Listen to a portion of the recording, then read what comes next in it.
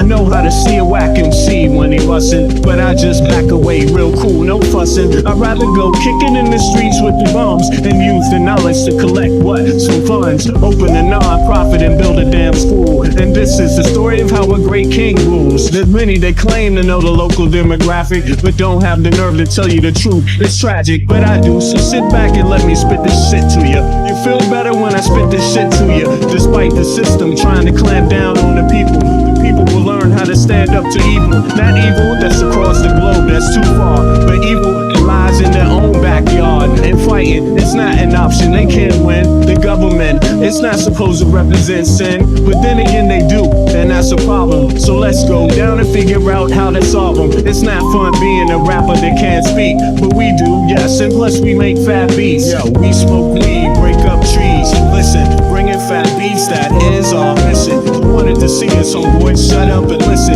Thelonious and Big Bennett, brother, check the vision. Mentalities of different realities. Enter the Star Trek room when you hear the boom. I be the Walkman with the super bass. Automatic stop, yes, stereo cassette player. With the delayer, freaky lyrical sprayer. Extraterrestrial rhyme sayer. I be the poetical VIC/master of the ceremony. Testimony, won't you come step with me? I'm on a historical journey, kinda like Sigourney. Implore me to represent the attorney that represents my niggas, go figure. It's the card, they call me Uncle Bigger. Niggas love your blunts, down your liquors. I be the parallel to the fiction. You fixated on this brother's nature. Relaxed behavior, I might save your change. Flip it, rearrange the whole concept. You was good for all your brain. Insane, psychotic, neurotic, black onyx, and hooked on phonics. Just atomic, it beats like a bonnet. Cut with the Asiatic, they all up on it. Rhyme static with the Bugatti type of skill. You wonder, is this nigga Vic really for real? It's still, but only necessary in the berry. I'm milk like dairy, they quite contrary. That's scary, but I'm a dog in the prairie. I scurry to grab my bones and just bury. Lyrical flurry, go get your secretary with impeccable dictions. My style might vary, so get a hold of your own shit real fast. Fucking with us, we take it right out your ass. Prairie dogs chill while the other dogs howl. Too many dogs get sent to the pound. Back on the hill, me and my peeps just lounge. Prairie dogs, we keep it on the down. Splatter, don't like gun splatter. We try to climb the ladder, wicked men get better. They make it like splatter, but it really don't matter. Cause you know we coming back to our sons and our daughters. Father him the one who protects ya, and the mother she will never neglect ya. Through divine nature the people respect ya, and in this way I deliver my lecture.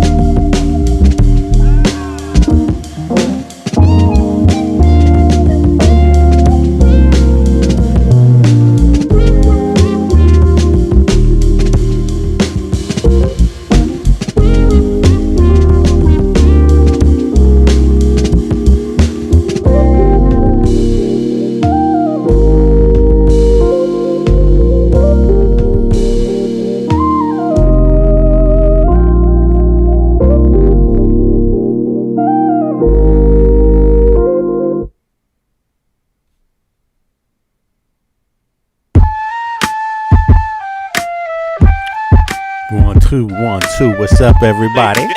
Here we go. Another episode. V Media in the house. All right. I hope everybody's feeling good today. It's warm outside. It is 21:57 Central European Time.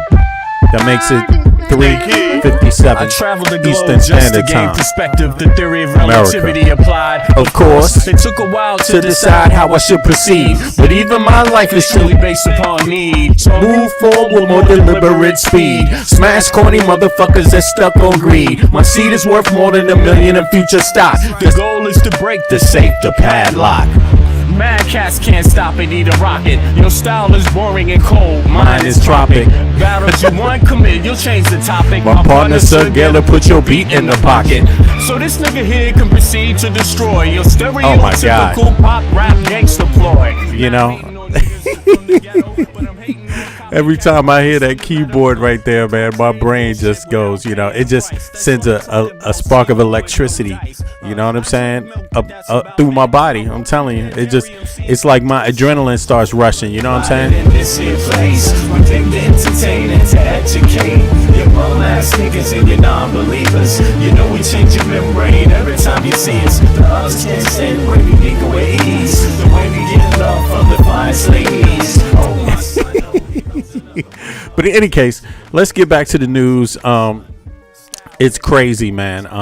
We have a numbskull on the deck, and everyone knows that, you know, and it's a complete utter embarrassment. But then again, MAGA seems to love it. MAGA loves Trump. They love. Look, Trump could go out there, shit on his pants, leave, and they would be like, man, that was the best speech I ever seen ever, man. The best president on earth. Trump, way to go, Trump. And it is what it is. So let's get right on to it, to reality. Let's get to reality. Let's not get to the faking. Let's get to what it actually is for real. I'm a big fan of President Xi. A lot of people say, oh, why? You know, I watched a couple of people critical of the fact that TikTok is so bad, it's so dangerous, it's so horrible, they're spreading all these rumors. And the numbers came out yesterday. You know who's number one on TikTok? I am. I'm number one on TikTok. And all I talk about is how bad communism is, right? They say, oh, it's terrible, they're spreading, but I'm number one. And I listen to Gordon Chang. I like Gordon Chang, but he's always like negative. Oh, China's so terrible, they're so terrible. And TikTok is so terrible. But I'm number one on TikTok. I had like 4 billion views or something. Now, what the hell? What the hell? I mean, which one is it? Which one is it? Is it that communism is good or is it bad? It's good when they like Trump. What is he talking about? He likes Xi. Xi's the leader of the Communist Party in China, but yet he hates Kamala Harris. He hates Mamdani when they talk about rent freezes or when they talk about affordable housing. Like, which one is it? The dude is all over the place. And have you noticed if there's anybody that knows how to kiss some ass, it's Trump. How did he learn how to do this so well? Like that. Simp ass. Trump is the simp, MAGA simp POTUS, like straight up. He is the definition of a simp. Look at this. People have to get the priorities straight. Who the person in TikTok is by far? Trump. I just got I'm number one. Oh my Taylor God. Swift was number 11. What? I'm number one in TikTok by far. I'm a big fan of President Xi. What? A lot of people say, oh, why? You know, I watched a couple of people critical of the fact that TikTok is so bad, it's so dangerous, it's so horrible, they're spreading all these rumors. Person in TikTok is by far Trump, me. I just got I'm number one. Like Taylor Swift was number 11. I'm number one in TikTok by far. I'm a big fan of President Xi. A lot of people say, oh, why? You know, I watched a couple of people critical of the fact that TikTok is so bad, it's so dangerous, it's so horrible, they're spreading all these rumors. And the numbers came out yesterday. You know who's number one on TikTok? I am. I'm number one on TikTok. And all I talk about is how bad communism is, right? They say, oh, it's terrible, they're spreading, but I'm number one. And I listen to Gordon Chang. I like Gordon Chang, but he's always like negative. Oh, China's so terrible, they're so terrible. And TikTok is so terrible. But I'm number one on TikTok. I had like 4 billion views or something like that. So I don't know. People have to get the priorities straight. Yeah.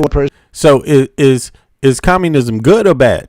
You tell me. I can't figure it out now. If they like him, if they produce something that he does well in, then he likes communism apparently. So why doesn't he just get down to actually doing some of this stuff that Mamdani is doing and people like, that Kamala Harris asked for and people like? Because obviously people don't like Trump. He is at his lowest rating since he's ever been a president, you know, period. He's at his lowest. I mean, and this is embarrassing. TikTok is by far. When they out here trolling you like this is really, really bad. Trump, me. I just got I'm number one. Like Taylor Swift was number 11. I'm number one in TikTok by far. And number one in TikTok by far. Big fan of President. No. 111 missile shot by the Islamic Republic of Japan. Do you have a question for President Putin, please? Пане президенте, чи можете ви Do you have a question for President Putin? Not Zelensky. 111 missile shot by the Islamic Republic of Japan. Do you have a question for President Putin, please?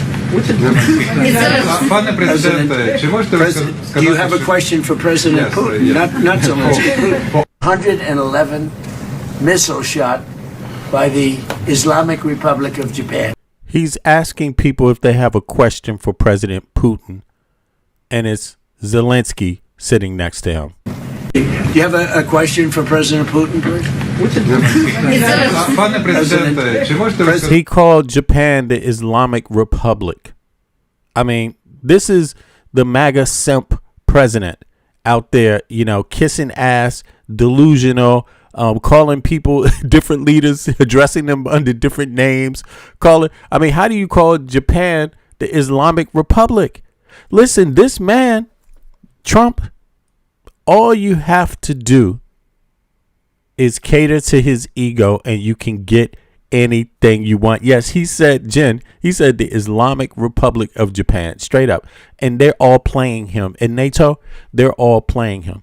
They're all playing him. And look, it is true. If you feed into his ego, that is his kryptonite. That's all it is. If you want him to go away, just do a big show of it, and that's it. You know, do a promissory note and then walk away and never talk about this shit again. And then, you know, and then say, man, he's the best president, he's the most effective. What are you talking about? We got this Greenland deal done overnight.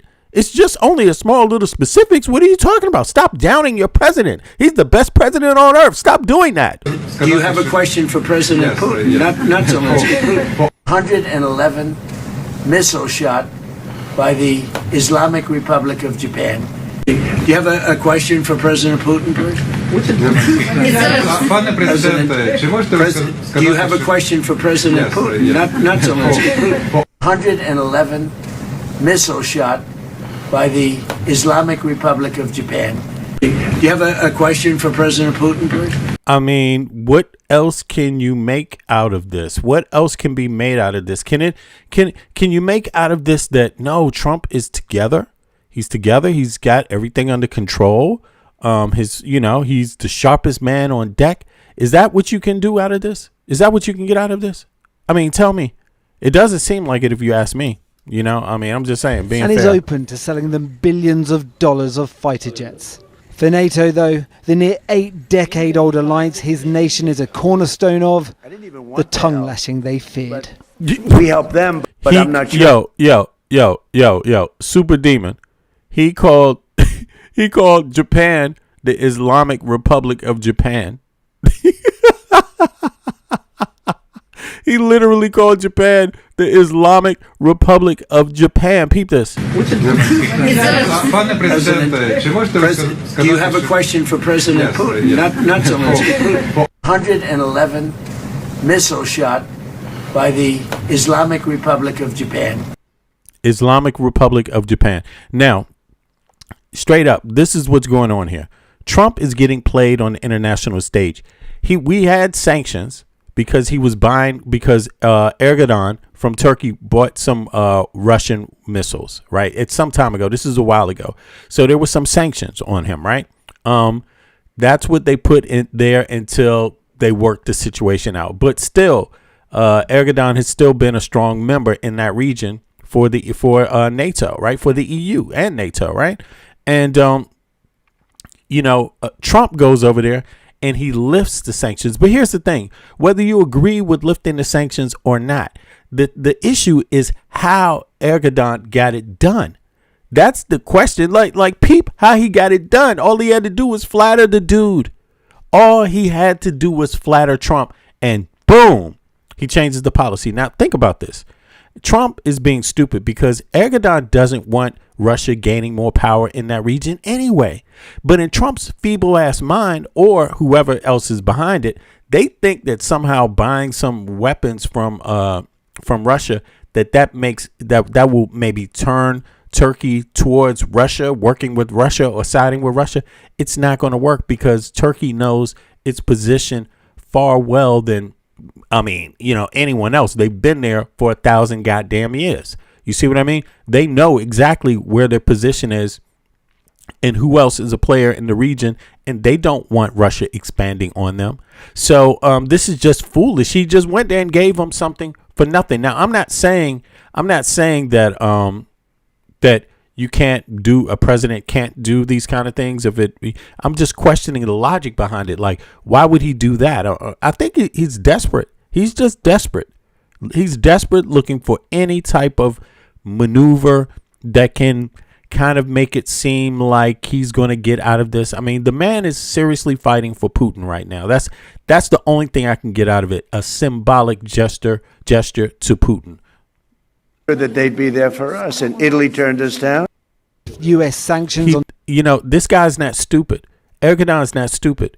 He's not going to just change his positioning just because an idiot on deck like Trump just all of a sudden shows up and relieve some of some sanctions. No, this guy is a crude, very, very practical, but also very crude leader. He knows exactly what he's doing. He's shrewd, not crude, shrewd. Trump has no idea who he's dealing with. One guy, I'm not trying to talk to God because there's different Turkish people that have different views of it, and the region has different views. But here, let's just be honest. When we compare him to Trump, one guy is shrewd, a hell of a lot more strategic, and then you have feeble, nincompoop, lunatic Trump out there. I mean, this guy, I'm sorry, but Erdogan, the president, he walked away with something. Trump gets nothing. It's crazy. On Turkey for buying Russian missiles, and is open to selling them billions of dollars of fighter jets. For NATO, though, the near 8-decade-old alliance his nation is a cornerstone of, the tongue-lashing they feared. We helped them, but I'm not sure that they'd be there for us. And Italy turned us down, and Germany turned us down, and France turned us down. Look, somebody in the chat, one of the trolls in the chat said, the Dow, this is like a Reddit talking point. You know, they don't engage anything you say. Nothing else is going on, but they will always respond, the Dow is at an all-time high. How would you know? Do you have any stocks? No. I was looking at my stocks today, but I doubt you have any stocks. And if you do have some stocks, here, prove it to us. Hop on up on the panel. Let's do that right now and show us something. I mean, do you have some stuff? Show us something on your page, man. Show us something. Show us some evidence that you know something about stocks. You know, most people, middle class and poor, to be honest with you, don't have stocks. So they're not benefiting from that. Of course, Elon Musk is benefiting the hell out of it. And of course, trolls going to lie their ass off and be like, I'm a millionaire. You know what I'm saying?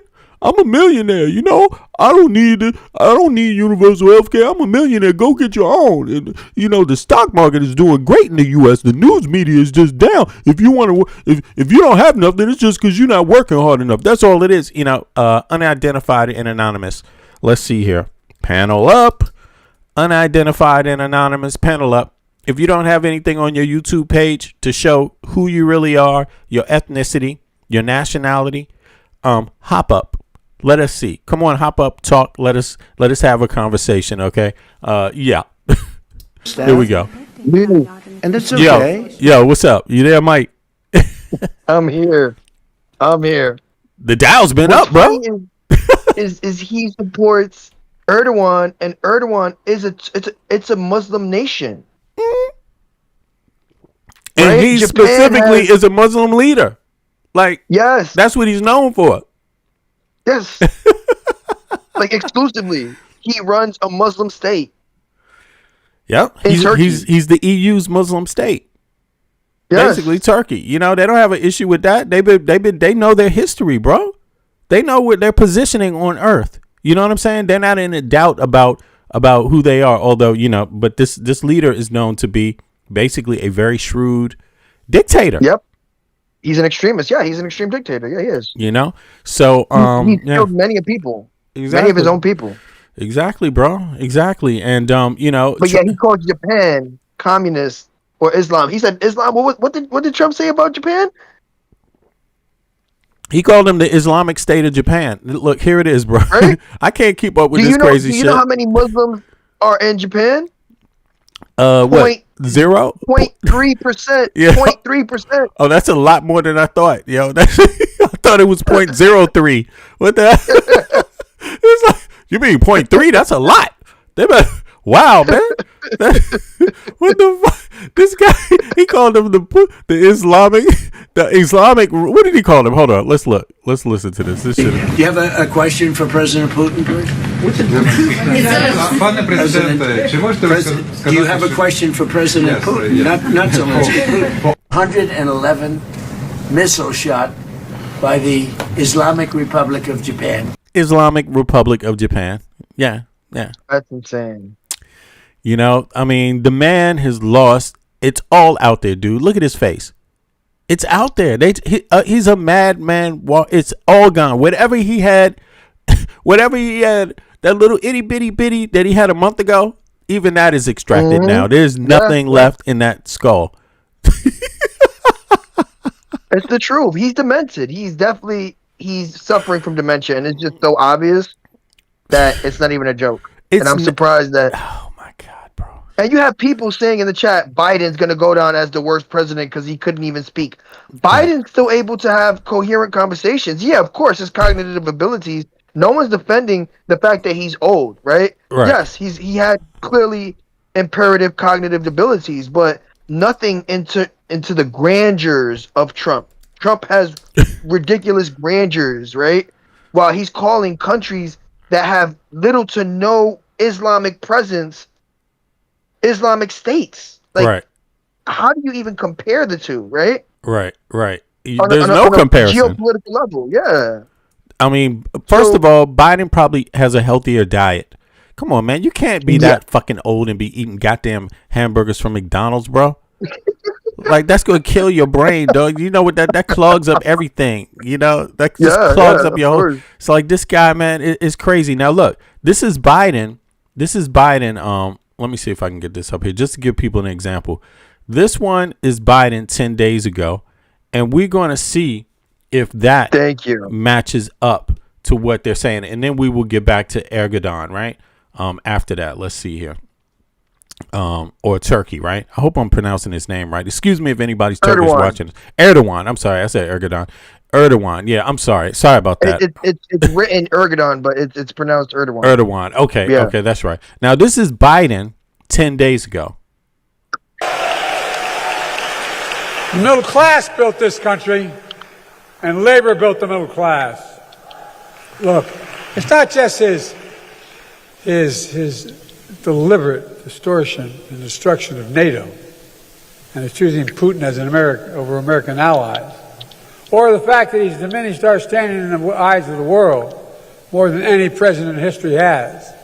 It's not just his vanity projects, tearing down the east wing of the White House, making room for his ballroom, putting his name on the Kennedy Center, building an arch in his own honor, even hiring his own pool guy to fix the reflecting pool. Look, Biden is going to make a series of coherent sentences about the same topic. And he's going to go on for, how many minutes is this? This is goddamn. Look, he's going to go on for, you can't get 1 minute out of coherence, a series of sentences or statements from Trump for 1 minute. Right? This is Biden for 5 minutes. This is while he's still actively battling cancer. He's actively stage 4 cancer. Exactly. You know, I mean, people can troll their ass all they want about Biden, but it's not going to change the reality. It's not going to change the fact that what they have right now is something that looks a little more suspicious, and that's this. Do you have a question for President Putin, please? How do you call Zelensky Putin? Do you have a question for President Putin? Not Zelensky. 111 missile shot by the Islamic Republic of Japan. Right. Do you have a question? There you go. I mean, he's insisting that they're talking about Putin. He's like, no, I'm asking you, do you have a question for Zelensky? It's like, they're like, Putin's not there, sir. He's like, no, I'm asking you about Putin. Okay. Talk to Putin right now. Why are you asking about Zelensky? Less visiting dignitary. This shit is crazy, man. It is insane. And let's see here. Let's go back. I mean, this is what went on. Hold on, let me see something. Did I just scoop over something real quick? Here we go. I'm a big fan of President Xi. A lot of people say, "Oh, why?" You know, I watched a couple of people critical of the fact that TikTok is so bad, it's so dangerous, it's so horrible. They're spreading all these rumors, and the numbers came out yesterday. You know who's number one on TikTok? I am. I'm number one on TikTok, and all I talk about is how bad communism is. Right? They say, "Oh, it's terrible. They're spreading," but I'm number one. And I listen to Gordon Chang. I like Gordon Chang, but he's always like negative. Oh, China's so terrible. They're so terrible. And TikTok is so terrible. But I'm number one on TikTok. I have like 4 billion views. This is like, I mean, the guy is out of his mind, and people are laughing at him. You could say what you want. The world is not laughing at Biden. The world, listen, just play all the games you want. The world thinks MAGA people are the dumbest people on earth, and they think Trump is the perfect representation for the dumbest people on earth. Everyone is laughing at how stupid you are, and if they're crying, it's only because they have to deal with your stupidity every fucking day, and it harms them. It's not because they respect you. Nobody respects you anymore. You made a fool out of yourself. Like, you've shown that you are stupid. You've shown that you lived in a country that had power, and you're too stupid to even understand how it got power. You know, like, really, you're dumb. And nothing's going to change that. Now, let's get into what the overall coverage is on this. Let's attending a summit. More court of King Donald gracing a grateful alliance with his presence. Turkey put out the bling. President Trump showed his appreciation, announcing he would lift US sanctions on Turkey for buying Russian missiles and is open to selling them billions of dollars of fighter jets. Look at this. Billions of dollars of fighter jets. That's the deal he just made right there. I mean, in word, right? But check this out. Just look at this. This man, he's guiding him in the room, right? Erdogan is guiding him through the room like an old man. Look at this. He put out the bling. President Trump showed his appreciation, announcing he would lift US sanctions on Turkey for buying Russian missiles and is open to selling them billions of dollars of fighter jets. For NATO, though, the near 8-decade-old alliance his nation is a cornerstone of, the tongue-lashing they feared. We helped them, but I'm not sure that they'd be there for us. And Italy turned us down, and Germany turned us down, and France turned us down. And so, again, back to your point, Michael. I mean, if we want to talk in MAGA language, right? Erdogan is a Muslim. And he's just talking bad, saying he's got bad relations with every other European Christian, quote unquote, Christian country, right? I mean, is Italy not the home of Christianity? Damn near, or Catholicism, right? It's it was the home of colonization. Western colonization is the root, the goddamn rooter. Yeah. It's the root of what you would consider Western civilization as we know it now. Exactly. And he just turned his back on their ass and shit in broad daylight, you know? And so, I mean, I'm not saying that I care about those things, but MAGA cares about it. Look, think about this. Yeah. Why does MAGA care about this? Why does MAGA care? What's the evidence do we have of MAGA caring about this? We know they do. Here's the evidence right here. Peep it.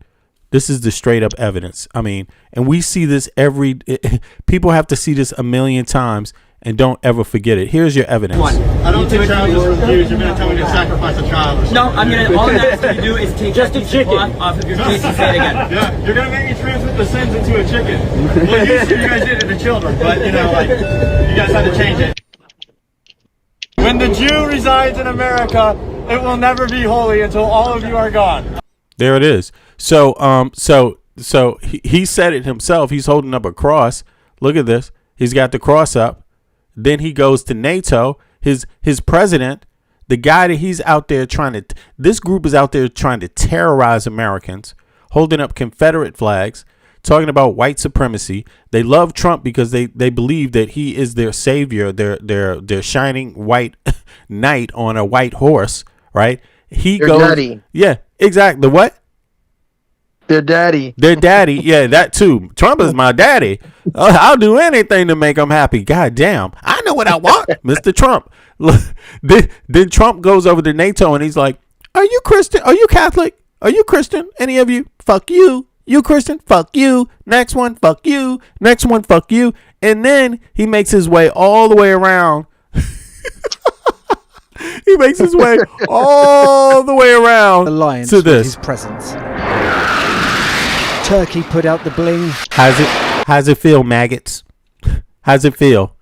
Who's your daddy now, maggots? You stankin' maggots. These Mitches. These Mitches.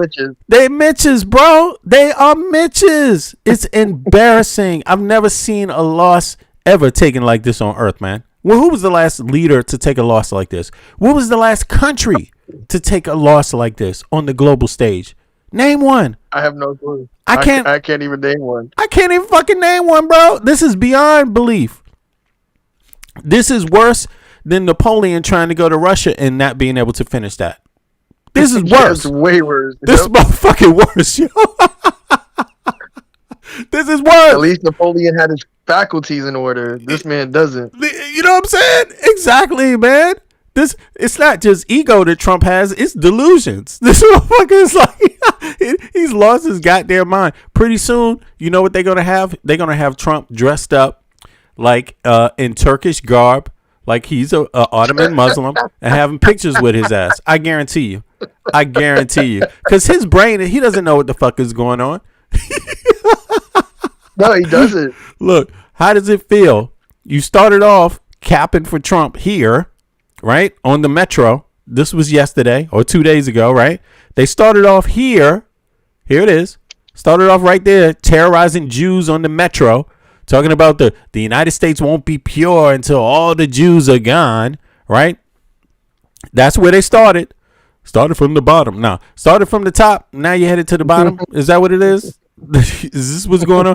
Now they're over here. Now he's over here. He went to NATO and he dissed every NATO member and he names them. Listen to how he fucking names them. This is insane too. Less visiting dignitary attending a summit. More court of King Donald gracing a grateful alliance with his presence. Turkey put out the bling. President Trump showed his appreciation, announcing he would lift US sanctions on Turkey for buying Russian missiles and is open to selling them billions of dollars of fighter jets. For NATO, though, the near 8-decade-old alliance his nation is a cornerstone of, the tongue-lashing they feared. We helped them, but I'm not sure that they'd be there for us. And Italy turned us down, and Germany turned us down, and France turned us down. And it's okay. But, why are we spending hundreds of billions of... So, MAGA, is it okay? MAGA, is it okay that he chooses to work with a Muslim and he doesn't choose to work with the home of Catholicism? What's up with that? What about that? You're gonna leave Italians? You're gonna let the Italians down? You're gonna let the Portugal down? You're gonna whatever happened to whatever happened to your roots? I mean, I just want to know from the maggots. I don't think like this myself. I think it's a stupid way to think, but maggots think this way. Look, here is what they think. This is literally what they think. The people that support Trump think this. They're on the subway train harassing people because of their religion, holding up a cross, saying things like, while surrounding a person, saying America will never be pure until all the Jews are gone. This is his support base. And you have to ask the question, when you see that, You have to ask the question, okay, how does it feel that he's over here making a deal with a Muslim nation? You have to ask the question if you're going to be walking around like this. So my question is, how does it feel, MAGA? How does it feel? How does it feel even if you're a right winger that supported Trump from anywhere in the world? Because, you know, there's right wingers a lot of places over the West, right? They're not a big group. They're not the majority, but they're a significant number. How does it feel? How does it feel? Does this make sense? You still going to back up this behavior? You like that? You like this man claiming to be a Christian, harassing Jews on the a Jewish boy on the train doing nothing? You like that? And they support Trump, and Trump goes over and is like talking about Europeans that way. Do you enjoy it? Is that what you like? Is that what you stand for? Is that who you are? Is that where your principles lie? You tell me. Trump is showing me where his principles lies. He's telling you. This young man right here, or this boy, is showing us where his principles lies. Right, when he speaks, right, he's showing us what his principles are. Here, let's listen. Yeah, you're gonna make me transmit the sins into a chicken. Well, you guys did it to children, but you know, like, you guys had to change it. When the Jew resides in America, it will never be holy until all of you are gone. Okay. Yeah. So there you have it. You know, so they don't like Jews, right? They don't like Jews, and America is never going to be holy and pure until all the Jews are gone. And they support Trump. Trump is their leader, right? And they all feel like this. So are you continue to support that? Is that what you're going to support? Okay, but then how does it feel? You supported Trump. Now, how does it feel? Though the near 8-decade-old alliance his nation is a cornerstone of, the tongue lashing they feared. We helped them, but I'm not sure that they'd be there for us. And Italy turned us down, and Germany turned us down, and France turned us down. And it's okay, but, you know, why are we spending hundreds of billions of dollars and they're not there for us? We've always been there for them. What is his core message has never changed. The US is being taken advantage of. Europe needs to step up and defend itself. Last year, NATO allies, including the UK, agreed to raise their defence spending to 5% of GDP by 2035, 3.5% of which must be on core military spending. Last year, the UK spent 2.3%. Keir Starmer says his defence investment plan will boost that to 2.7% by 2029. But he hasn't explained how the government will get to 3.5% in the next 9 years. Greece. For European nations, So here it is. So Trump, he's putting a dollar sign on Western civilization. That's what he's doing. He's saying, hey, if you don't come up with this amount of money right now, be damned with you. That's really what he's saying. We're not allies anymore. We're not going to protect you. Even though, I mean, isn't he making up these numbers? Because everyone who invests in NATO, it's their own investment. He acts like we're giving them money. We're not giving them shit. They're buying stuff from us, and we're actually bolstering our own fucking military. What is he talking about? You know, and these are just a couple of EU countries that may be not on the full 5. Plenty of them already are on the 5. You see what I mean? But also, when you think about it, right, they already have activities that they're involved in. You see what I'm saying? So, I mean, here's the thing. Put a 1 in the chat. Put a 1 in the chat if your values and your alliance with Western civilization hinders on a dollar sign, or does it hinder on your creed? Will you be there for Western civilization regardless of the price? If you will be there for Western civilization regardless of the price, put a 1 in the chat. And if it's all about a dollar and you're like, fuck no, put a 2 in the chat. Let me see. V, he's throwing a temper tantrum because no one's helping him with the war in Iran. That is what's happening. He's a fucking baby. And so, exactly, he's a child. So he's using this rhetoric of NATO doesn't put its share because who does this? Who does this with their allies, bro? No president. No president. You don't wave a dollar sign in front of a fucking ally. That's bullshit. You know, that's crazy. Go ahead. I'm sorry, bro. This is garbage. Yeah, man. No. It's the fact that he's throwing a temper tantrum, and the fact that his base can't see it or speak out on it.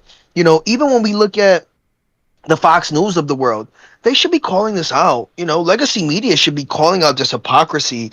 You know, instead they'll just play clips and have people think what they want to, Right. instead of They have pointing one from out one the- side, one person from one side, the other person arguing the other side of the point, and that's it. We did Yeah. our job today, but they don't ask Yeah. the critical questions. They don't ask the critical. don't. Listen, Haiti. Let's go back to Haiti. Right. Let's look at this. Check this out. For example, we talked about this earlier, right? Now, Yeah. I wonder what price was put on this. What was the price? What's the price the Haitians gave the United States when the United States was trying to get independent from Britain, was trying to create in the War of Independence? What price did the Haitians give the Americans then? Let's see. Oh, that the largest black unit to serve in the American Revolution were Haitians? Well, if you visit Savannah, Georgia, you'll see this huge monument which tells that story. In 1779, hundreds of Haitian soldiers traveled from Saint-Domingue to Savannah, Georgia to fight alongside of American soldiers who were fighting in the American Revolutionary War. The U.S. was fighting against Britain for independence and they needed help. And so Haitians responded. More than 500 free men of color voluntarily joined the French colonial forces to help the U.S. They were called chasseurs volontaires, and they were the largest black unit to serve in the American Revolution. And the drummer in this memorial is Henri Christophe. He didn't just serve in the American War of Independence, he also served in the Haitian War of Independence. So, what price? What price was that? Were they fighting for freedom because they understand the stakes and the odds? Did they hold up a dollar sign to the Americans? Or did they just join in and say, yes, we're against this. We're going to abolish this shit. Yes. What did they do? What did they do? They had their freedom in Haiti already. Well, so should the Haitians have put up a price to help Americans become free from the British? What was the price? You know, a lot of maggots don't even know their own goddamn American history. So you can't expect them to know shit about the global stage or the world that they live in, period. You know, but here's Trump, here's Trump holding up a dollar sign for freedom. Freedom to him is just a dollar sign. That's really what it is. No creed. There is no creed. Interesting. Did you see this? Here, what was the dollar sign? Let me play this one more time. Did you know that the largest black unit to serve in the American Revolution were Haitians? Well, if you visit Savannah, Georgia, you'll see this huge monument which tells that story. In 1779, hundreds of Haitian soldiers traveled from Saint-Domingue to Savannah, Georgia to fight alongside of American soldiers who were fighting in the American Revolutionary War. The U.S. was fighting against Britain for independence and they needed help. And so Haitians responded. More than 500 free men of color voluntarily joined the French colonial forces. Look, 500 free men from Haiti came to help who get free? Who was not free? Who was not free in America? Who were British subjects? Who had taxation with no representation in America? Who was that? Yeah, you see the point here is that there's nothing about the creed of these people that support Trump. They have no creed for Western civilization. None. Period. Zero. They know nothing about the foundings of their own country. And they know nothing about NATO. Like, they're just complete, utter imbeciles. They cannot acknowledge or engage in any serious conversation about the history of the West, the history of America, the history of NATO, the history of the foundings of the United States of America. They can't engage social democracy. They can't engage what capitalistic nations. Why do capitalistic nations have universal health care and universal health care? They can't engage that conversation. Nothing. They know nothing. They know nothing about the world. And now their leader, bitch ass Trump, here he is. Less visiting dignitary attending a summit. More court of King Donald gracing a grateful alliance with his presence. Allah Akbar! Turkey put out the bling. President Trump showed his appreciation, announcing he would lift U.S. God is great. Allah Akbar. Allah Akbar. Turkey for buying Russian missiles. I'm serious. This is what this is what MAGA is about now. Allah Akbar. MAGA. Allah Akbar. Fighter jets. For NATO, though, the near 8-decade-old alliance his nation is a cornerstone of, the tongue-lashing they feared. We helped them, but I'm not sure that they'd be there for us. And Italy turned us down, and Germany turned us down. Italy turned us down, and Germany turned us down. And France. But the Muslim didn't turn us down. The Muslim didn't turn us down. Allah Akbar. It's turned us down. And it's okay.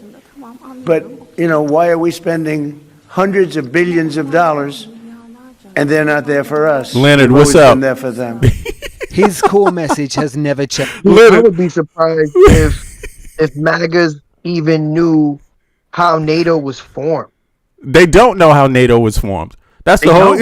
Of course not. Of course they don't know. If they knew, then they wouldn't. They would understand. Don't get me wrong. They wouldn't even know why the EU even works with Erdogan. Right? Yeah. They wouldn't even know that either in the first place. You see what I mean? Do you see that? You see that Islamic flag in the background next to the American flag? Woo! Isn't that beautiful? Isn't that beautiful, MAGA? Look at that. What a sight to see there. Wow. But then they become Islamophobic when it comes to Iran, right? Exactly. Then all of a sudden, Islamic State. Oh my God, we don't want an Islamic State. The hypocrisy is amazing. Yeah, exactly. It is. But hold on, where's Leonard, man? I saw Leonard. Yeah, Leonard, what's up? You catching this shit, Leonard? I know you having a good old time watching this episode right here, boy. This one is crazy. Allah Akbar. God is great. Mr. Trump, he's finally learned that Islam is not bad. Allah Akbar. Allah Akbar. Did you know Islam means freedom? Islam means freedom. Trump is going to tell you that. So it means to submit to God. Yeah, it means to submit to God. Did you know that? You MAGA's going to submit to God now? Huh? Because Trump is. Finally. And the irony is the Muslims believe in Jesus, right? Where in Judaism, they don't believe in Jesus. They don't believe the Messiah has came. Man, these people don't even know that Jews and Muslims were in colonial America. That's why the founding fathers stayed away from talking about religion and mentioning it in the Constitution. You know what I mean? They're so stupid, but they want to run around on the subway trains talking about Jews, trying to harass Jews and tell Jewish people, tell people that actually live in the country, and Muslims. Don't get me wrong; they would do it to a Muslim too, just as fast. But this is their new thing right here. Make one challenge to you, just one. I don't take challenges from Jews. You're going to tell me to sacrifice a child. No, all I'm asking you to do is take just a chicken off of your face and say it again. Yeah, you're going to make me transmit the sins into a chicken. Well, you guys did it to children, but you guys had to change it. When the Jew resides in America, it will never be holy until all of you are gone. Okay. Right. So there he is, cross in his hand, talking about when the Jews reside in America, it will never be holy until all of you are gone. And yeah, that's what he said. That's what they're saying. Trump supporters say that we know KKK has always hated Jews and Muslims. They always have. Right. Well, how does it feel now? Trump is across. He's over in NATO. He's been like, fuck NATO. And now he's going and he's talking to Erdogan. Right? Erdogan. I'm sorry. He's talking to Erdogan now. Erdogan's a Muslim. He has his Muslim flag up. He's a proud Muslim. He has his flag up. Trump is sitting there with him as an equal. They're equals right now. In fact, he's praising him, right? He's mocking other countries. He's mocking while uplifting Turkey. This man is sitting next to Erdogan, a Muslim leader, the leader of a Muslim, and he is mocking the West. He is mocking every European country. He even talked about attacking Greenland, taking Greenland again. This is what you got, maggots. This is what you got. This is what you're up to. Where's the crazy lefty behind this? Is Trump a crazy lefty doing this to you? Maybe Trump flipped. Maybe he's on Obama's side now. Maybe Obama must have infected him with the Islamic thing. Obama Muslim apparently? Yeah. Wasn't he Muslim? Exactly. I'm confused. Obama didn't even do this. What the fuck? You know what I'm saying? Like, yeah. Obama didn't go out and diss our allies. He didn't diss Western nations. He actually may have put sanctions on Erdogan. I don't know. Yep. Who is it that put the sanctions on Erdogan? It might have been him. It was Obama. It was Obama, and now Trump is going over there removing those sanctions. Doesn't even know why he's doing it. It's because Obama did it. So he's like, man, something's bothering me about that. And I bet you that's exactly what he said. Did you know Obama treated me so bad? He treated me so bad. And he was like, I'm going to remove those sanctions. Obama did it. Oh, I'm going to do that right now. And I'm going to promise you something else. You know, this is the MAGA leadership. See, you got right-wing Christian in the United States harassing Jews. And this is their new alliance. This is their new alliance. There it is. Turkey is part of NATO. Yeah, Turkey is part of NATO. Exactly. Turkey is part of NATO. Yeah. Turkey's part of NATO. Why isn't he attacking Turkey then? If Turkey's part of NATO, why isn't he attacking Turkey? I mean, do you really think Turkey is going to involve themselves in this war with Iran? Like, think about this. They've already decided this. They already said no in the beginning. You know, these people are just crazy, bro. You know, listen, Turkey is not going to involve itself in a war. They're not stupid. They're not stupid. You see, they know what comes after that. So they already know what this is about, which is why they're not going to join in. Now, if anything's going on here, Iran and Turkey is about to shake down Trump's ass together because they don't want to fight each other. Well, that would be stupid. Yeah, it would diminish the power, the Islamic power throughout globally. So why would they do that? It doesn't benefit them. Exactly. They're going to find common ground to deal with. And that common ground is not Western countries. The Western countries are even talking to Iran. They don't give a fuck about Trump. They know who the problem is. The problem is Trump. The problem is Netanyahu. The problem is Epstein. The problem is these mother effers. That's the problem. It's them. Everybody knows it. The secret is out. Now, see, let's play some more and see. Let's play some more here. Let's go. Changed. The US is being taken advantage of. Europe needs to step up and defend itself. Last year, NATO allies, including the UK, agreed to raise their defence spending to 5% of GDP by 2035, 3.5% of which must be on core military spending. Notice the date, 2035. So they agreed to this. And what is the date? It's 2026, motherfucker. It's just a year later. What are you bitching about? Last year, the UK spent 2.3%. Keir Starmer says his defence investment plan will boost that to 2.7% by 2029. But he hasn't explained how the government will get to 3.5% in the next 9 years. Greece. For European nations, it isn't just about spending more on defence, but shouting about it from the rooftops and making sure that message is heard on the other side of the Atlantic. To meet the challenge, we need a transatlantic defence industrial revolution. The hum of machinery must become a roar. Now, that sounds dramatic, but it can be done. This is a shorter summit. Leaders walking on eggshells, hoping for minimal opportunities for falling out with the US and maximum pledges of support for Ukraine. The most urgent priority? Air defense systems. 50 civilians killed in Kyiv in just the last week alone by Russian missiles. While this war continues, please help us get more air defense missiles. This is our top priority right now. We are capable of doing everything else ourselves. But when it comes to air defense, we need our partners' determination. This is a war on NATO's doorstep. The threat of Russian aggression is real, and for some, the US has merely focused attentions. It is true, it was catalyzed by US, but it's each country's commitment and each country's progress.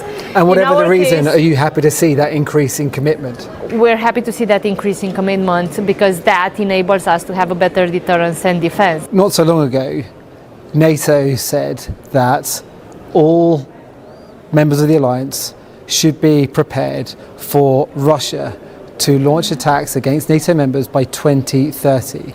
Is that a fear you live in the shadow of? It is quite clear, and I think it's a common understanding among us, that we need to accelerate those plans. In our case, there are more than 40 cases where we've seen drone incursions into our airspace as a spillover effect from the war at the border. While some are clamoring for cash commitments and missiles, others are clawing for relevance. Leaders sitting down for dinner tonight just hope King Trump will deliver his blessing.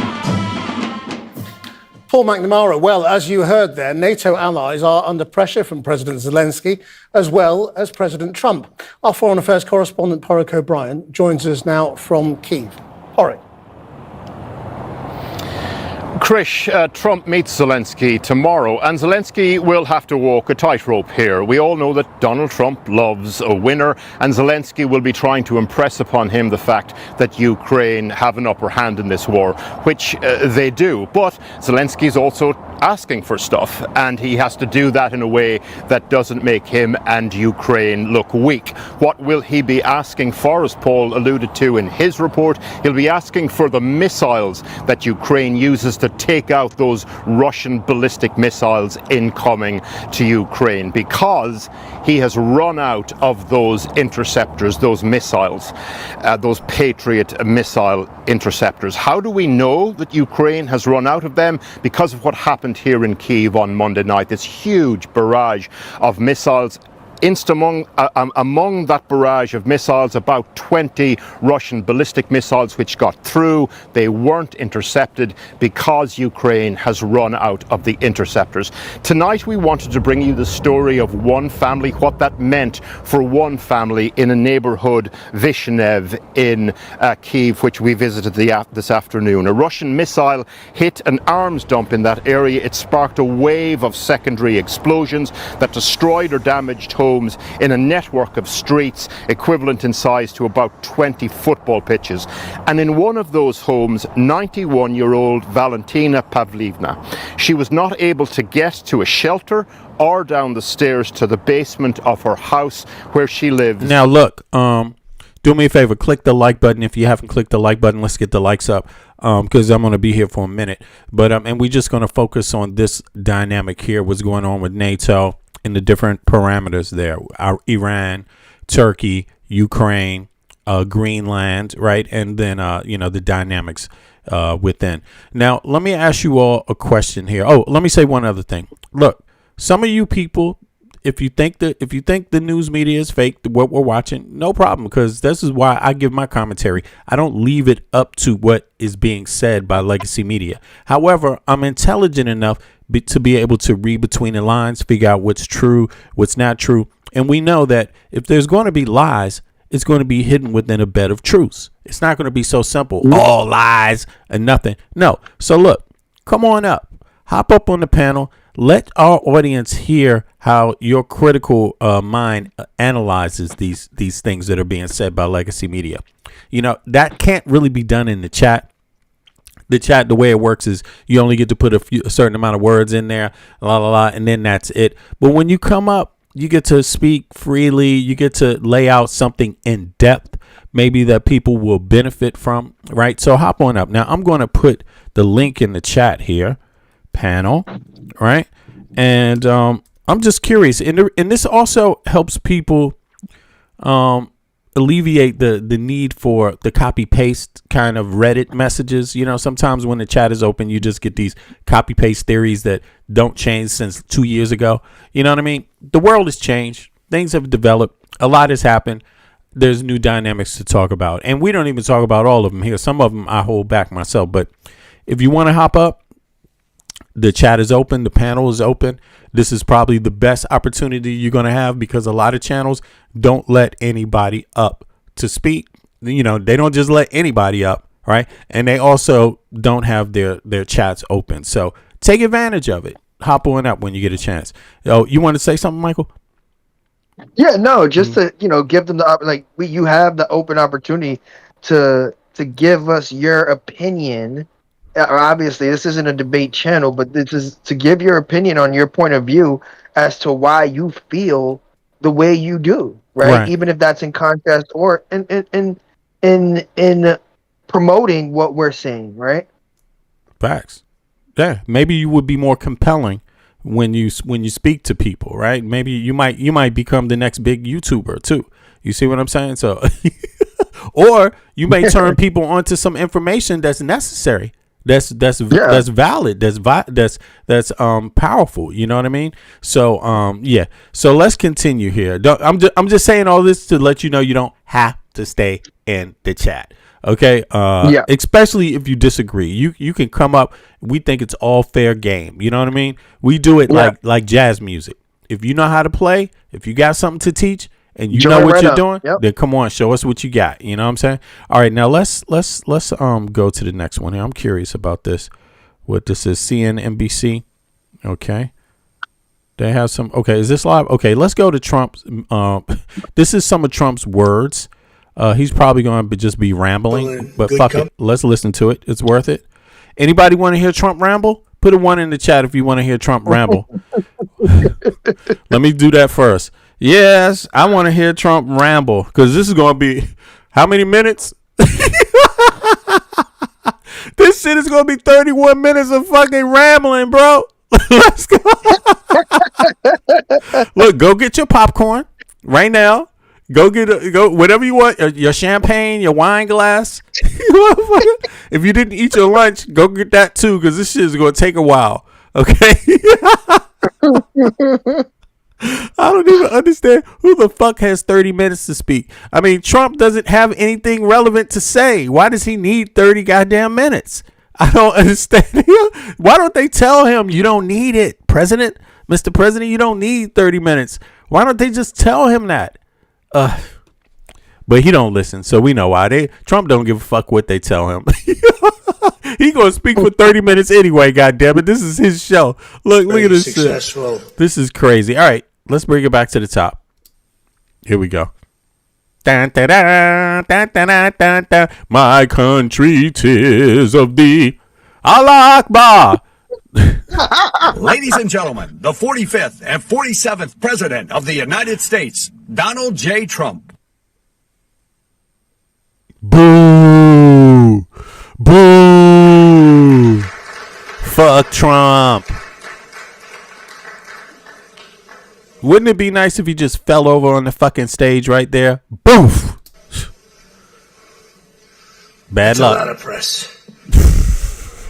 Wow. He is fake.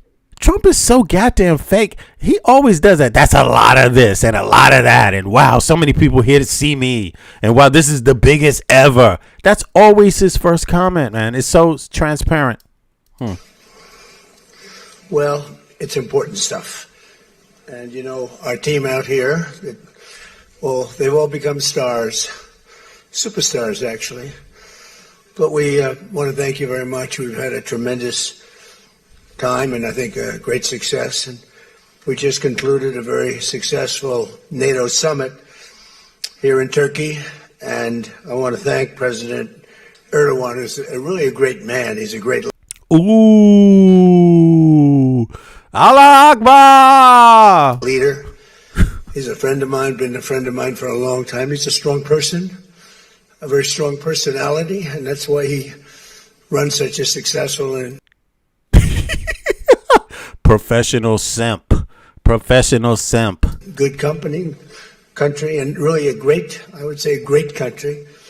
Militarily, he's very powerful. Turkey's a great country, but that doesn't mean they need you to kiss their ass like this. God damn, man. This is way beyond the call of anything anybody's expecting, man. It's like Trump is crazy, man.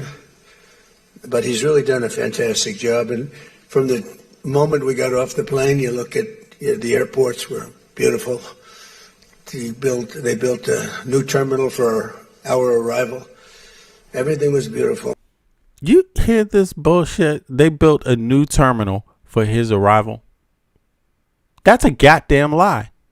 I mean, come on. Hello? Hello? A terminal? Why didn't he just say they built a new airport for my arrival? What the fuck? How about you say they made a whole new country for me to land on and shit? And so I just want to thank President Erdogan, who's done a fantastic job in Turkey. And I also want to thank NATO Secretary General Mark Rutte. Mark is an extraordinary person, smart, great leader. It's not easy leading so many leaders like that. You get a lot of leaders, and they're strong personalities, every one of them. And Mark does an unbelievable job.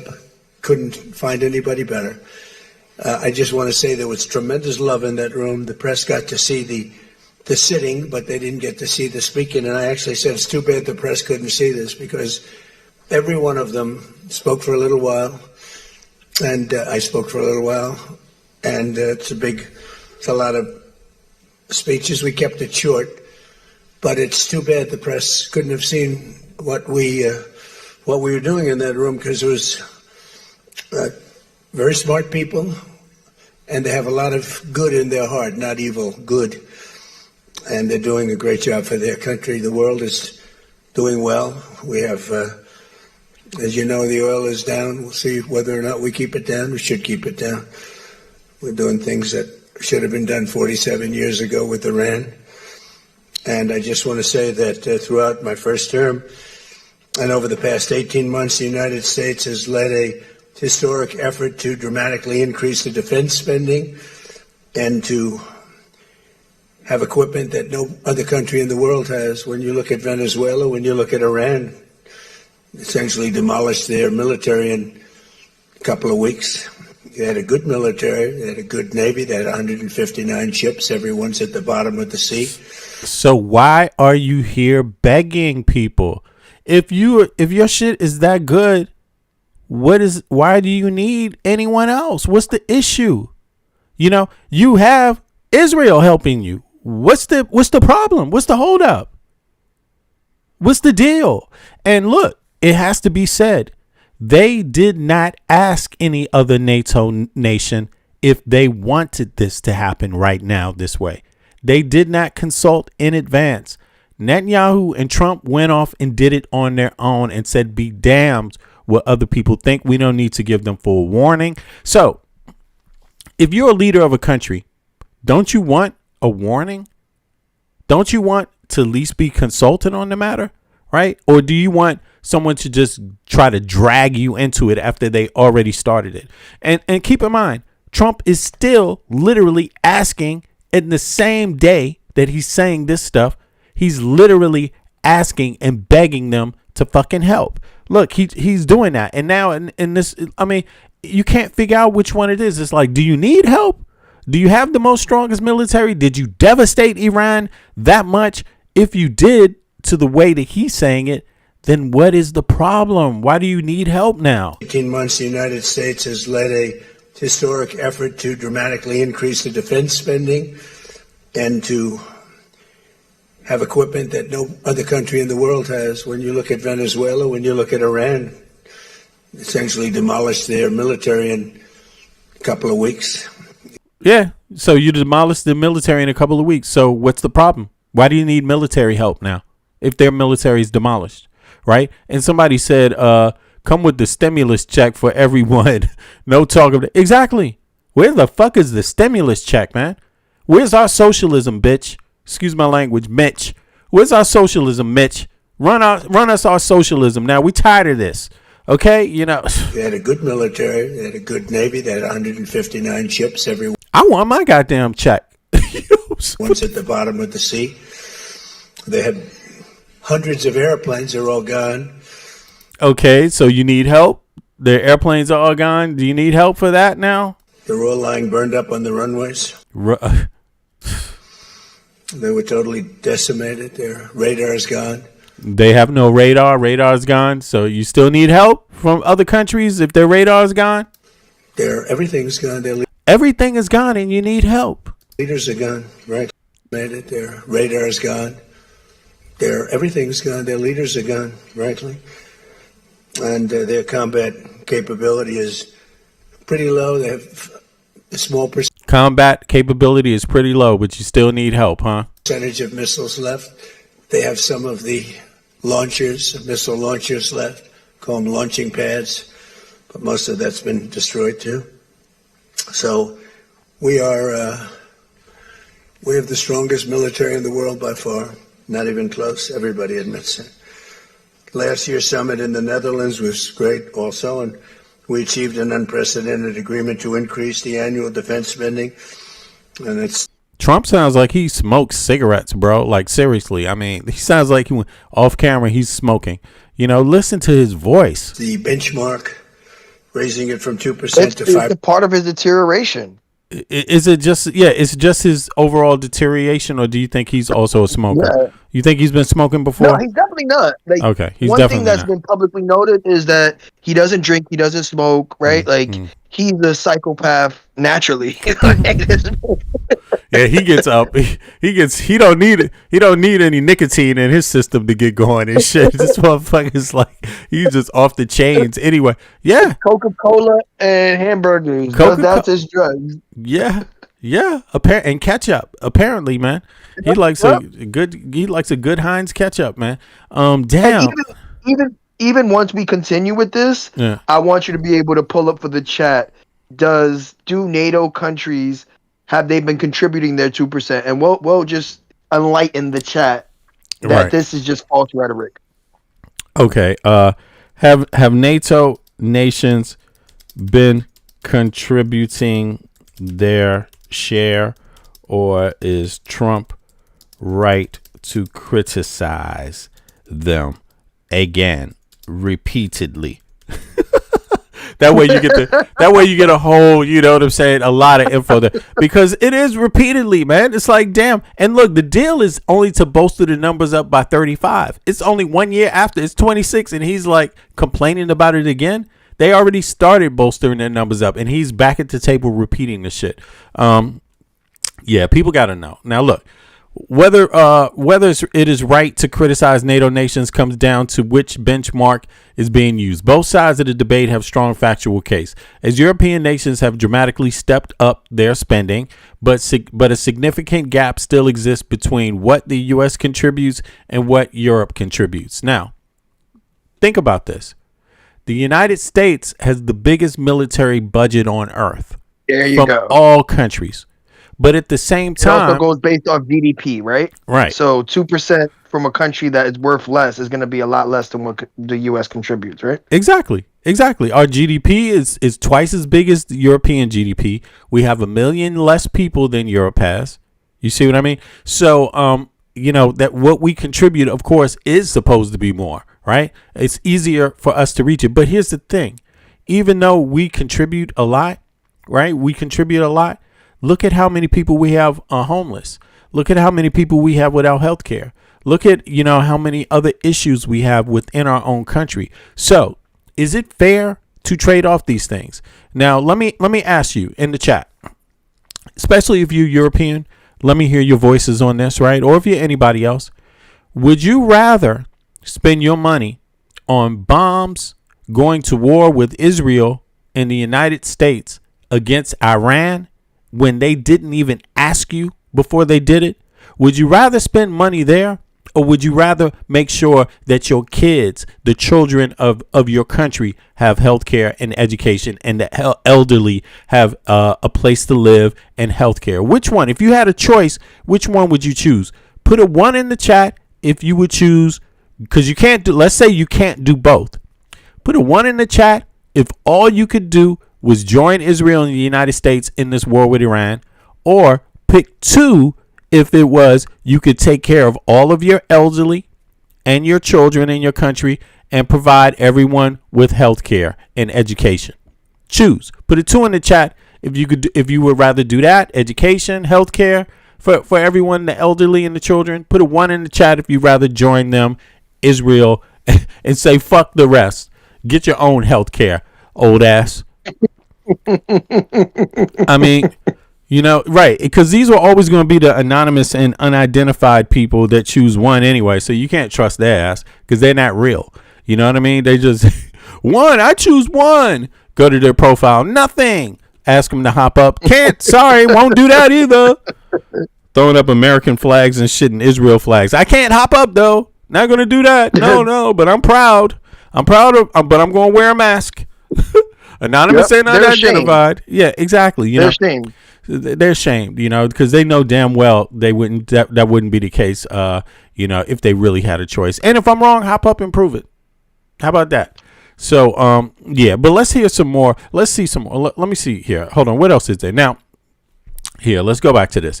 Meeting the 2% benchmark in 2014. NATO members pledged to spend at least 2% of their GDP on defense by 2024.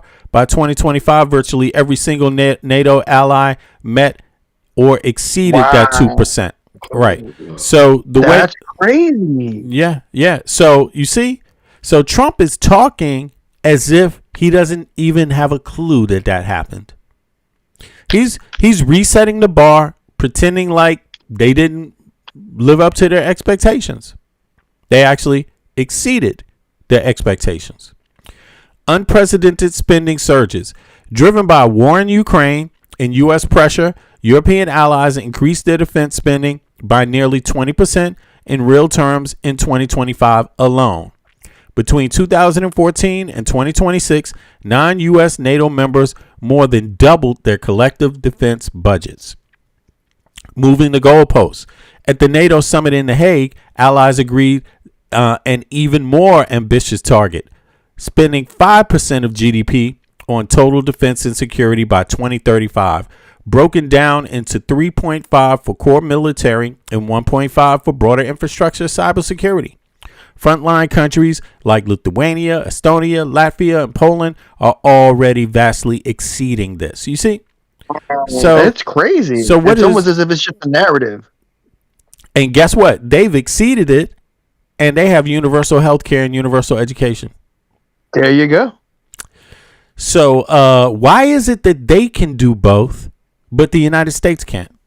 Why do you think that is? Anybody want to hop up and explain why these countries can do it? Can exceed Trump's expectations and still have elder care, child care, health care, and universal education, free education. Anybody care to hop up and explain how they can do it, but the United States can't? Here we go. Let's see. Here's the panel link. Here is the link again. Boom. There it is. You could hop up and explain it. All right. Let's go back to here. And it's the reason why I highlighted it, because I don't want the trolls in the chat to just think we have some pure leftist, non-logical thinking. This is a fact. This is not arguable. Anyone has access to this. Anyone. And that's what's frustrating, right? Anyone has access to this, but they still choose to not utilize that access because they want to believe the lies that is told by their strongman leader. Yep. But go ahead, B. It's true, man. It's terrible, bro. But people have to review the info. All right, so let's see here. They're actually contributing more. Whether you like it or not, it's more. Whether you like it or not, they exceeded their expectations. So when someone exceeds your expectations, does the tone change? When you address them, does that change at all? Or do you continue to address them like you didn't even know that they exceeded their actual commitments? Which one do you do? And Trump is talking like they didn't. That's crazy. I don't understand it here. Now, the case that Trump's criticism justified, right? Is it justified? The U.S. still carries the burden. This is what he says. So, but Putin, who is he carrying the burden against? He's Xi's friend. Listen to this. who is he sharing the burden? Who is he sharing the burden with? This is where it gets confusing, because he's talking about sharing the burden right here, but it doesn't sound like he has any problem with China. Listen to this. And a lot of people say, oh, why? You know, I watched a couple of people critical of the fact that TikTok is so bad, it's so dangerous, it's so horrible, they're spreading all these rumors.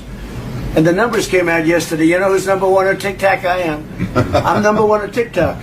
And all I talk about is how bad communism is, right? They say, oh, it's terrible, they're spreading, but I'm number one. Yeah. Does that sound like there's a problem with China? Listen to this. Missile shot by the Islamic Republic of Japan. Do you have a question for President Putin, please? Do you have a question for President Putin? Not Zelensky. Putin. Right. So he seems like he has a great relationship with Xi and Putin. So what is he getting at here? Like, why is he pressuring Europe to beef up their security if he himself has a good relationship with Xi and Putin? That doesn't make any sense, but in any case, I mean, I don't understand it either. If the United States doesn't have a problem with China and the United States doesn't have a problem with Russia, then why is he concerned at all? Right now here, because who else are we defending against? Now check this out. Supporters of Trump's position argue that despite recent increases, Europe nations are still overly reliant on American military umbrella and have lag times in turning dollars into real battlefield capabilities. Total dollar disparity. While percentages look better on paper, the absolute numbers are heavily lopsided. That's what they say. Out of the roughly 1.8 trillion projection for the total NATO defense spending, the United States accounts for over 1 trillion, pretty much roughly 57%. The U.S. spends more than half or more than all the 31 NATO allies combined. Right. But, again, I'm not understanding this, because even Americans, when you ask Americans where they want to spend this, can they afford to spend this? The United States is in debt right now as we speak. So is the United States in debt? Is the United States, has their debt almost doubled since Trump has been in office? Is that what Trump wants people to do with their economies? To go into debt? I'm not understanding it. You see, why is that a good thing? Is because, of course, yeah, we've doubled our spending with the military, damn near, with our own military, right? But we also have damn near doubled our debt, right? So is that a good thing? What is the goal? Why would the United States want to go into debt? Why would it want to? And why is it asking? Yeah, go ahead. I do think that a lot of that spending comes from us providing military arms that we already have created, right? We have a robust military complex, and so what that means is we're giving them any ammunition and things of that nature that we're not readily using, right? So it's more so we're already spending the money. The money's already spent, right? We're going to spend that regardless. We're kind of giving that as aid, as to say, hey, look, we already, this is obsolete weapons, or these are weapons that we're not necessarily going to utilize here. This is what we're contributing. Same thing what we do to kind of with time-sensitive weapons. In terms of aid. Time-sensitive weapons. If you don't use the weapons, they get wasted. So you give them. That's what's going on. We're not exactly. We make weapons. It keeps us funding the defense budget, right? And it keeps us funding the defense budget. Perpetually increased, right? Yeah, So same thing we do to Ukraine. Like, we give Ukraine aid in the form of billions of dollars, but the majority of those dollars are in the form of weapons, right? Right. It's not actual literal cash that we're giving. Right. It's in weapons, and but let me ask you this: how much did we increase? Let me see. How much did we increase our spending? Let me see here. How much did the USA increase their military budget since Trump has had his second term. I'm just curious about this. All right, let me just pull this up. Boom, boom. Now it says, right. It says it went from 904 billion to 919 billion. Right. So it's gone up, what, 13 billion more dollars, right? Yeah. So now it's up to 1.1 trillion dollars, right? Now it's up to one. Okay. So yeah, 1.1 trillion. Now let me ask, how much is the USA in debt? Let's see here. Okay, 39 point. We're in debt basically $40 trillion, right? Now look up how much of that debt is due to Trump. Right. How Trump spending in this term? It's almost a third debt of our overall debt to Trump. Right. How much of that debt is due to Trump? Let's see here. Boom. How much of that debt is due to Trump? Okay, it says attributing specific portion of the national debt to any single president is complex task for economists because the massive chunk of annual government spending is automatic. La la la la la la la. Okay, but we still want to know because this is politics, and in politics, people like to stick whoever party or whatever president is current, right? So, or in the past, but you damn sure gonna blame somebody, right? You're not going to just say it's all of our fault. Very few people say that. Usually people pick their favorite president and their worst one, and they pick the worst one to blame everything on, and their favorite one is only a savior. Now, let's see here. Let's see here. It says first term. No, I don't want to know about first term. Second term. Since his return to office in 2025, the national debt has grown by another 3.5 to 4 trillion amid ongoing baseline deficits, rising interest costs, and aggressive new spending priorities like massive defense buildup. There you go. And the one big, beautiful bill act of 2025.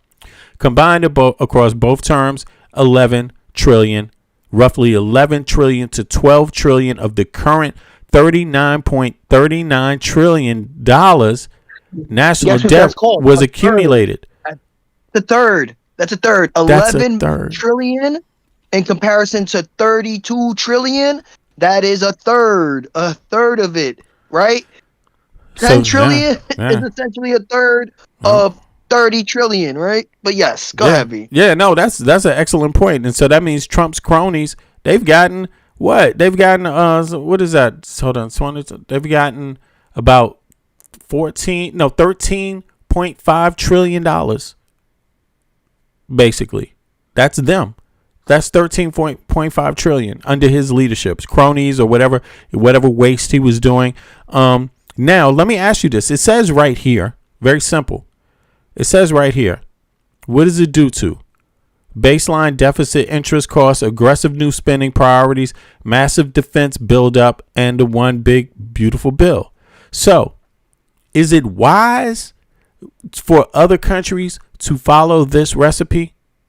Should other countries go into debt like the United States has gone into debt? Put a 1 in the chat if other countries should go into debt like the United States of America. Or put a 2 in the chat if they should be more conservative than the United States of America when it comes to debt. I'm just curious what your thoughts are. And maybe people don't care, right? But I'm just curious if you had a choice. I like to ask these questions to kind of balance out the other statements the same people make. I'm just curious about that. So if you think other countries should follow the United States into debt, right? Because that's what it's going to do, essentially do, right? Or likely do. Put a 1 in the chat.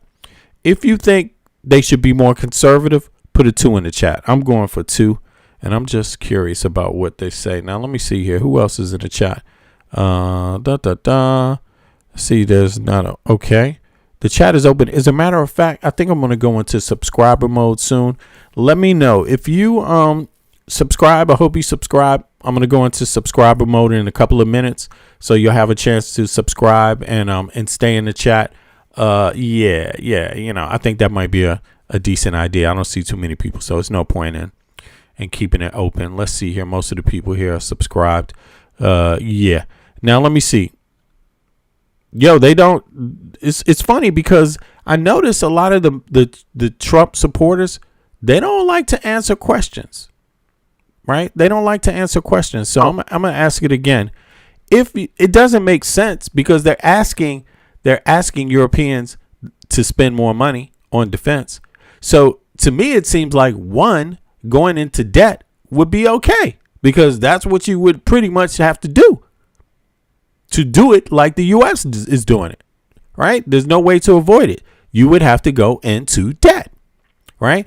And debt is okay if it's a healthy debt, but it seems like they don't want to say that because they don't want to be synonymous with debt, but war does produce debt. Everybody knows that. That's what it does, but it removes money out of social projects, Social Security, health care, elder care. You see what I mean? That's why it's producing the debt, because people still need to have those things. Those are necessities. And the people that are paying the bills want their Social Security. They want their pension when they get old. They still want those things because they paid into it, So many people will seek to enter heaven and not be able to because they continue in sin. Yeah. Possibly, if that's what they believe. All right, well, let's continue. It's obvious that Trump is full of shit. He's complaining because he has nothing else to do. They don't have another move. This was their move from the beginning. I mean, this is how I see it. Their move is to put pressure on NATO while Putin puts pressure on NATO. China gets the benefit of that. Drag the Western countries into a war.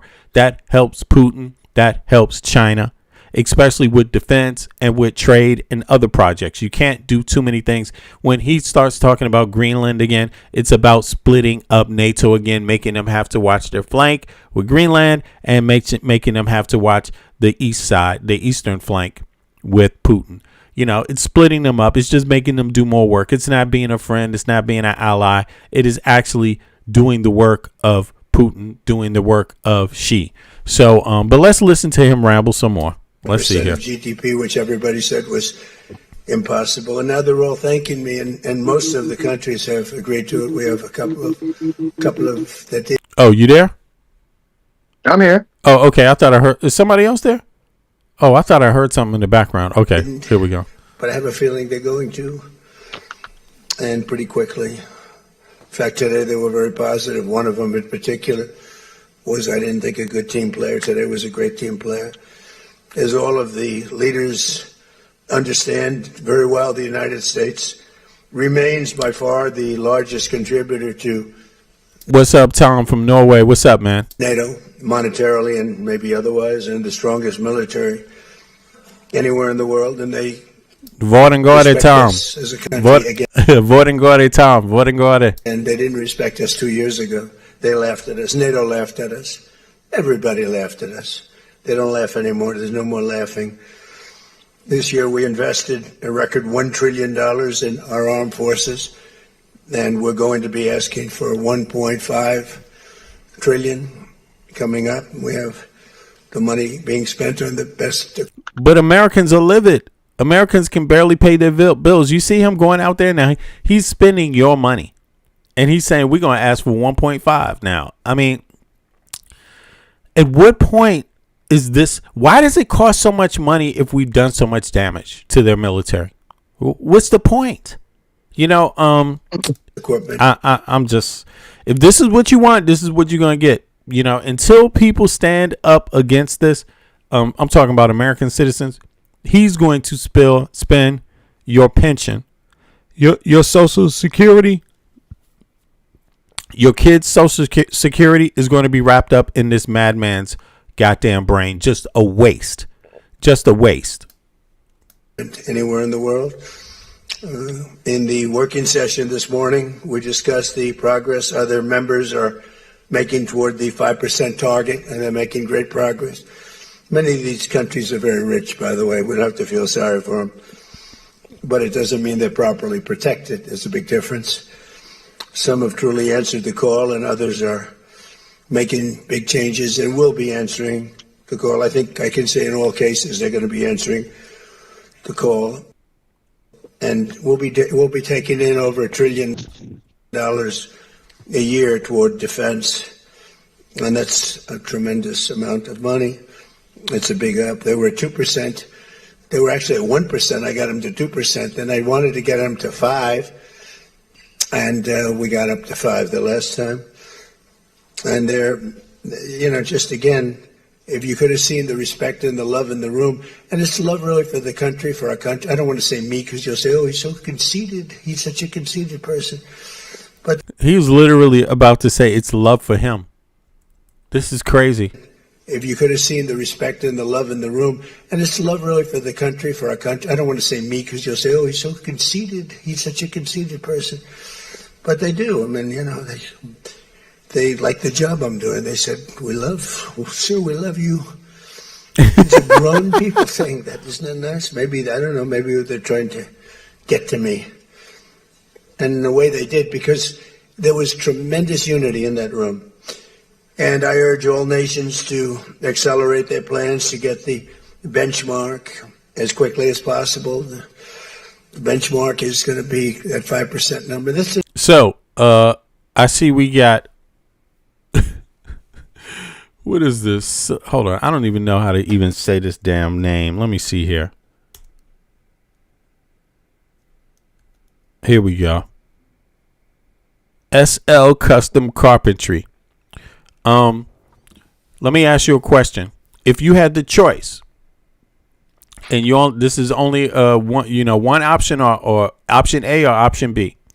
If you had the choice to support Israel and the United States in a continuing war with Iran, would you or you could choose that, or if you had the option only to be able to make sure every American citizen had elder care, health care, and child care, which one would you choose? Would you choose the war with Iran, or would you choose health care, elder care for all the seniors in the United States of America?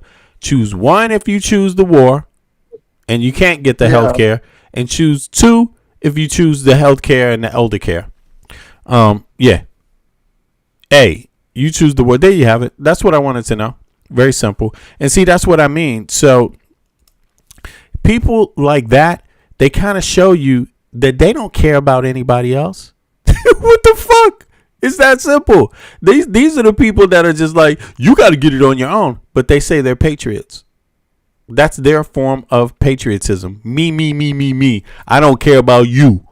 So there it is. That's why I asked, and they will tell you proudly. That's the funny thing about it. When you ask them, they will proudly tell you what kind of patriotism they have. None. The number it should have been for years.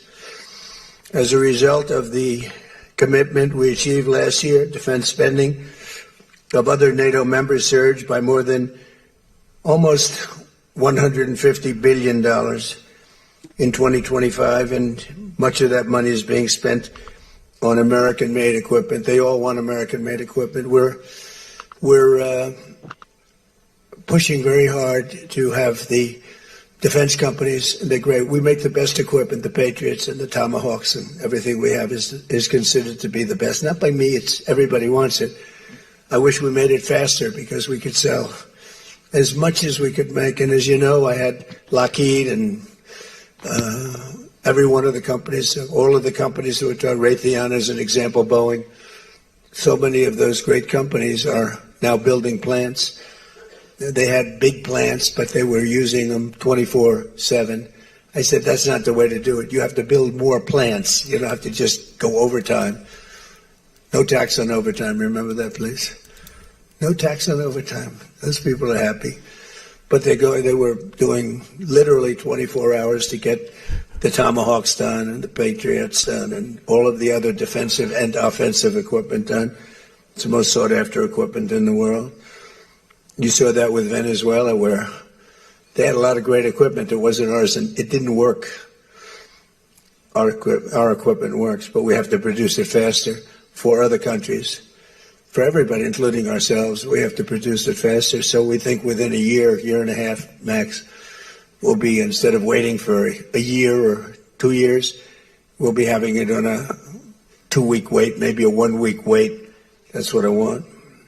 And it'll do really well. A lot of people are, just waiting. They're waiting. They want to get this defensive equipment, maybe in particular the defensive equipment, but offensive and defense. As much of that money. Who are the people fighting?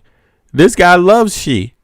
Xi's a nice guy. Listen, he even loves Putin. I mean, who are they buying the money for? Listen to this. Xi. A lot of people say, oh, why? I watched a couple of people critical of the fact that TikTok is so bad, it's so dangerous, it's so horrible, they're spreading all these rumors. And the numbers came out yesterday. You know who's number one on TikTok? I am. I'm number one on TikTok. And all I talk about is how bad communism is, right?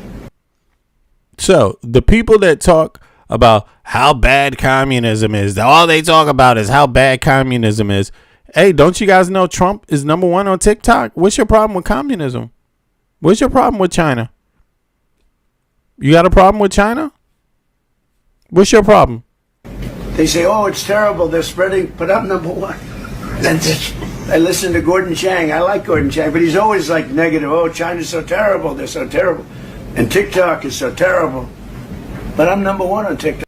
Yeah, you don't understand that? What's the problem with Gordon, man? Always talking about China. Why don't you guys stop talking about China? Who are you going to war with? Russia or China? You going to war with somebody? Who's the United States going to war against? Explain that. I would like someone to explain that to me. What are all the weapons for if you ain't are you going to war against China and Russia or not? Which one is it? I mean, because if you're not going to war against Russia and you're not going to war against China, what are the weapons for?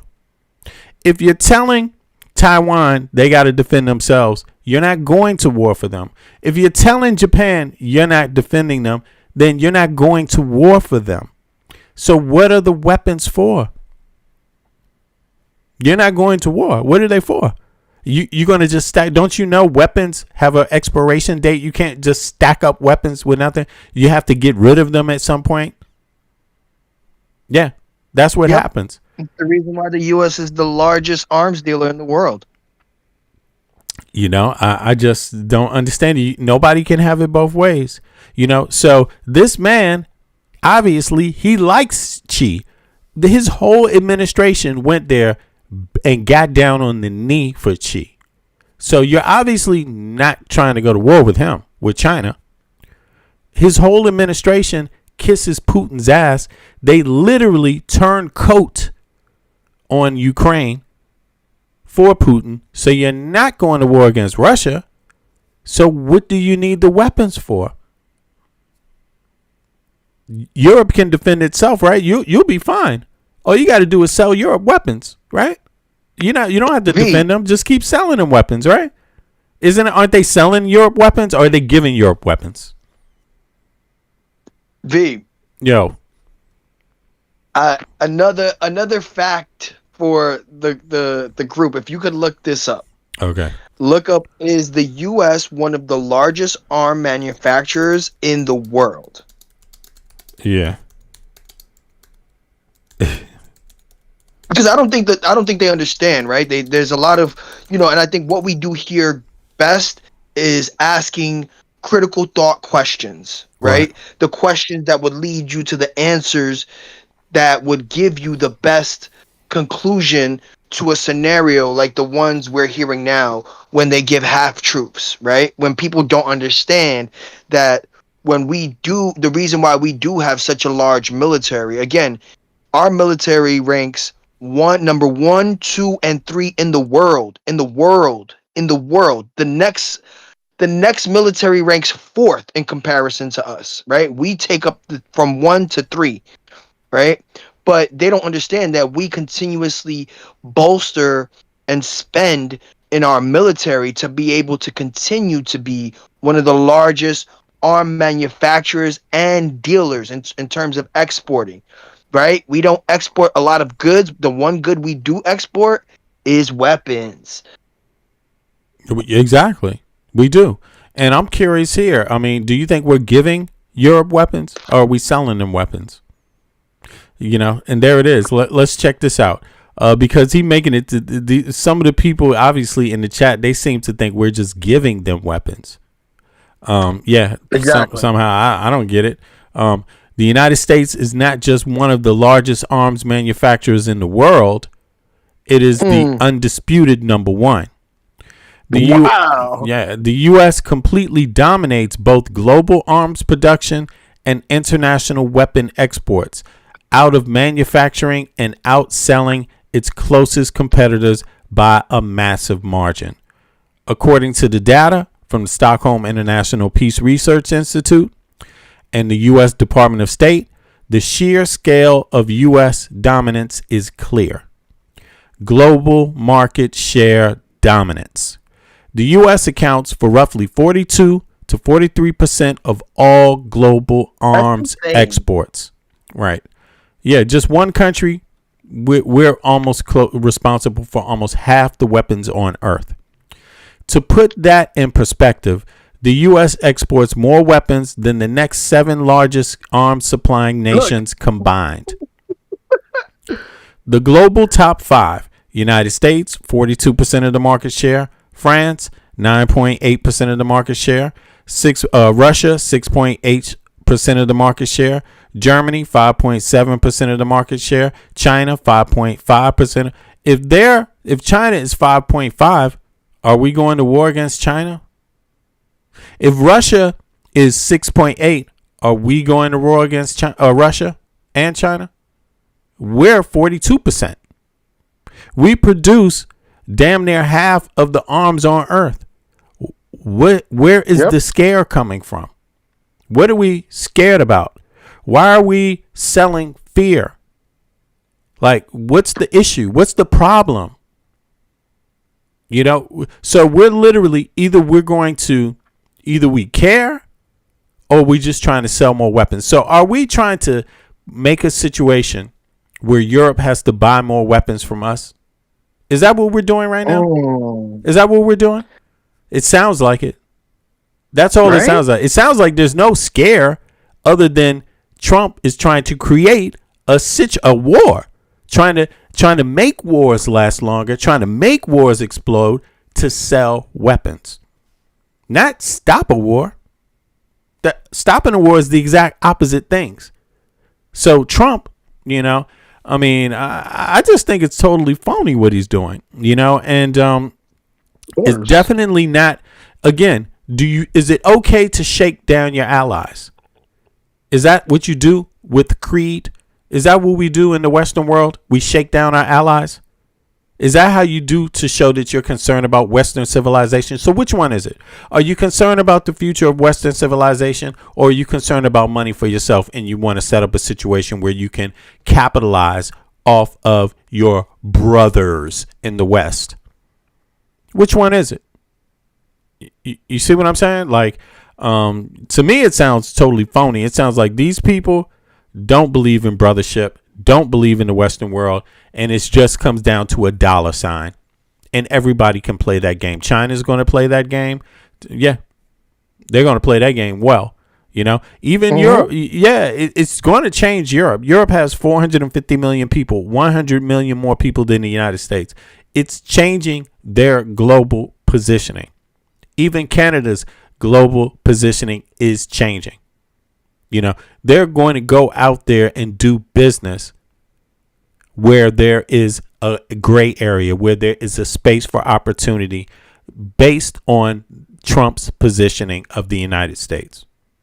Just very simple. You know, let's see here. What else? Massive financial scale. All right. The fiscal year of 2025 total U.S. defense trade, which includes government to government foreign military sales, FMS, and contractor to government direct commercial sales, DCS, topped a staggering $331 billion. Wow. Yeah, home to the world's biggest defense corporations. Right. The U.S. is home to the largest defense contractors on Earth. Out of the top 10 arms producing companies globally, American firms routinely lock down the top 5 spots. Companies like Lockheed Martin, yeah, maker of the F-35 jet, Raytheon, RTX, Boeing, Northrop Grumman, and General Dynamics generate tens of billions of dollars in military revenue annually, supplying everything from advanced missile defense systems and nuclear submarines to high-tech drones and ammunition. A global consumer base. Okay, so the U.S. manufactures and export major conventional weapons to roughly 99 different countries around the globe. While the Middle East, specifically Saudi Arabia, has been historically a top buyer of American hardware, European nations have recently become the largest importers of U.S. weapons. So why are we bitching at the people that are the largest importers? Why is that a problem for you? Is it a problem that Europe is the largest importer of U.S. weapons? Put a 1 in the chat if that is a problem for you. Put a 2 in the chat if that's not a problem for you at all. I'm curious. I want to see what people think. These are the things that I do independently, right? Like when I think about and I watch the news, that's the background information that I'm searching up to be able to understand the nuances of political like global politics, right? Exactly. Why are we pushing certain things? Why are we forcing certain rhetorics, right? And once you get down to the economics, you follow the money, you'll find your answer quick. Yep, exactly. I mean, Europe, look, bro. Europe is buying more weapons from the U.S. than anybody else, and yet he's preaching to them like they're not. Because you know why, right? He wants them to buy more weapons. He wants them to buy even more. And then he's going to go and lift the sanctions on Erdogan, right? Yes, you so know? he can buy some. Exactly. And then they'll start conflict. And then guess what? America gets to sell more weapons. Yep. America gets to sell more weapons. It's almost like it's by design. It's almost like it's by design. Yeah, it is by design. But my question is, so where is the creed in it, though? You know, I mean, there is none, right? I mean, we're not holding any standard. We're pretending to be morally superior while selling the arms that are causing the conflict, right? Basically, it seems like it to me. I mean, I don't see any numbers here that would point to any other direction. But let me just make it really clear here. Let me ask something here. Let me see. Well, we already know Europe is the biggest importer of U.S. weapons right now, right? Let me see. Let me ask this general question. Why is the USA the biggest arms maker on earth and biggest arms seller, and yet its own people cannot afford health care, right? And yet, hold on. And yet massive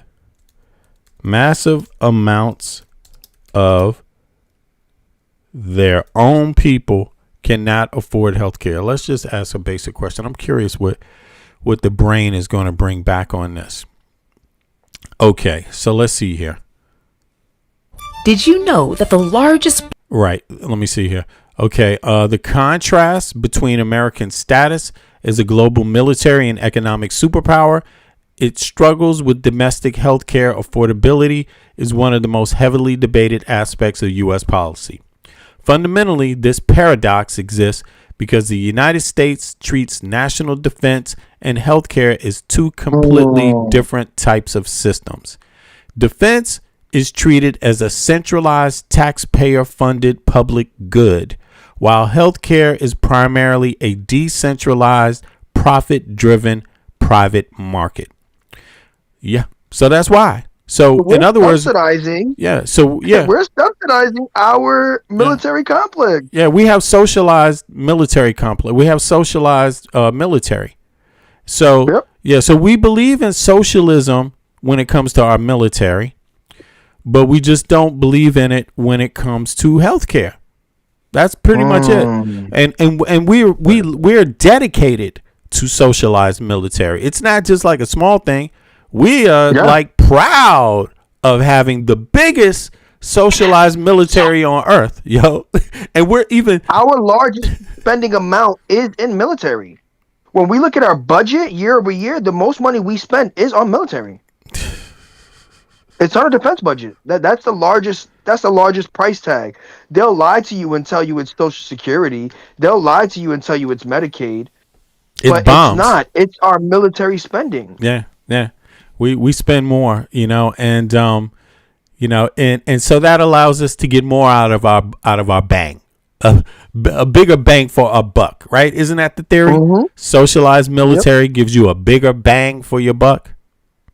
I mean, if it was privatized, would that give you the biggest bang for your buck? Or would the prices go up? What do you think? Would the prices go up? Would the prices go up on our defense if it wasn't subsidized by taxpayer dollars? I'm curious about that. I'm curious. Yeah. We don't believe in socialism. No, you do believe in socialism. Here it is, right here. You don't know what socialism is? You don't know what socialism is? Here, let's read it again. Here, it's very simple. The contrast between America's status as a global military and economic superpower and its struggles with the domestic healthcare affordability is one of the most heavily debated aspects of U.S. policy. Fundamentally, this paradox exists because the United States treats defense and healthcare as two completely different types of systems. Defense is treated as a centralized, taxpayer-funded public good. That is socialism. That is textbook socialism. Here, let me see. Let me say this right here. Defense is treated as a public good. Let's put this down here. Quotes, right? Quote here. Quote here, quote there. Is this socialism?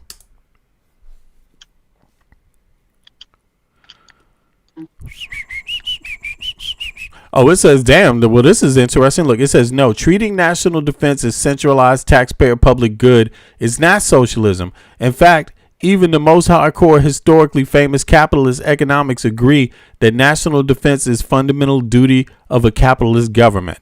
To understand why it helps to look at the economic definition of public good versus the political definition of socialism, what is the public good in the capitalist economy? In economics, a public good is defined by two basic traits: non-vivarous, what is this? Vivarous. One person using it doesn't reduce its availability to others. If the military protects your neighborhood from an invasion, it automatically protects your neighbor's house too. Non-excludable. You cannot prevent people who didn't pay for it from using it. So that's socialism. I'm not getting it. It just seems like they don't want to call it that because these traits feel free markets cannot efficiently provide national defense. You see that? A private company cannot easily charge individuals for a product they can just get for free anyway, known as the free rider problem. Therefore, a central government must fund it through taxes to prevent the national. So check this out. Should people that don't pay taxes in the United States of America, right? People that don't work, should they be protected by the U.S. military? If you think people that don't work should be protected by the U.S. military, put a 1 in the chat. I'm just curious about that. If you don't think they should be protected because they don't work, put a 2 in the chat. I'm curious about that. I think they should be protected even if they don't work, right? Because after all, shouldn't the military do that, right? Shouldn't the military do that? Or let's see what people think. Should people that don't pay taxes be protected by the U.S. military? I'm just saying that because you hear a lot of people say, well, you don't make enough. You need to go pay for your own health care, right? They shouldn't be, even though healthcare is subsidized by tax dollars in the U.S. Yeah, I'm curious about this. I mean, and they won't call it, socialism, right? Right. But it's funded socially by our federal tax paying dollars. Right. And so there isn't an item line that says military federal budget. There isn't that doesn't exist like it does for Social Security or another line items like Medicaid, Medicare. But it's how our country collects our federal tax dollars and then chooses to fund the military, our military overall, right? So the majority of our spending goes to the military, right? Which means our tax-paying dollars are funding our military at a higher rate, which here's the funny part. We rather spend more money in our military, funding our military budget year over year with increases before we give health care, right? And now that allows for the U.S. to be a military presence in other countries that allow for them not to have a strong military, and they can use the money that they would normally put towards a military budget to, guess what? Free healthcare, free education. That's how Israel has free education and free healthcare, because we primarily support them with our military, and we also send and fund money to their military with our money, so they don't have to spend that money in a defense budget like we do. But we live in perpetual debt, and we won't even get ourselves into debt to give ourselves a natural a natural hand up when it comes to healthcare and education. I noticed right? how Savage Glizzy didn't answer the question. That's so interesting. Savage Glizzy got all kinds of shit to say, but when you ask a basic question, he don't got the answer. He won't answer it. One or two. Savage Glizzy. Should people that don't work and don't pay taxes, should they be protected by the U.S. military? I'm talking about American citizens. Put a 1 in the chat if you think they should be protected by American citizens. Savage Glizzy, talking to you. Put a 1 in the chat if you think people that don't work, citizens in the United States that don't work, let me know if you think they should be protected by the U.S. military. Put a 2 in the chat if you don't think they should be. And I don't know what you think. Don't put 1, duh. I don't know. Where was the 1? I didn't see no 1. I didn't see a 1 by you. I didn't see a 1. Savage Glizzy. Going up. No, Savage Glizzy. You didn't. No, you just ignored it, and now you're getting upset because I watched the chat to see who's answering the questions.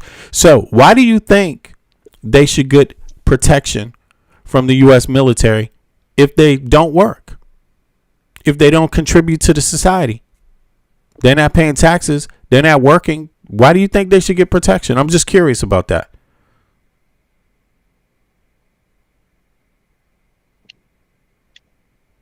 I'm curious. Oh, because we always have the anyway. But guess what? Guess what else? You also always had your Fourth Amendment rights, but that's being challenged. It's that's not good enough. I mean, exactly. There's nothing standard in the U.S. anymore. Everything's going to be challenged now. You see what I'm saying? So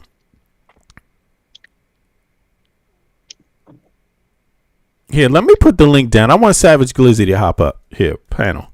Let's put it up because I can see Savage Glizzy is really got a lot. He's really here. Hold on, let me see something. Let me get the link here. He's participating a lot in the chat, so he's been here for a minute. Let me just see if he gonna hop up. I'm curious because I like to download Discord and hit the link. Yeah, there you go. I like to give a person an opportunity to talk in depth on these things. There you go, Savage Glizzy. The link's in the chat for you. Hop on up. Yeah, I'm just curious. See, I'm different. I believe, right, that every other Western country that's buying weapons from the United States of America, even Israel, has universal health care. So they can buy weapons and have universal health care. Other Western countries and Israel, they buy weapons from the United States and they have universal education too. Right? Universal elder care also. Why is it that the country that's selling them weapons doesn't have those things for its own citizens, but yet the citizens are funding those things through their taxes? I don't understand that. That to me, it seems like there's something missing in the equation. He said that he don't use Discord government restrictions. Okay, so what app do you use? Facebook, Lizzie? Probably no, because we use Facebook too. No problem. You can hop up on Facebook. Do you use Facebook? Go to V Media. If you use Facebook, then you'll be able to hop up. I told you he was going to say no. You see what I'm saying? So it's not really government restrictions, it's just anything. So what's the app then? What's the app? Yeah, how do we communicate with you? How does that happen? Yeah, how do we communicate with you? He uses X. So you use X, but you don't use Facebook? I don't get that, man. Wow. I don't get that. What's the government restriction about then? Enlighten us. What is the government restriction in terms of Discord? I'd love to know myself because I'm a bit confused. There's no government Maybe I'm restriction, naive. man. I don't know. There's right? no Like if he can enlighten me right now, please. Yeah, there's no. I would love to know. There's no government restriction, man. What state are you in? What's the government you live under that has the restriction?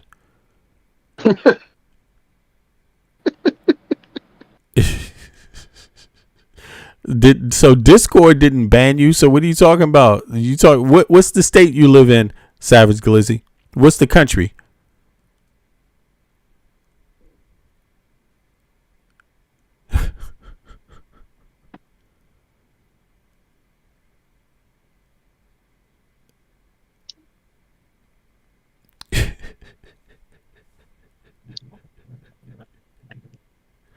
I said country. What country? This is what gets me about people. You ask a question and they tell you everything else. It's like, come on, man. That's not how you communicate. If you communicate with people like that, you're never going to really have successful communication. Okay, Prague. Okay, so he can't communicate on Discord because he's in Prague.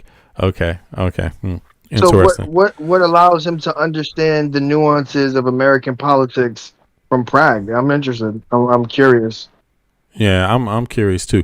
Anyway, we're gonna go on.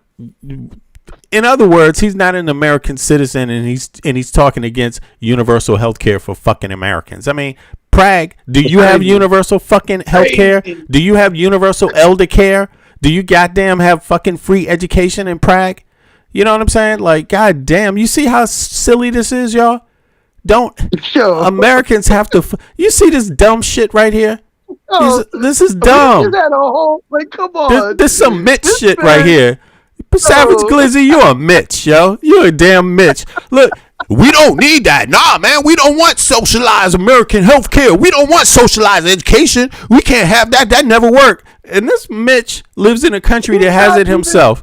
This some bullshit. Yo, what the fuck? Yo. That's some bullshit.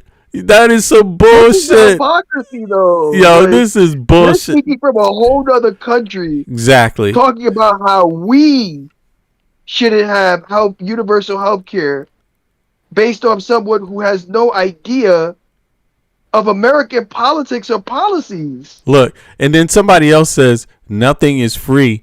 Host, you must educate yourself. Who said anything was free? Our weapons aren't free. Our weapons aren't free. We pay for them with our taxes. Our weapons aren't free. So what's your point? Nobody's talking about anything for free. Taxes are, you know what American citizens should do? American citizens should say that to their government. Why are you asking me for taxes? Nothing's for free, motherfucker. That's exactly what Americans should say when they go to the voting booth. When they go, first of all, to what? Register to vote. Because nothing is free. Taxation without representation is some bullshit. And you want to know what the fuck are you going to get for your tax dollars? What do you get personally yourself? For yourself, your family, your kids, your pension, your Social Security, your community. What do you get for your tax money? Because nothing is free. That should be the new American taxpayer slogan. Nothing is free. I like that slogan. That's a good one. Nothing is free, government. Trump, stop asking us for our taxes because nothing is fucking free. Stop begging for taxpayer for people to pay your salary because nothing is free. Congress, stop fucking asking us to pay your salary. Nothing's for free, asshole. What the fuck do we get? Okay, I agree with that. And apparently we spend it on weapons, right? Because that's what we just pointed out, right? Look, we and get that, the majority of our this, spending on these weapons. Mitch ass Stewart is down there talking about, you just said for free. No, I didn't. I didn't say for free. Universal health care doesn't mean free health care. We're paying for it as tax-paying citizens. Exactly. Universal health care. Universal health care, that's not called free health care. That's called universal. Just like, are the weapons free that you pay for? Is that free? Are the bombs for free? Should we call the bombs for free now? Hey, those bombs are free, man. That military is free. That military we get is free, isn't it? Yeah, that's free, y'all. You know, see, this is the thing. We just sat up here and listened to somebody from Prague advising Americans, telling Americans, man, you can't have socialized. You can't have universal health care. That doesn't work. And then you find out the person saying it has it. From Prague. Okay, I get you now. Now, Stuart, what country are you from? Because I got to ask you that too, Stuart. What country are you from? Because you can't assume that anybody's American acting like the United States does this because of this and that. It's like, are you even American? I don't think Stuart is. All right, let's listen some more to Trump here. Let's see what he got to say. Being spent on American-made equipment. That's the money that the European and Canada are spending, European countries mostly, and Canada. And they're spending that with the United States, largely. And it's American-made, made in the USA, as we say. Weapons, munitions, supporting thousands of American jobs. This will increase. We have the highest number of jobs. Right now, we have the most people working in the United States that we've ever had in the history of our country. We have the biggest investment ever made, $19.2 trillion. That's 6 times more than we've ever had. Think of it, 6 times. And what did that were tariffs. Without the tariffs, I think we would have done fine, like at about 2 or 3. The last administration had much less than $1 trillion invested for 4 years. We have $19.2 trillion invested in 1 year. We haven't gone into the extra almost a half a year, 1.5 years. Those numbers won't come out for a little while. So we have 19.2 trillion, not billion, not million, trillion with a T, invested in plants and equipment that's being built all over the country. Eli Lilly is building plants, big drug, Merck, all of them. The drug companies are building. The car companies are building like crazy. In fact, as you probably saw a big announcement yesterday, Toyota is leaving Mexico and they're going to build one of the biggest car manufacturing plants in the world in Texas. That's because of the tariffs, because we don't mind if you build in Mexico, but if you build in Mexico, you have to pay 25% tariff. If you build in Japan or if you build in any place, China is a much higher tariff. It's just 100% tariff because we don't want to lose our jobs. We don't want to have our workers lose their jobs. We have the largest number of plants being built for the most money ever in the history of our country. Car plants, AI plants, and all other plants, pharmaceutical plants, chips. We're not giving anything. All we're saying is, if you don't start, we'll give them 1.5 to 2 years to build their plant. If they don't have that, they have to pay 100%, 200%, even 250%. If they make a chip or if they make a car, if they make pharmaceuticals. So the pharmaceutical companies are moving in at record levels. There's never been anything like what's happening. Let me put it a different way, put it to you in a more broad fashion. There has never been anything like has happened with this country or any other country in the history of the world. There has never been growth. There's never been manufacturing plants being built. We have so many being built. And in the big ones, like AI, some of the AI, we let them build their own electric plants. We force them to build. We don't want it because the old grid that we have wouldn't be able to supply. They need, just as an industry, more energy than the entire country produces right now, when you think of it, which is incredible. So take all of the energy that the United States produces and that one industry, which is so big, so powerful, it needs more than that. In fact, some people say almost double. So this was my idea. I said, you can never service that. You can't reinvigorate the grid. You can make it better, but nothing like that. You wouldn't be able to build. And we're leading China in AI, well, in just about everything. But we're leading China in AI.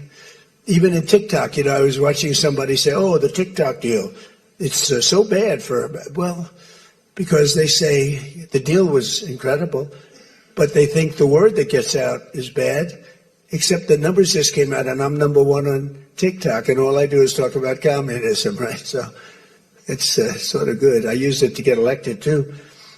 But, you have to get your word out. But the numbers came out just a little while ago, and I was #1, some ridiculous number. I never heard of numbers like that, but #1. And all these entertainers, they're number 27, 29. It's crazy. I don't even... See, he weaved. He's like, look, he's 13 minutes. So he's about to go into the weave, right? So he can't help it. It's he's in front of NATO and he's talking about what? What the hell is this? It's sort of good. I used it to get elected, too. Yeah, he's talking about how he got elected in TikTok, and here we go. But we're leading China in AI. Even in TikTok, I was watching somebody say, oh, the TikTok deal, it's so bad well, because they say the deal was incredible, but they think the word that gets out is bad, except the numbers just came out, and I'm #1 on TikTok, and all I do is talk about communism, right? So it's sort of good. I used it to get elected, too. But, you have to get your word out. But the numbers came out just a little while ago, and I was #1, some ridiculous number. I never heard of numbers like that, but #1. And all these entertainers, they're number 27, 29. It's crazy. I don't even understand myself. But that means that my word's getting out about how great our country is, how successful our country is, and how bad communism is, and how bad these lunatics are that are running for election that don't sound good, don't think good, and don't look good. I don't see any looker. I don't see anybody with the look. So look, so here we have it. Trump is on the international stage, and now he's talking about his political opponents inside of the same country he comes from, actual citizens that believe in democracy. Who does that? Who does that? Do you hear any other leader that appeared here talking about other political parties in the same country they come from? This is insane. Listen, buddy, you live in a democracy where you hold elections. Why are you talking down about another party that believes in democracy like you do? That doesn't make any sense. And then secondly, you're supposed to be closer to the party in your own country than you are to the rest of the world.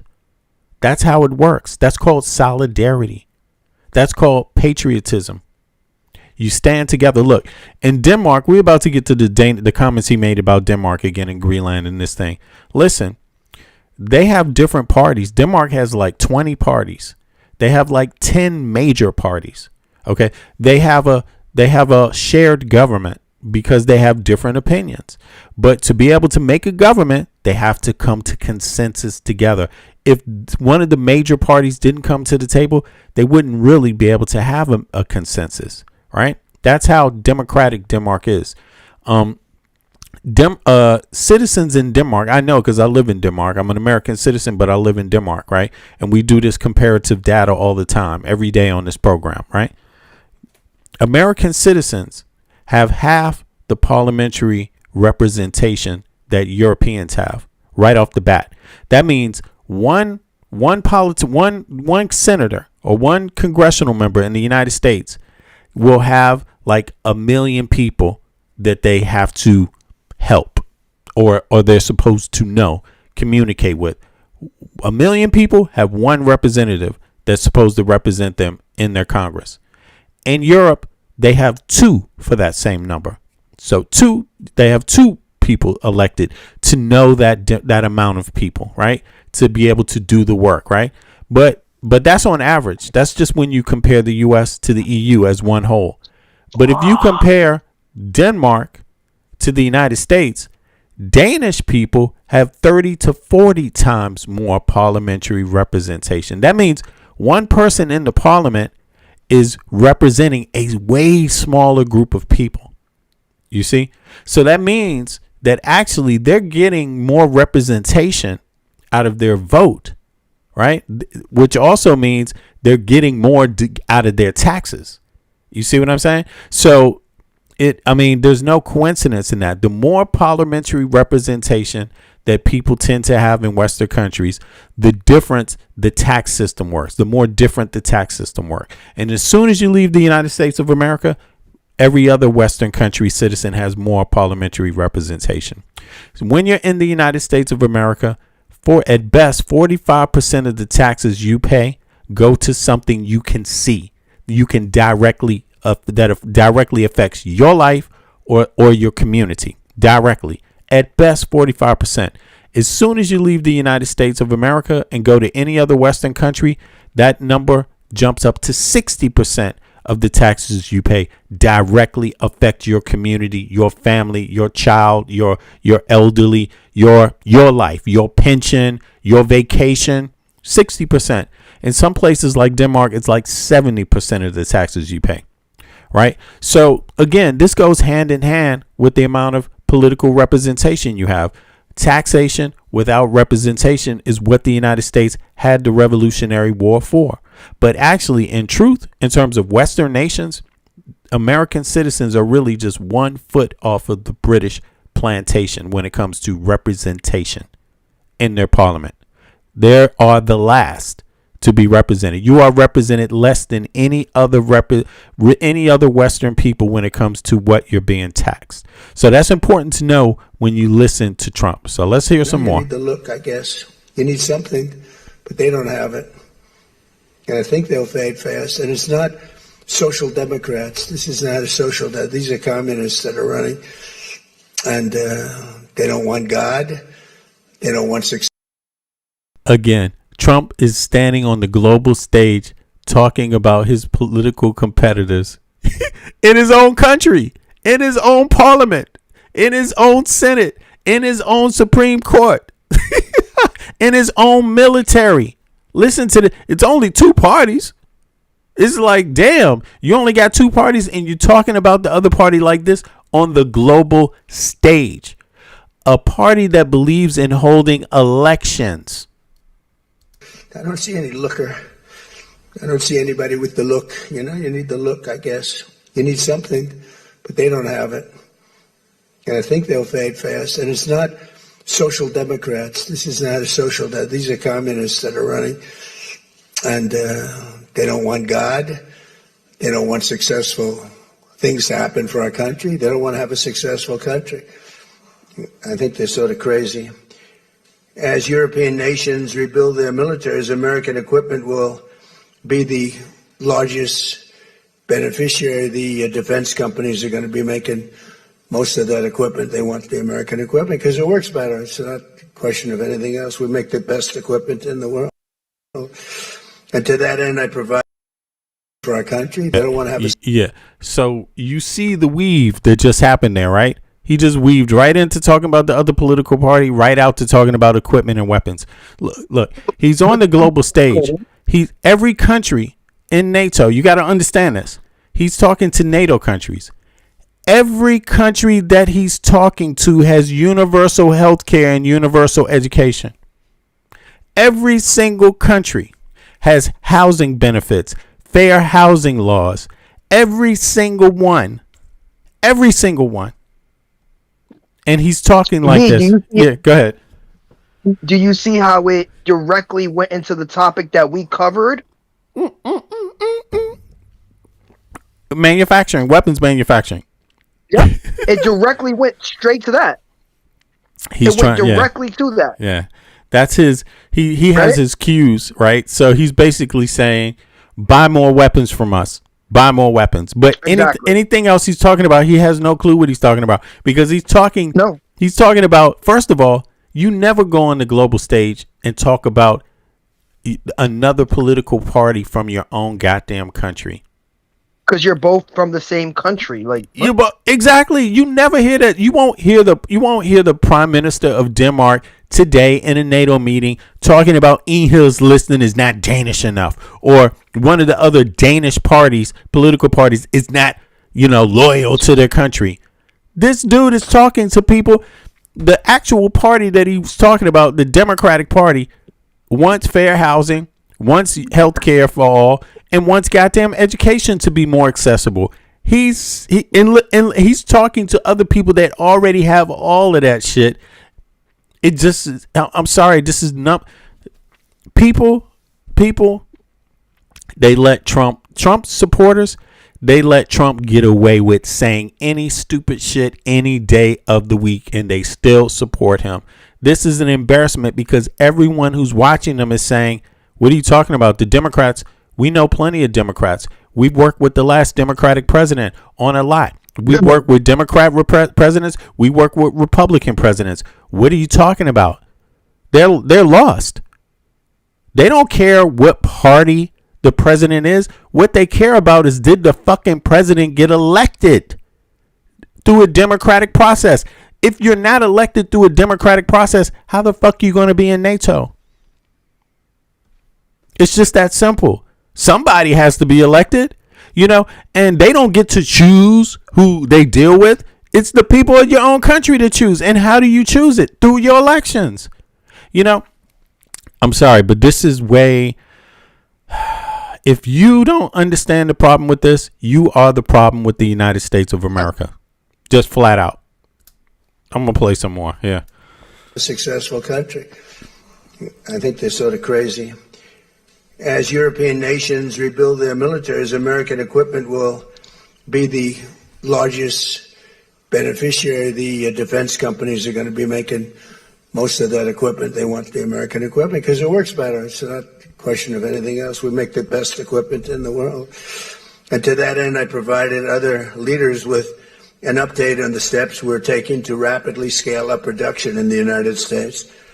And they wanted to hear that, because they don't really want to get it in 4 years, 5 years. They want to get it like in a week. And we'll actually be at a point like that in the not too distant future with the plants that are being built. The defense plants, it's incredible. Lockheed is building, I think, 5. Some of them are building 3, 4, or 5, and they're big ones. It's going to quadruple the output of we have with the munitions and the basic equipment itself, whether it's a Patriot or a Tomahawk missile or any of the missiles that we make many missiles, different types, for different occasions. And just today at the summit, we announced $3 billion of new defense investments with U.S. companies. And Lockheed Martin will establish a world-class Patriot missile sustainment facility, a big deal in Europe. They're given a tremendous incentive by Europe to do that. All goes to the benefit of us and Europe, because they're getting the best equipment. Northrop Grumman is moving forward with the sale of advanced American drone technology. We're actually the leader in drone tech. A lot of people don't know that. We have the most sophisticated drones in the world. So, what was your problem with Iran? What was the problem? If you have the most sophisticated drones in the world, what was your problem with Iran? What's the problem? Why is it, why are you still asking for help from European countries? See, nothing Trump says makes sense. He's here talking about how good his weapons are, selling them, and at the same time saying he needs help fighting Iran. It doesn't make sense. But he wants to. How do you sell your weapons that are not allowing you to solve a problem? It doesn't make sense. So he wants to sell weapons here, and he's saying that these are the best in the world, and we're the best at this, At the same time, you're the best at this, and you can't stop a third-rate country like Iran. You can't solve that problem. It doesn't make sense. It's not about whether you like it or not. It is completely irrational. It's just irrational. Same way it's irrational to be in a NATO meeting talking about your political opponents in your own country. That is nobody else in NATO does that. That's unheard of. Why? Because they all believe that these are also legitimate parties. The United States, think about this. Every other Western country has more than two parties. The United States only has two. If you take away one political party, you only have one. What is that? Is that communism? What is that? You see what I'm saying? So all you're doing is losing even more representation there, and you already have the least amount of representation than any other Western nation. The citizens of the United States have the least amount of representation for their taxes. You know? And for the people who don't understand, it means we have a cap on our House of Representatives, which means our population far supersedes the amount of representation we have proportional to that of European nations. Our initial House should be at 700 representatives, right? Allowing for more smaller congressional districts, which allow for less power being given and more representation in the form of someone representing a smaller amount of people, right? And being able to advocate for those people on the basic congressional level, which we don't have right now, right? Which is why Americans, most Americans feel disconnected from the politicians because we don't have that representation. Yeah, you got less. Most people, yes, they literally get less, right? And most people can't identify who their congressional district member is. They can't. Most Americans cannot. They cannot tell you. Yet these are the people who pass legislation that you have to deal with on an everyday basis. Right. Right? And yet you don't know who that person is. Why? Because the district and the representation is so widespread that they represent so many people that one person has no clue who you are and you have no clue who they are, but yet they play some of the most impactful things that you go through on an everyday basis in terms of bills that are passed, taxations, and representation, right? Whatever happened to no taxation without representation? Yet we have a House that isn't fully representative of our population, and that's what V is explaining when he explains the fact that we don't have the adequate amount of representation in contrast to other nations, right? Yeah, our citizens, go ahead. our citizens have tripled since 1920. The amount of citizens we have has tripled.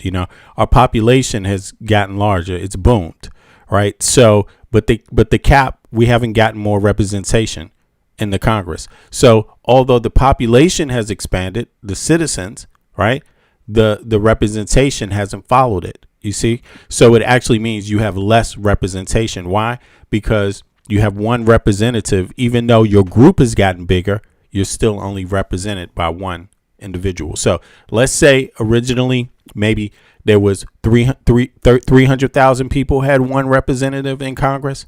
Now it's 1 million that has one representative in Congress. So the Congress hasn't grown with the population. Whereas though in other Western countries, it's kept up a little bit better. And in places like Denmark, it exceeds that. It's just exceptional in terms of the representation. You would have probably, I think one rep might have something like 30,000 people in opposed to 1 million, bro. Mm-hmm. It's like, yeah, seriously. You know what I'm saying? So that means that rep, you can see that rep in the grocery store. You can pick up you can send an email to that rep and that rep can get back to you. They have a staff. It means that rep is more accessible to you. That means that rep is actually living around you in your area. not far off on some other place. You realize when you have 1 million people, you may live on the edge of the district, which is totally different from the rest of the district. You see what I mean? You see, so that matters in representation. That matters when you're paying taxes. It's called taxation with representation. So the less representation, the less representatives you have per person, the less representation you have. That's not good. That's not good at all. So people need to, think about that. And how do you know if what you have is good is if you don't have anything to compare it to? So let me know, what does the United States do better outside of the military, and outside of AI? What is the part of life that we have that's better than another Western country? What's the thing that we're exceeding in? I'm just curious about that. Is it safety? Are we when we walk down the street, do we feel more safe? Are we more happy as Americans? Americans definitely don't lead in happiness, because all Americans are doing nothing but complaining. When Biden was in office, Americans complained on both sides. But Republicans complained nonstop. There was nothing good while Biden was president. The economy was horrible. The access to education was horrible. The access to anything, just everything was horrible. So I'm just curious, what would you say the United States always gets right, no matter who the president is, no matter what the party is? I'm curious, because I know one thing for sure. In Denmark and in a lot of Western countries, no matter who the party is, they still have access to education. They still have access to healthcare, no matter who the party is. You see what I mean? In Denmark, you're still getting 5 weeks vacation, no matter who the party is. No matter if the party's a right wing, left wing, center government. I mean, no matter if it's 100 million immigrants that just walked over the border or not, the standard is still there, And look, Stuart said, fuck Denmark. I mean, but he can't even hop up, man. This is yeah. Oh, really? Let me ask you something. Whose cell phone service is cheaper? The United States or Denmark? Who? I'm just curious about that. I mean, it's easy to say fuck somebody, but anyone could say that. But again, you would say that about your own citizens. So it doesn't mean anything, Stuart. You would say fuck. You would say fuck other American citizens, right? So you saying fuck another country is a joke, man. Yeah, they want a theocracy. In any case, nobody cares what Stuart thinks, man. Stuart can't even figure out how to work Discord, man. It's crazy. In any case, yeah, I tell you what, Stuart. When Trump was talking that shit about invading Greenland, guess who said fuck the United States? Right. They said shoot first. And guess who didn't invade? Okay, so so you was one of the people that didn't invade Greenland, okay? So yeah, you can say whatever you want, but talk is cheap, Bubba. Talk is cheap. And all right, let's see here. Trump is going to keep rambling. I guess we're the leader, but we'll soon be the leader by many times over. And Lockheed and Rheinmetall are announcing a partnership to build the Army tactical missile systems, which is a big deal. And Anduril is announcing a deal to build their new Barracuda missiles, which is a very highly sophisticated, fast missile, and we're doing that for Poland. Poland's doing very well, by the way, with a very, very good president, great president, I think. All of these agreements directly benefit the U.S. defense industry and base, and what it really does is it means jobs. And again, I have to just say that when Toyota announced yesterday, I wasn't that surprised, but everybody wanted to get that. That's the largest, I think it's going to be the largest plant in the world, car plant. Somebody in the chat said, who is this? Hold on. Scalamucci said, I'm glad Biden didn't rage tweet all night long. Exactly. You didn't. Biden knows how to stay off the fucking internet at 2 a.m. they're moving into the United States. And again, they're doing that to avoid paying the tariff, because if you build your product here, you pay no tariff. If you don't, you pay a 25% tariff, depending, 35. He is obsessed with tariffs. Nobody's listening to what the fuck he's talking about. They don't. Why is he even? He's talking to NATO members like he's talking to people in his own country. Like this is a political. Like this is politics. American politic talk. You know, Democrats versus Republicans. Nobody gives a shit what he's saying. You know, nobody cares. They're not buying it. Yeah, they don't. How are you going to listen to the perspective? He's acting like he's not talking to other nations. We're going to be number one. We're going to be even stronger. Like, yeah, but they're not your country, dude. You're supposed to be selling them, letting them know what this dude. He's flip-flopping between selling them something and talking about how good his country is going to be. Going to be. Apparently, it's not good because he hasn't been in office long enough. Apparently, right? Right. Exactly. It's just weird, man. It's just the weirdest thing. It's the weirdest. It just doesn't work, bro. It really is. It's insanity. Following this guy, being asked to sit there and listen to him is fucking insanity. It is fucking insanity. This is first of all, no rational human being can use this for anything. Nothing he's saying can be used for anything. It's just, they just gonna walk away like they gonna say, bring in the fucking psychoanalyst now. Analyze this tape. Seriously, man. They're gonna have to get a shrink to analyze the 30 minutes of this motherfucker talking to try to figure out what does it mean. You know? It's like, goddamn, this guy's crazy. 5% sometimes 100%, 200%, depending on what the product is. As an example, we're doing great on steel because we charge tariffs. So now all of a sudden the steel industry, which was absolutely dead a few years ago, I revived it in my first term, pretty good. And then they blew it in the Biden term. What a shame. They just blew it right out the window. They had no idea what they were doing. And I quickly revived it at the beginning of this term, year and a half. And we are the steel. Talking about a political opponent at home on the global stage. Have you heard? Would you ever hear Erdogan talk about a political opponent on the global stage? You're only making them bigger. This guy's retarded, bro. Like, excuse my language. I'm sorry. I know that's not a nice word, but he does everything backwards. If you don't want to bolster your opponent at home, you don't talk about him. That's just it. You know, the more he talks about his political opponents, the more he's projecting, letting the world know that if you talk about them this much, they must be important to you.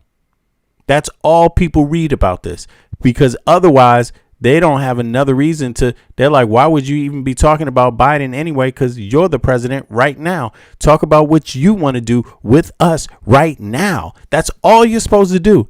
And this guy's rambling about fucking Biden. Is he going to talk about Obama soon? I don't know. How many minutes is left? He's got 15. He got 18 more minutes left. He might talk about Hillary too. Let's find out. Shit. Business is through the roof. We don't even make aluminum anymore. Now we're going to have the largest aluminum plant in the world being built in Oklahoma. I love Oklahoma. 77 out of 77 counties. 3 times. And it's great. It's a great state. They're going to be building the largest aluminum plant in the entire world in Oklahoma, starting very soon. Over the course of the past 2 days, I had a number of... All right, so I got it. So he's using most of this talk to his base at home. He's not talking to NATO members when he says this stuff. Yeah, they're not interested in any of this, you know, because it's just no reason for them to be interested in it. They're only there to find out what we can do together with you. If it's not that, then what is he talking about? So Trump is weak at home. He wants his base. He's using this opportunity to make himself look stronger to his base. His popularity is lower than it's ever been in his entire life. I'm saying, like, if you could get lower than what it was already, it's even lower than that. Like, so that pretty much explains all the talking he's doing. He's just trying to make himself use the international stage to make himself look bigger at home, but it's backfiring. It's backfiring because there's nothing here. You got 18. Look, he's been here talking for 18 minutes and 29 seconds. He almost talks for 40 fucking minutes. And says nothing. What is the reason? Yeah, exactly. What is the fucking reason, bro? What is the reason? 40 goddamn minutes? He doesn't have something to do? Like, look at Marco Rubio. Signal and dog whistle to his base, B. It's the signal and dog whistle to his base that he's not going to let up, right? And he knows that media is going to cover this, right? Legacy media is just going to cover this, right? And he knows the American base is going to hear it. Oh, look, the Democrats. It's as if, his base just waits for him to just blame the Democrats on a public stage. Mind you, he makes America look foolish on the global stage. Just rambling. At that point, he's just rambling, right? No one cares about the inner nuances of American politics. They care about why you are speaking on this global stage and what of the global agenda are you going to address as the leader of the strongest nation in the world. Exactly. He's the leader of the strongest nation in the world, talking like an incompetent kid. It's totally backward. His presence is totally the opposite of what he claims to be. Like, it just makes no sense whatsoever. It is utterly embarrassing. Anyone else would capitalize way farther than what Trump is having if they had the opportunity to be the president on the global stage. I mean, it's just utter weakness. And look at Rubio's face. I mean, what do you think he's thinking? He's sitting there just saying, this motherfucker is so full of shit. I know I've seen that look before. And, but on the other hand, he's a slime ball and he wants power too. So his only job right now, Rubio, is to kiss Trump's ass to the very end in the hopes that he passes the baton to him. That is it. He doesn't care what Trump does. He can make a fool out of the United States. He can diss every NATO ally. He can do anything he wants. Marco Rubio doesn't care. Marco Rubio is not going to budge. He's going to kiss Trump's ass. Trump could tell him to put on some red high heel shoes and fucking Mark Rubio would go run out and do it. Like, he is shrewd. That's not a good thing. You know what I mean? Like, just wanting power, being willing to do anything for power, that's not necessarily a good thing either, man. You know, you need to be able to have limits of integrity. You see what I mean? Points where you just like, my integrity won't allow me to do this. Fuck this. And that's not Mark Rubio at all. He's just going to sit there. Look, what do you think that face? Yeah. What do you get out of this when you read his body language? Marco Rubio. He's just trying to inherit the Trump cult. That's what he's trying to do. He doesn't even look. I mean, hold on. Let me zoom in on his face too for a second. Yeah, because I just have to see this. Look at this shit. This is him right here. This is just disgusting. I'm not even going to look at Trump anymore. Let's just look at Rubio's face while Trump talks. Look. Sometimes 100%, 200%, depending on what the product is. As an example, we're doing great on steel because we charge tariffs. So now all of a sudden the steel industry, which was absolutely dead a few years ago, I revived it in my first term, pretty good. And then they blew it in the Biden term. What a shame. They just blew it right out the window. They had no idea what they were doing. And I quickly revived it at the beginning of this term, year and a half. And the steel business is through the roof. We don't even make aluminum anymore. Now we're going to have the largest aluminum plant in the world being built in Oklahoma. I love Oklahoma. I think he developed this tactic of just keep looking around to avoid to avoid making any kind of facial reaction. Like, he's just going to keep turning around, looking this way, looking that way, looking around. It's like, because this guy is talking pure utter nonsense. 7 out of 77 counties, 3 times, and it's great. It's a great state. They're going to be building the largest aluminum plant in the entire world in Oklahoma. It's starting very soon. Over the course of the past 2 days, I had a number of excellent discussions with other leaders at the summit and held productive bilateral meetings with essentially all of them. We had dinner last night, just about all of them were there. President Erdogan of Turkey, as well as President Zelensky, and he just came in, as you probably saw, had a little press conference, and also President al-Shara of Syria, who's doing an unbelievable job in unifying Syria. What a job he's doing. Syria was a mess with what happened with the previous government, you know that. Very dangerous place, and now it's just come together. He's done a fantastic job. People are talking about it. In every conversation, it was clear that America is back, and we're stronger and bigger and better than ever before. We have more jobs, as I said, than ever before. And we're respected again like maybe never before. We are so respected as a country. That's why I wish I told the Secretary General, Mark, I said, it's too bad the press could not see what's happening in this room. You saw the big round circle with all of the leaders of all of those countries. And I don't know, I think they should allow it.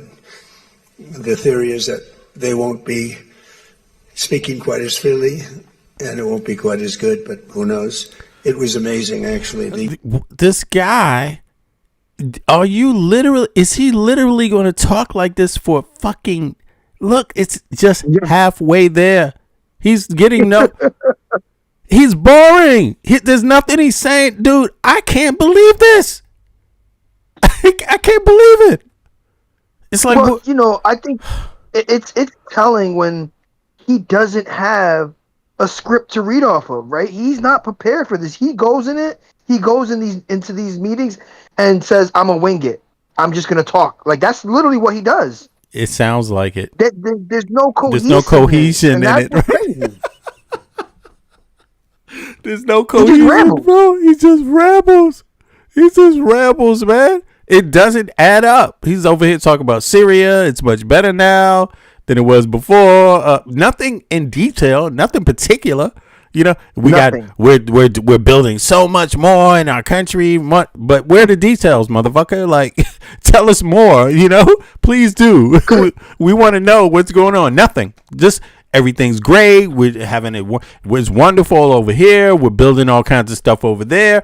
It's like, and he's doing this for 40 goddamn minutes. 40 minutes. The unity in that room was incredible. He already said that. This guy already said there was unity in the room. Can you believe this? He said this fucking. His base loves this, though. His base loves this. He said this literally like 12, 13 minutes ago. Talked about the unity in the room. Man, this is crazy. He said that like 5 minutes in to this little rambling speech. You know, he's going in fucking circles. He's going in circles. Love. It was sort of pretty wild. There was a love in that room that was great. So this was a tremendously successful summit. And again, I want to thank President Erdogan. Okay. Turkey, you see that? So look, he's at 20 minutes. He's going to thank people now. It's so successful. I guarantee you he's going to do it again because there's still fucking 20 minutes left. And so many of the presidents, prime ministers, they were all here from NATO, the NATO countries.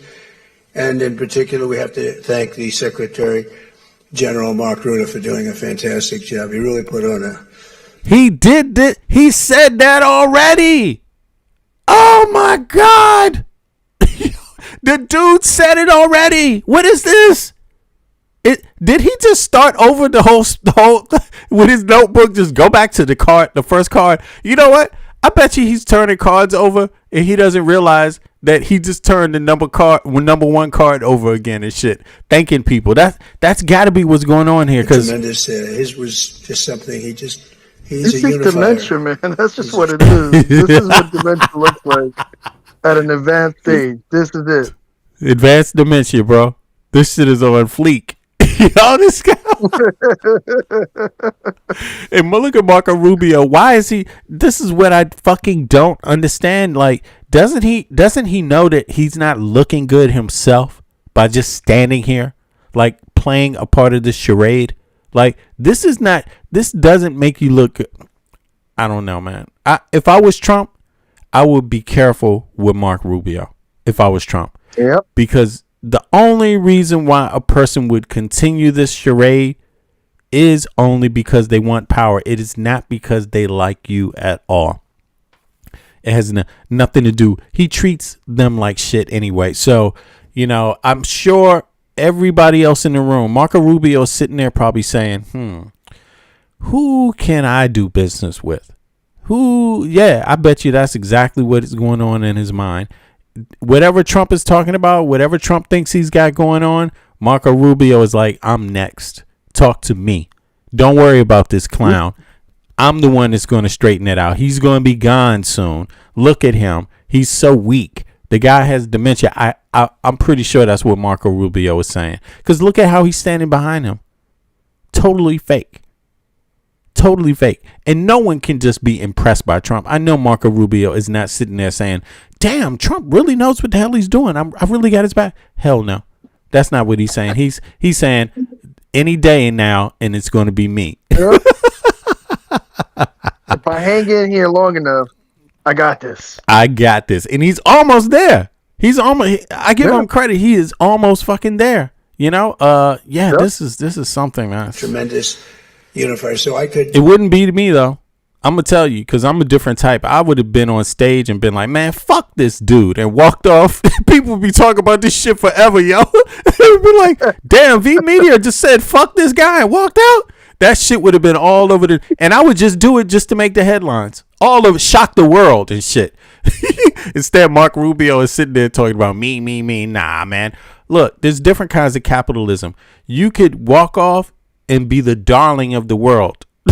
Everyone would be, yeah, man. Fuck yeah, dude. Yo, you my kind of dude, man. I like you, dude. I want you coming and working with me, with my company. I like that. You don't take any bullshit. You don't just kiss ass. You're not an ass kisser, V Media.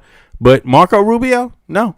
That's not what they're saying. They're saying this motherfucker is an ass kisser, and he's an ass kisser because he wants to get in position. That's it. And he will he will put up with anything, and everybody doesn't like that kind of guy, but they'll work with him. They'll work with him anyway. If he gets in position, they'll work with him. To take a few questions. We've done a few of these already today, so I don't think we should take too many. So we're going to keep it a little bit short, and I know a lot of... Look at this. He's talking about we're going to keep it a little bit short. It's 20. Look at this. Just to make this clear. He's talking about he's going to keep the questions short. It's at 20:48.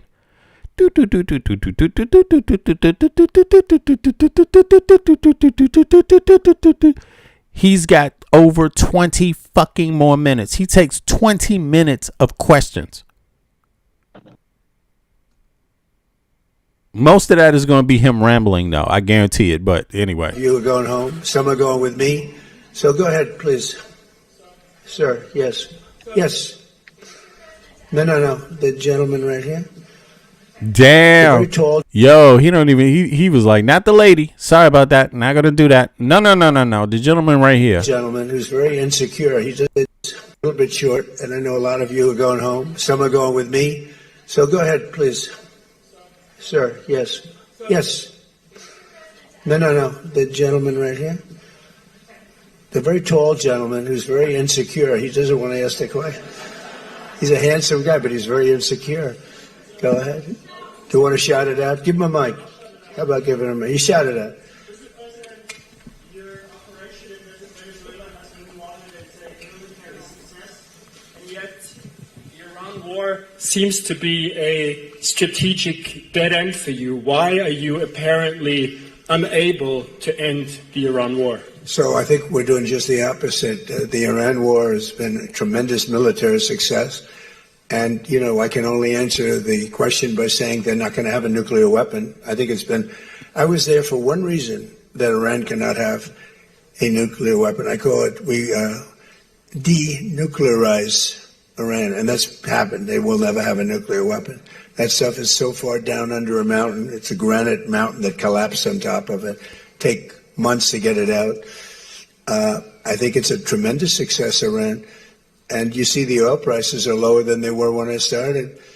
And people like to say that, but look, they have no military left. Their Air Force is gone. Are the oil prices lower? 150. Are the oil prices lower than when he started?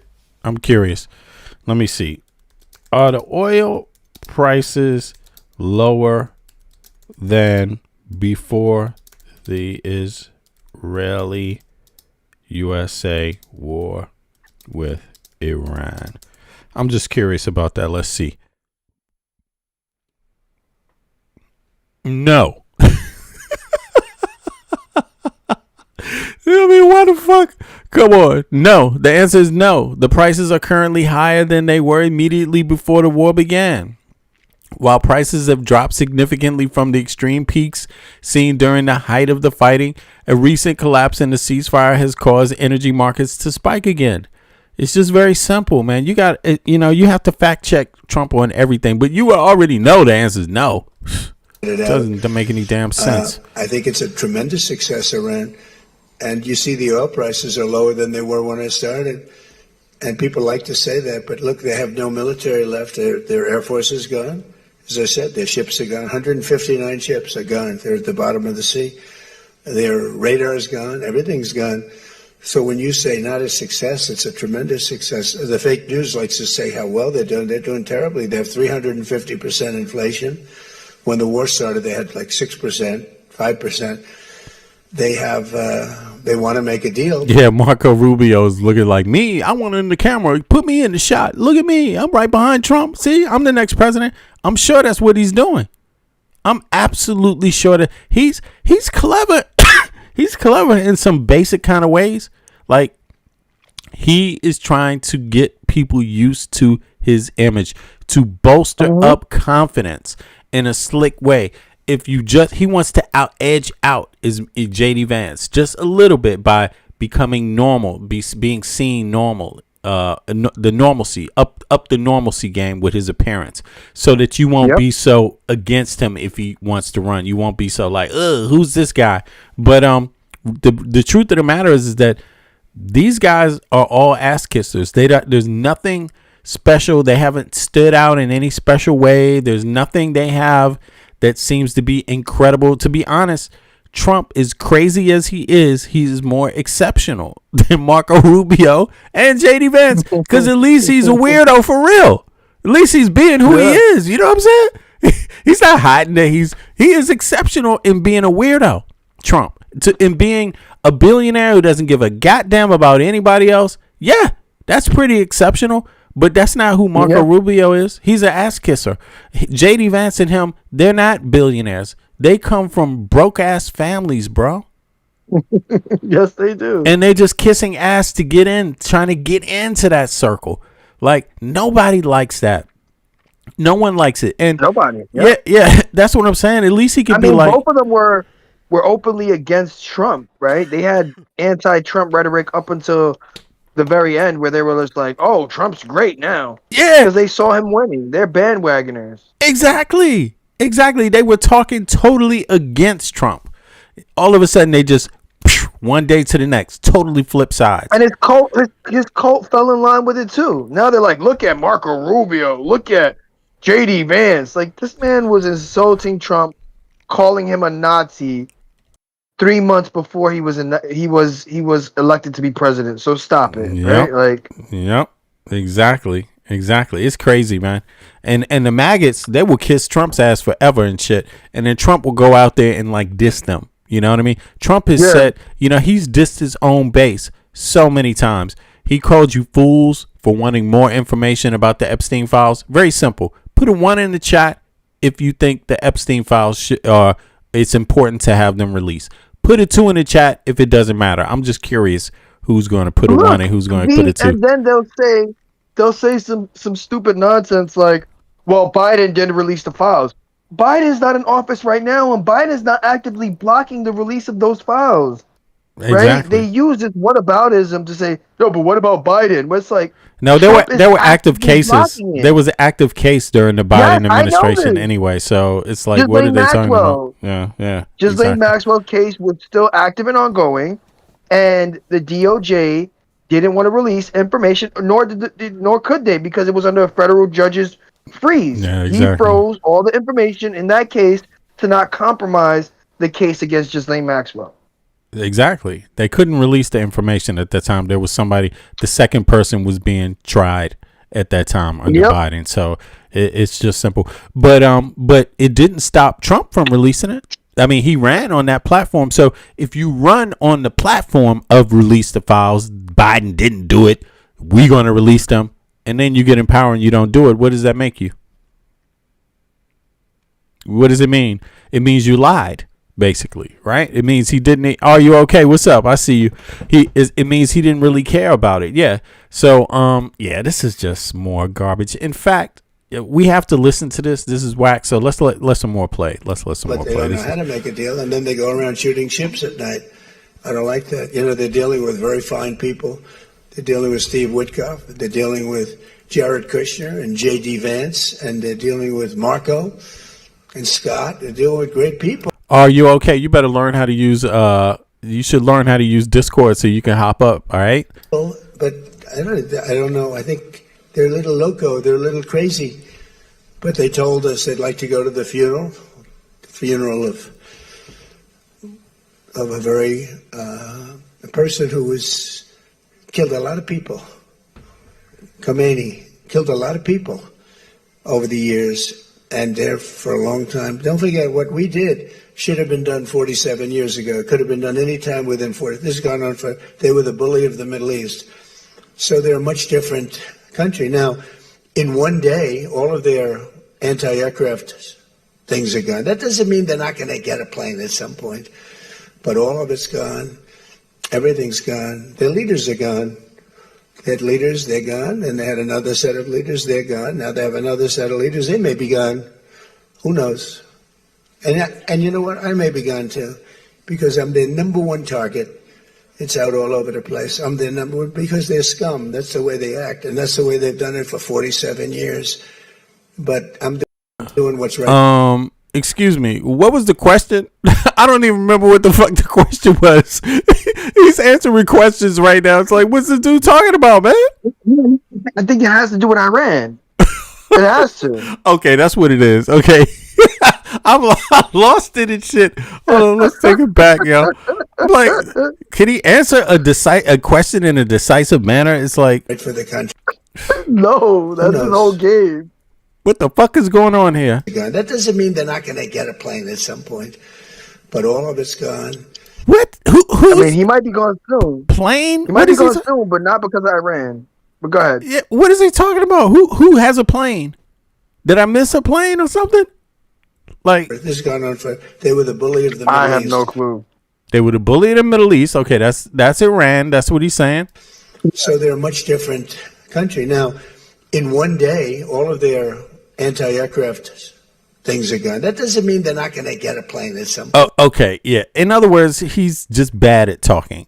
Now I get it, but it's just bad because it's totally irrelevant. He didn't have to answer. Who gives a fuck, man? Are they going to have a nuke? He could have said this in 2 seconds. Our goal was to make sure they didn't establish the creation of a nuke. We've solved that now. End of story. Instead, he's talking about planes and. But all of it's gone. Everything's gone. Their leaders are gone. Planes, trains, automobiles. But why does he need help? Yeah, why does he need help? Why, if everything is gone, why is he asking Europe for Europe's help now? That doesn't make sense. That's the problem with his argument. If everything is gone, why do you need help? He can't answer that. That's a serious problem because it doesn't add up. If you took care of the issues, then why are they still able to control the oil flow? They had leaders, they're gone. And they had another set of leaders, they're gone. Now they have another set of leaders, they may be gone. Who knows? And you know what? I may be gone too, because I'm the. This is where the weave starts. They're gone. He could have stopped right there. And he's like, and you know what? I might be gone. And then the next president of the U.S. might be gone too. Everything's gone. Marco Rubio might be gone. Leaders are gone. What the fuck? They had leaders, they're gone. And they had another set of leaders, they're gone. Now they have another set of leaders, they may be gone. Who knows? And you know what? I may be gone too, because I'm their number one target.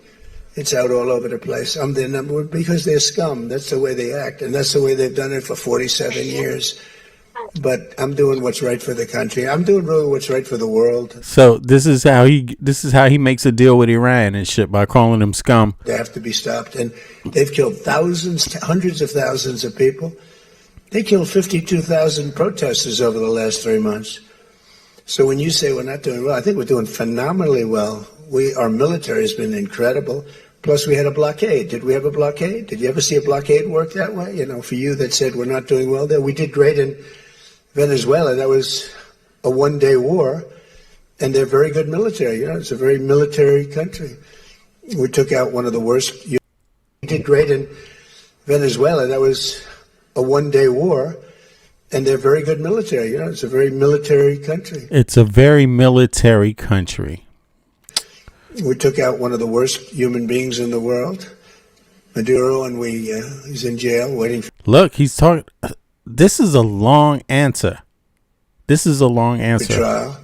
But what he did to this country was incredible, including the fact not only the drugs, but he had people pour into the country from prisons. They opened up their prisons. They allowed them to come in. We're getting them out. We're getting them all out.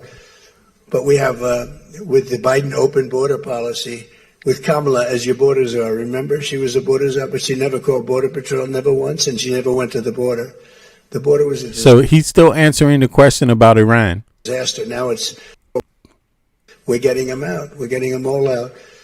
But we have, with the Biden open border policy, with Kamala as your border czar. Remember, she was a border czar, but she never called Border Patrol, never once, and she never went to the border.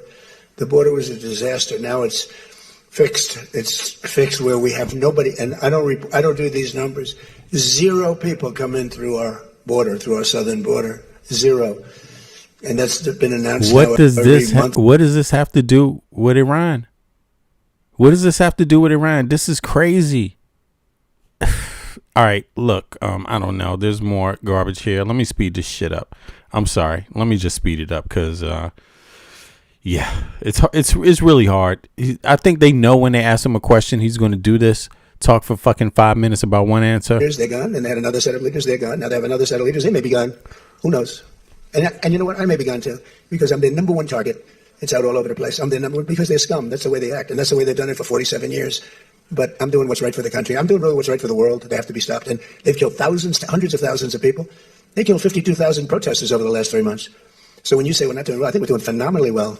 Our military has been incredible. Plus, we had a blockade. Did we have a blockade? Did you ever see a blockade work that way? You know, for you that said we're not doing well there, we did great in Venezuela. That was a one-day war, and they're very good military. You know, it's a very military country. We took out one of the worst human beings in the world, Maduro, and he's in jail waiting for trial. But what he did to this country was incredible, including the fact not only the drugs, but he had people pour into the country from prisons. They opened up their prisons. They allowed them to come in. We're getting them out. We're getting them all out. But we have, with the Biden open border policy, with Kamala as your border czar. Remember, she was a border czar, but she never called Border Patrol, never once, and she never went to the border. The border was a disaster. Now it's fixed. It's fixed where we have nobody, and I don't do these numbers. 0 people come in through our border, through our southern border. 0. And that's been announced now every month for the last 12 months. 0. We had millions of people come in, under 25 million people, I think more than that under Biden. And they weren't people that you want, and for the most part.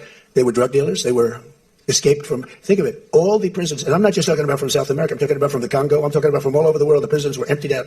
They were emptied out into our country. But they had the worst murderers. We had people allowed in our country that should never, and they walked in to an open border policy. And all I'm saying is that you're lucky we won this election. Yeah, please. Go ahead. No, yes, go ahead.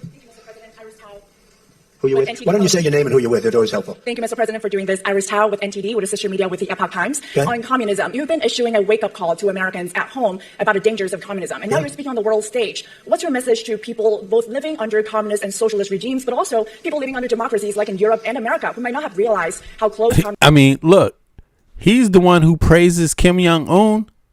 What the fuck is he talking about? He praises Kim Jong-un. How can anything that he says about communists be taken seriously? This dude literally praises Kim Jong-un. Like, what does he think the dude is? Xi Jinping. Huh? Xi Jinping, China and North Korea. And she is the leader of the Communist Party of China. But listen, they at least fake like they have elections. Motherfucking North Korea doesn't even fake. They don't even fake, bro.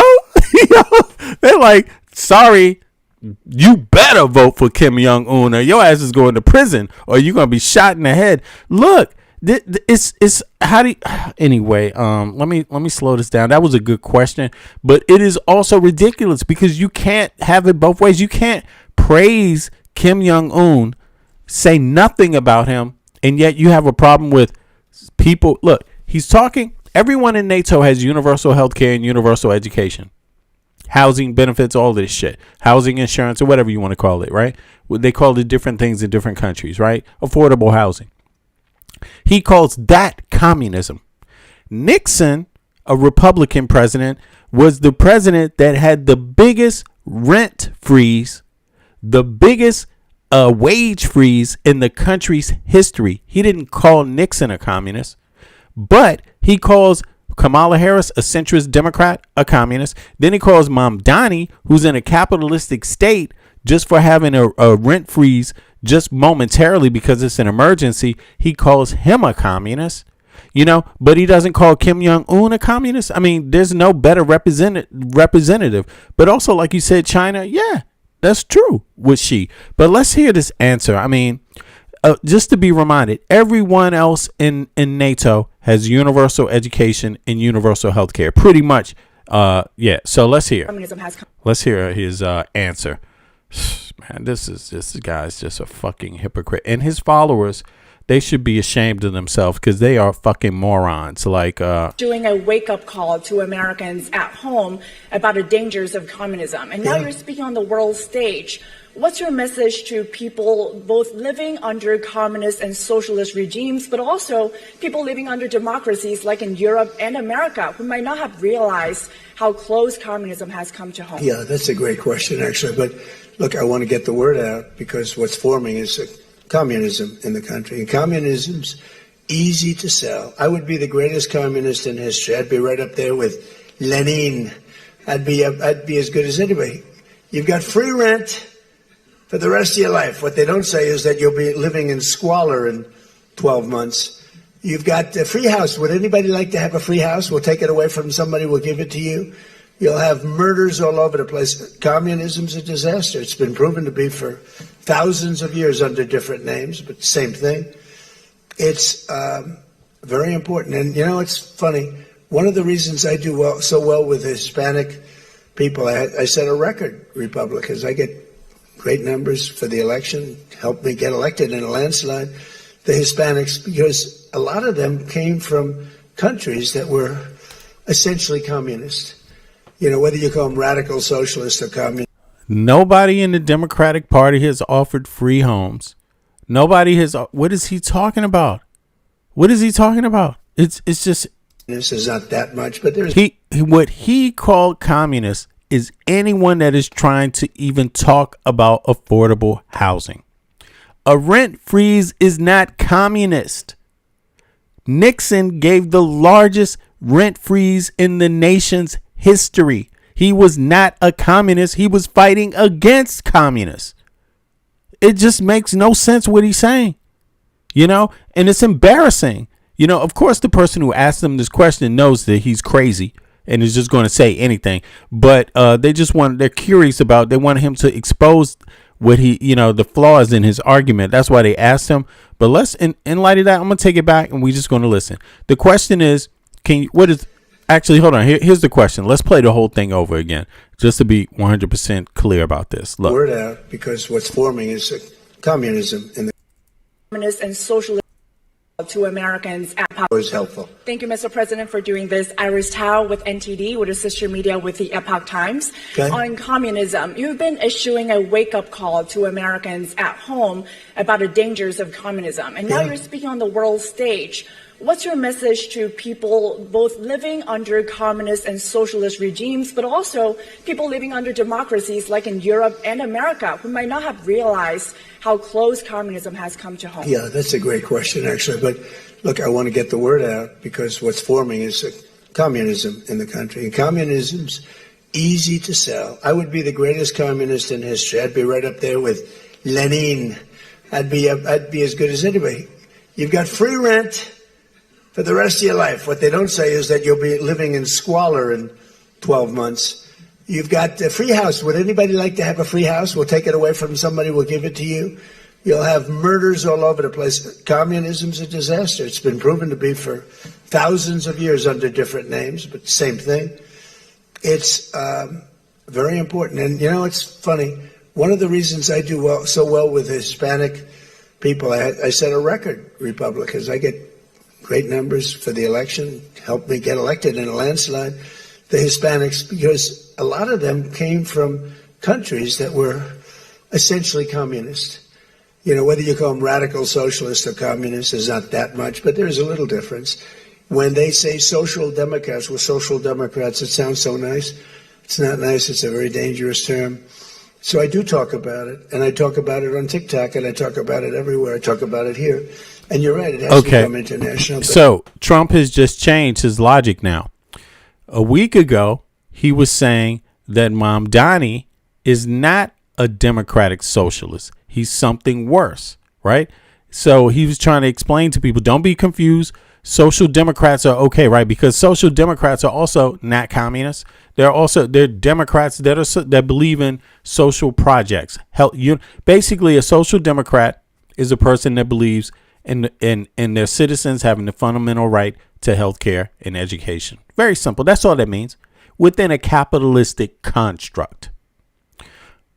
He said a week ago the exact opposite. That Mamdani is a socialist, right? That's worse than a social democrat. Now he's changing his rhetoric here. Difference.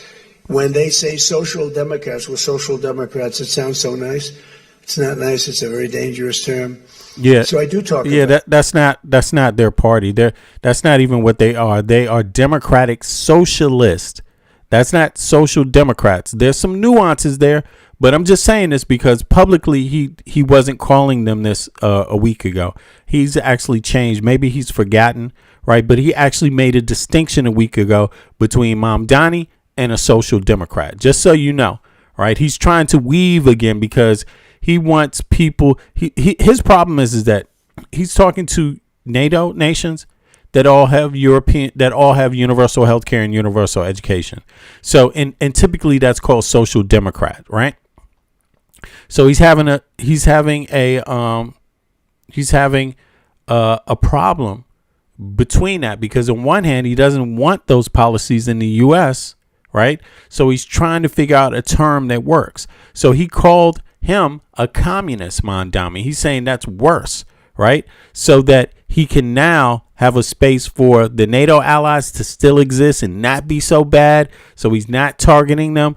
But the truth of the matter is that he's calling them communists because the democratic socialists in the U.S. want the same things, the same values as every other Western nation. So, you know, he's having to weave between that dynamic, and it just doesn't make any sense, you know.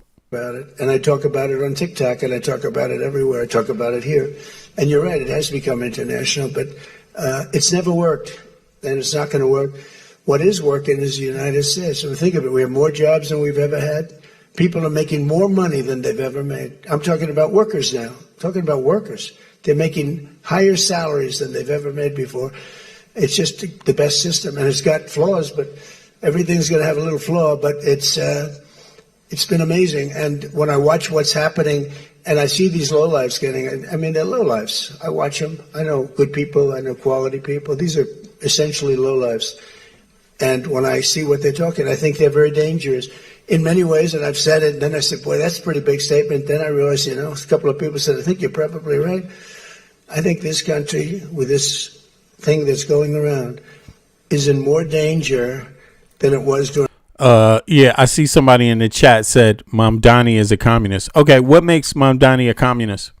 What is it exactly? What makes him a communist? What has he done that makes him a communist? What has he said that makes him a communist? Just curious. Also, I'm going to put a link in the chat panel. I'm curious about that, because I say if you think he's a communist, then you should be able to tell us what is it that he's done that's communist. What is it he's doing that's communist, Mamdani? I'm curious about that.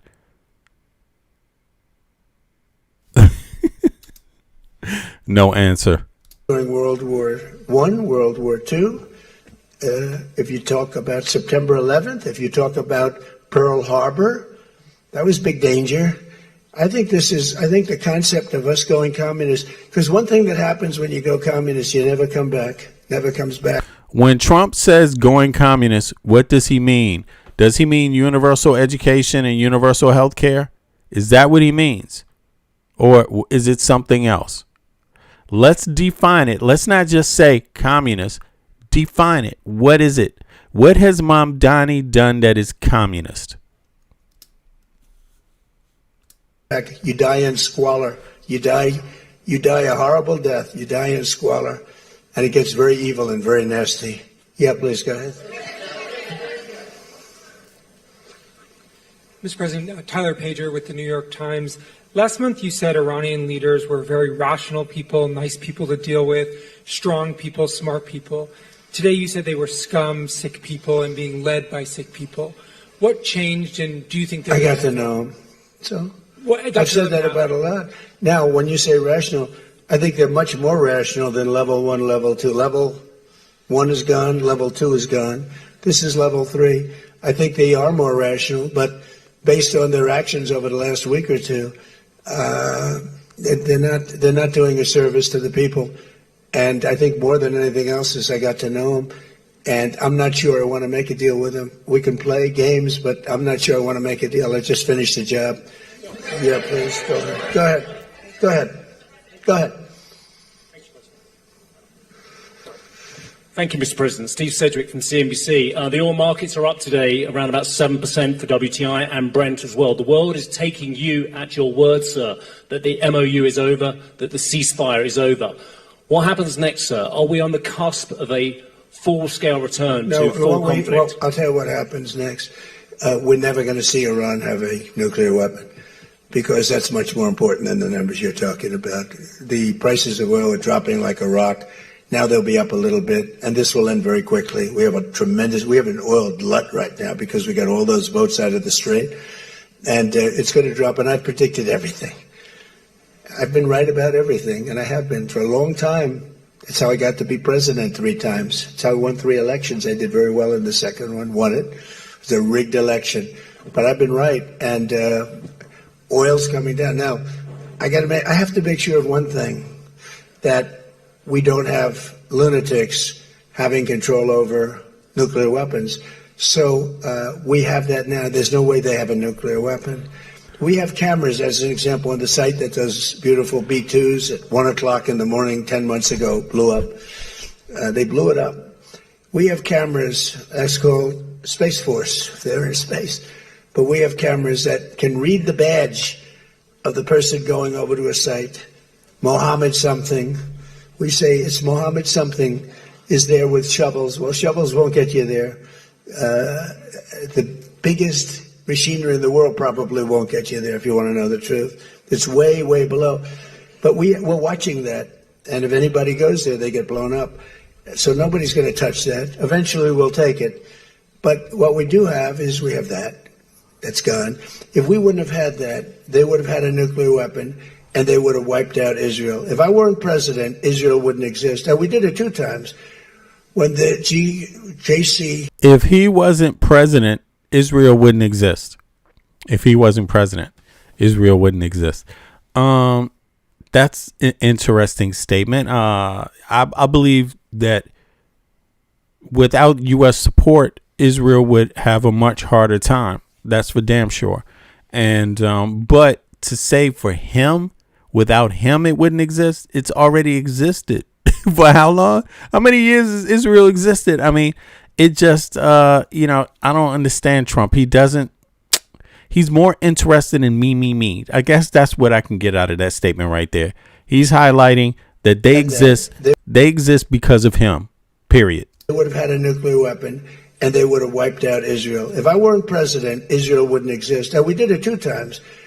When the JCPOA, the Obama deal, when that was originally conceived, everything went to Iran. 1.7 billion in cash, hundreds of billions of dollars. They thought they could buy peace with these people. You can't do that. So the big thing we have is more important than anything we can talk about is you can't let lunatics have nuclear weapons. And we've stopped that. And that should have been stopped on a couple of other occasions, too, with different countries, but they didn't do that. Yeah, please.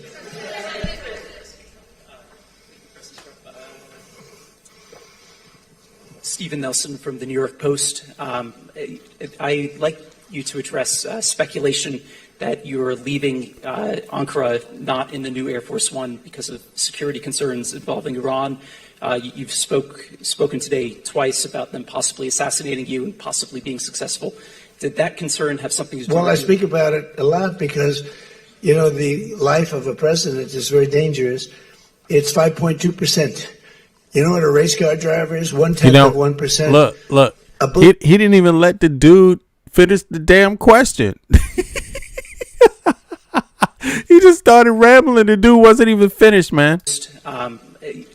Didn't do that. Yeah, please.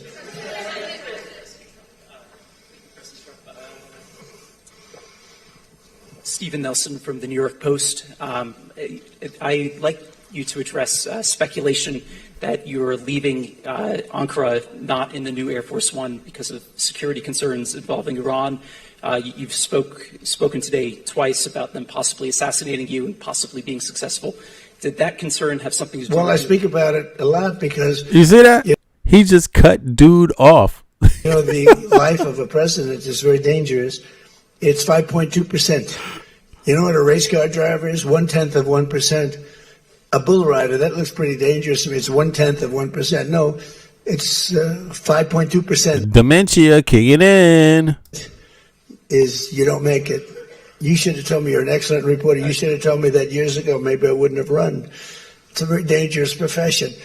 No, I'm number 1 on the kill list for Iran. They're lovely people. I'm number 1. So I don't know. I can't tell you that, but I don't really care because I'm doing my job and I'm doing it, I hope, better than anybody's ever done it because we have a country that's hot and really, really successful. But I mention it only because it's on the list. I mean, it came out. There was another list came out yesterday, and I'm number 1 on. I like being number 1 on TikTok better, but I'm number 1 on the list for killing.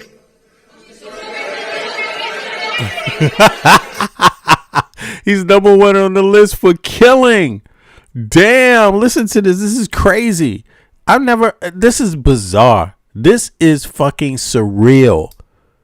I hope better than anybody's ever done it because we have a country that's hot and really, really successful. But I mention it only because it's on the list. I mean, it came out. There was another list came out yesterday, and I'm number 1 on. I like being number 1 on TikTok better, but I'm number 1 on the list for killing.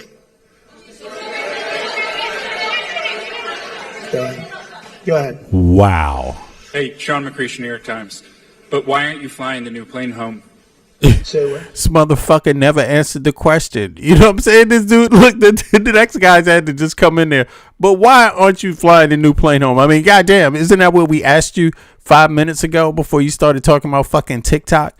Like, damn. We have a country that's hot and really, really successful. But I mention it only because it's on the list. I mean, it came out. There was another list came out yesterday, and I'm number 1 on. I like being number 1 on TikTok better, but I'm number 1 on the list for killing.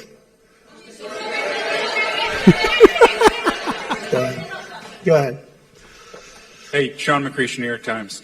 But why aren't you flying the new plane home? Say what? Why aren't you flying on the new Air Force One home? It's flying to Europe, to one of the big bases, 2 or 3 of the big bases, where we can show it to the people. And we'll be going home by normal methods. but we have it going to Europe to a couple of bases, actually one in particular, but it's going to go to a couple of bases stop so the soldiers can see it because it's truly magnificent. Yeah, please. Go ahead. You want to go? Okay, go ahead. Mr. President, harici media Tunç Akkoç, Türkiye. Mr. President, it seems that the war with Iran may start again. What do you expect from your European allies? I don't think it's going to start again. I think it's going to go very quickly. They hit a couple of ships, and so we hit them much harder. When they hit, he didn't listen to the question. The guy wasn't finished asking his question. You know, that's interesting. Like, also that he jumped in there because he didn't like the idea of the reporter asking the question, saying that it looks like it may start again. He didn't like that, so he cut him off. But President, it seems that the war with Iran may start again. What do you expect from your European allies? I don't think it's going to start again. I think it's going to go very. You see that? What do you expect? He was about to ask him, what do you expect from your European allies? You know, and then something else potentially, but he just cut him off.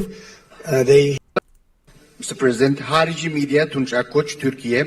Mr. President, it seems that the war with Iran may start again. What do you expect from your European allies? I don't think it's going to start again. I think it's going to go very quickly.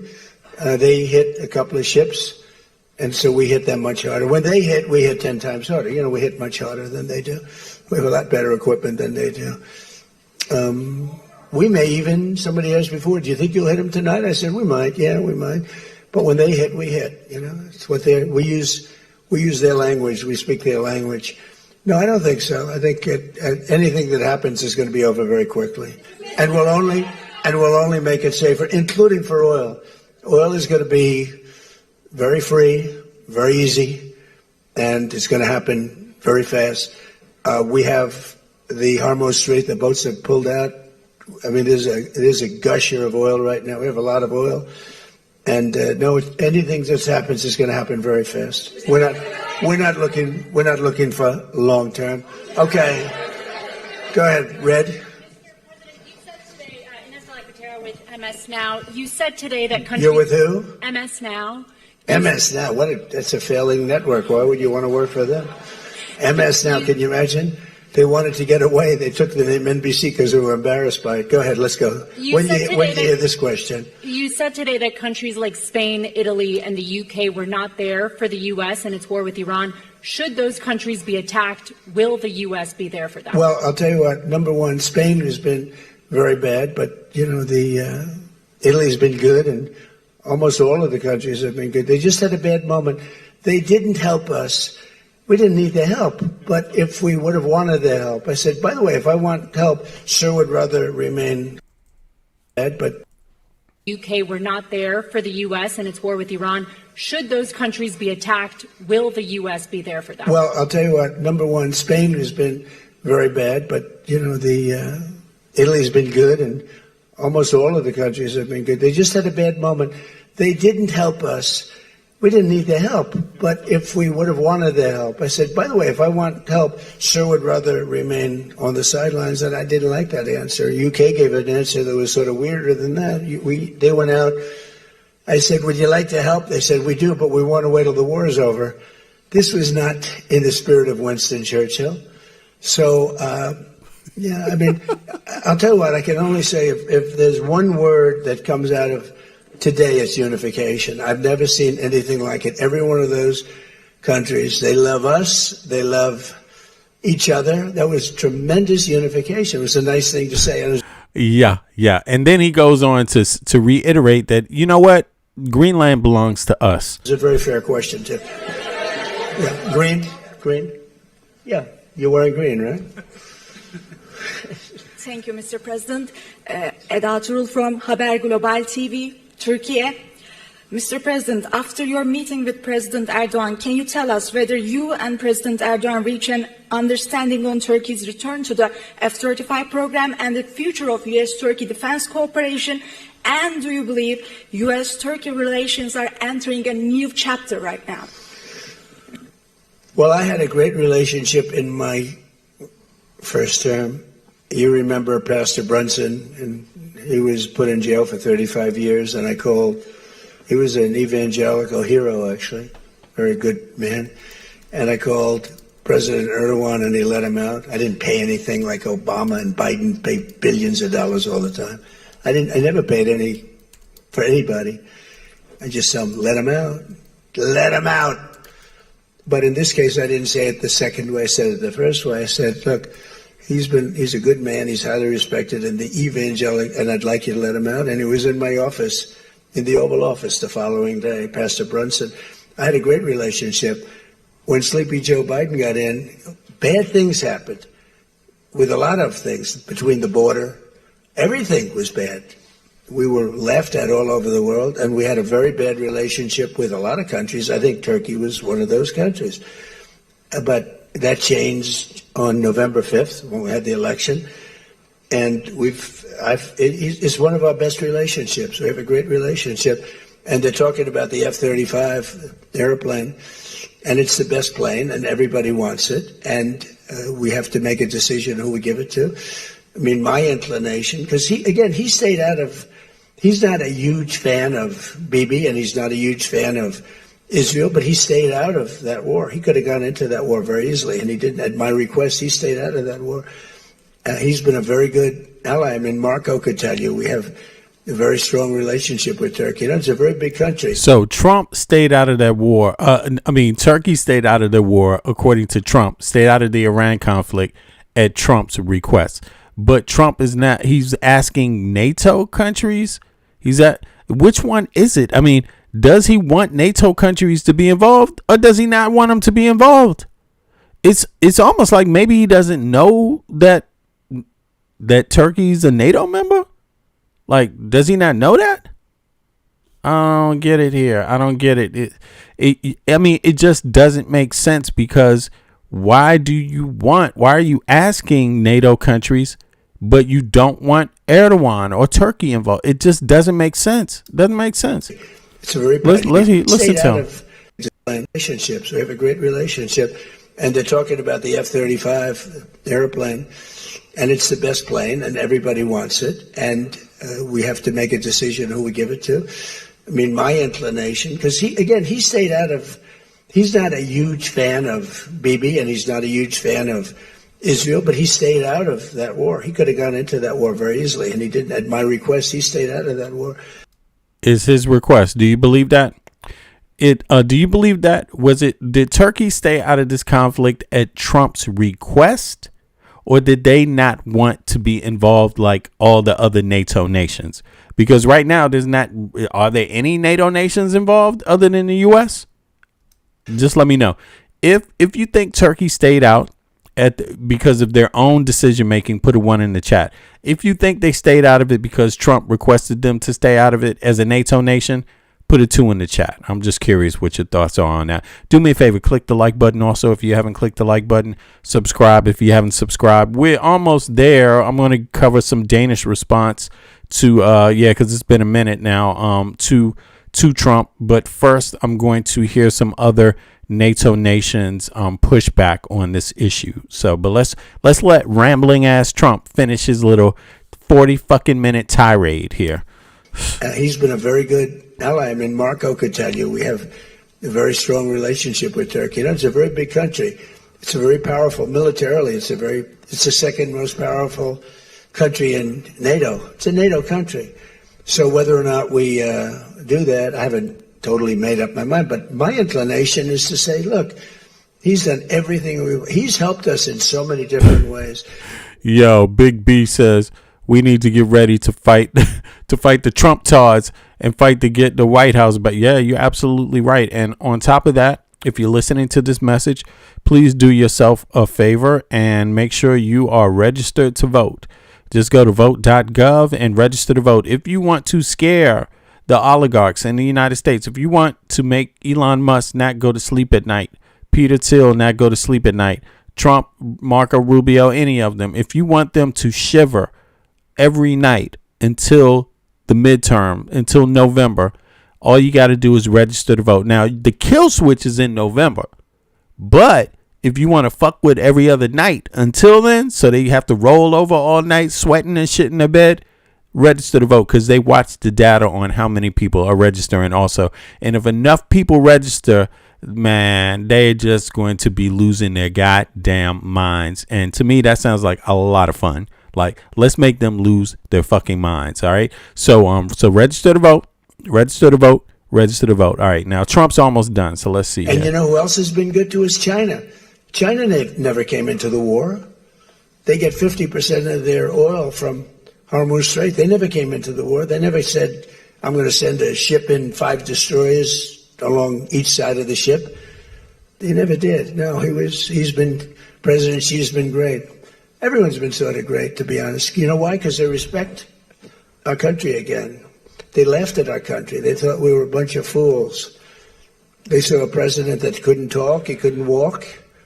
It was a disaster. They lost respect for our country, but now they have more respect for our country than they've ever had before. Thank you all very much. We'll see you back. They're literally laughing at this motherfucker. I mean, China is like, thanks, Trump. I appreciate you so much. And he's like, yeah, I appreciate you too, Xi. When was the last time you ever heard Putin diss Trump? Never. Now let's hear some NATO pushback on this real quick, and then we will go straight to the Greenland to the PM Prime Minister of Denmark real quick. Are there troop drawdowns in Europe likely? And are you satisfied with the progress that NATO allies have made? Well, we're going to see. I was very disappointed with NATO. And frankly, if it weren't held in Turkey, where my friend happens to be a very strong leader, a very strong person, it's possible that I wouldn't have attended. I felt I had to attend because of the fact that, I know he's gone all out. It was a big thing to have NATO come to Turkey or any place else. It's a big thing. But we weren't treated well because we did something in Iran. We don't need anybody's help. I didn't even want their help. But before I asked, they said they wouldn't be there. And we've invested trillions of dollars in NATO. Why? To protect European countries and others, Canada, etc., but to protect people, countries from, generally speaking, it used to be the Soviet Union, now it's Russia. And I say that's fine, but you would think that they'd be very willing to do something to help us, and they really weren't. In the case of the... So, you see, Trump is speaking out of two sides of his neck. On one hand, he's complaining about NATO nations, that's Turkey, not buying enough weapons. Then on the other hand, he's praising Erdogan, but then he's saying, then he goes back and says NATO nations aren't helping enough with Iran. But then he goes and he says, but I asked Erdogan to stay out of it. It's like, I'm sorry, you can't. There's every time he says one thing, he goes out and contradicts it completely in the same fucking day on the national stage. Like, this is what we got right now. This is what we got. There's nothing anyone can do because he contradicts himself. That people don't know what the fuck to do. Even if they wanted to do something, they wouldn't know because he says two different things in the same day. How do you know which one he wants you to do? It is bizarre. Sorry, but things have to make sense for people to spend their lives, to send soldiers, to spend money. That's at the very least. It has to make rational sense what you're saying at the very minimal. And when Trump talks, it just doesn't. And this is what he looks like in his prime, huh? Motherfucker is just looking out of his mind, yo. Well, I mean, his base is they've always been this way, right? And I think, now that he's even less coherent, it's more distasteful, right?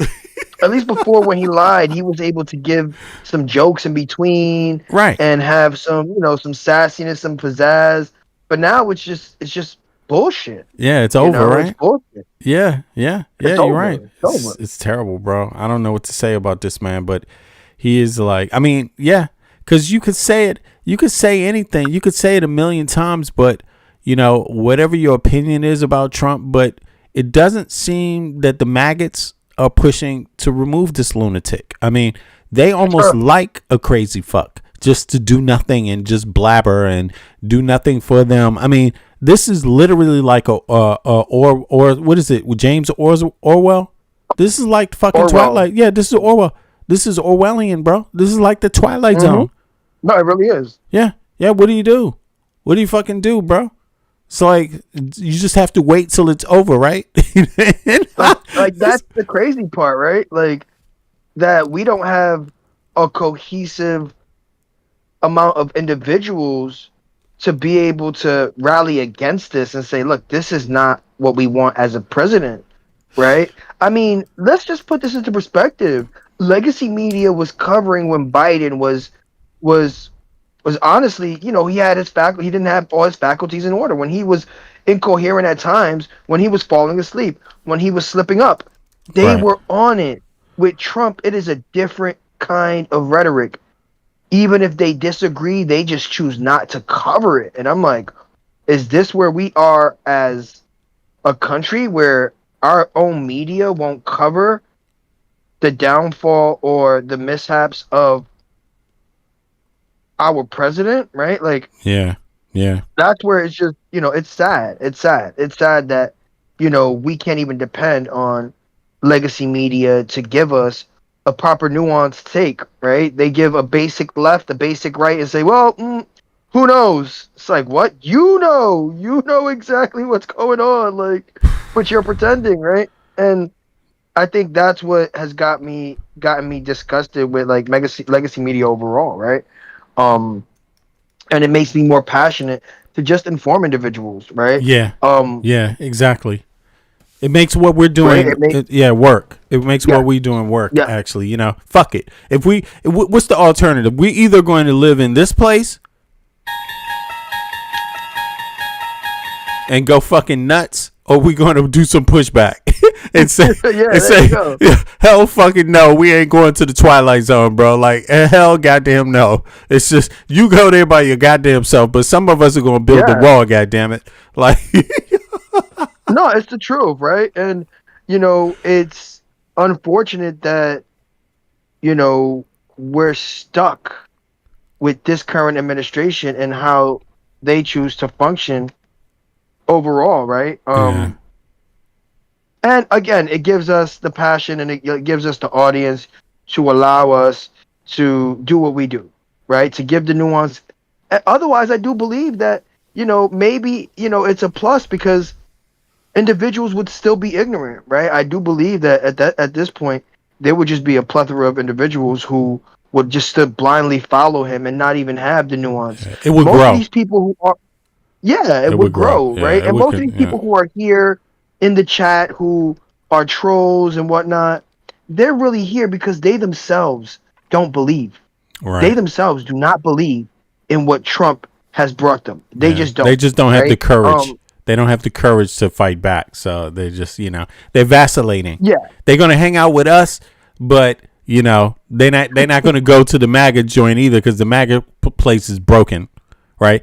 They've been saying the same thing in the MAGA sphere since it's almost like 2024. Same copy paste, nothing original. Mm-hmm. Exactly. It's been the same since 2016, right? Yeah, and 2016, where, exactly. You know, yeah. It's showing now more than ever because he is slowly losing his spunk, his wits, right? Because I think that's the only thing I can give to Trump, right?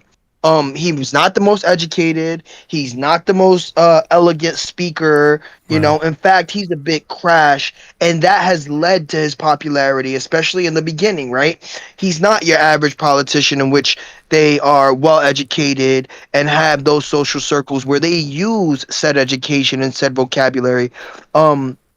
He's been able to speak in such a, I want to say, a normal term, right? And that's what the appeal to a lot of Americans and a lot of, you know, independents and Republicans, that was the appeal to him, right? Yeah. The fact that he doesn't speak like an average politician. But when we look at something like this, you know, the NATO summit, and we get to see just how incoherent he is, he's made people want that average politician back. He's made people want that decorum that comes along with the U.S. politician, right? Woo! And it shows. And, you know, I think, again, it just shows how decline in health, right? And I'm not saying that just because it also I just exposed like something Trump else. policy.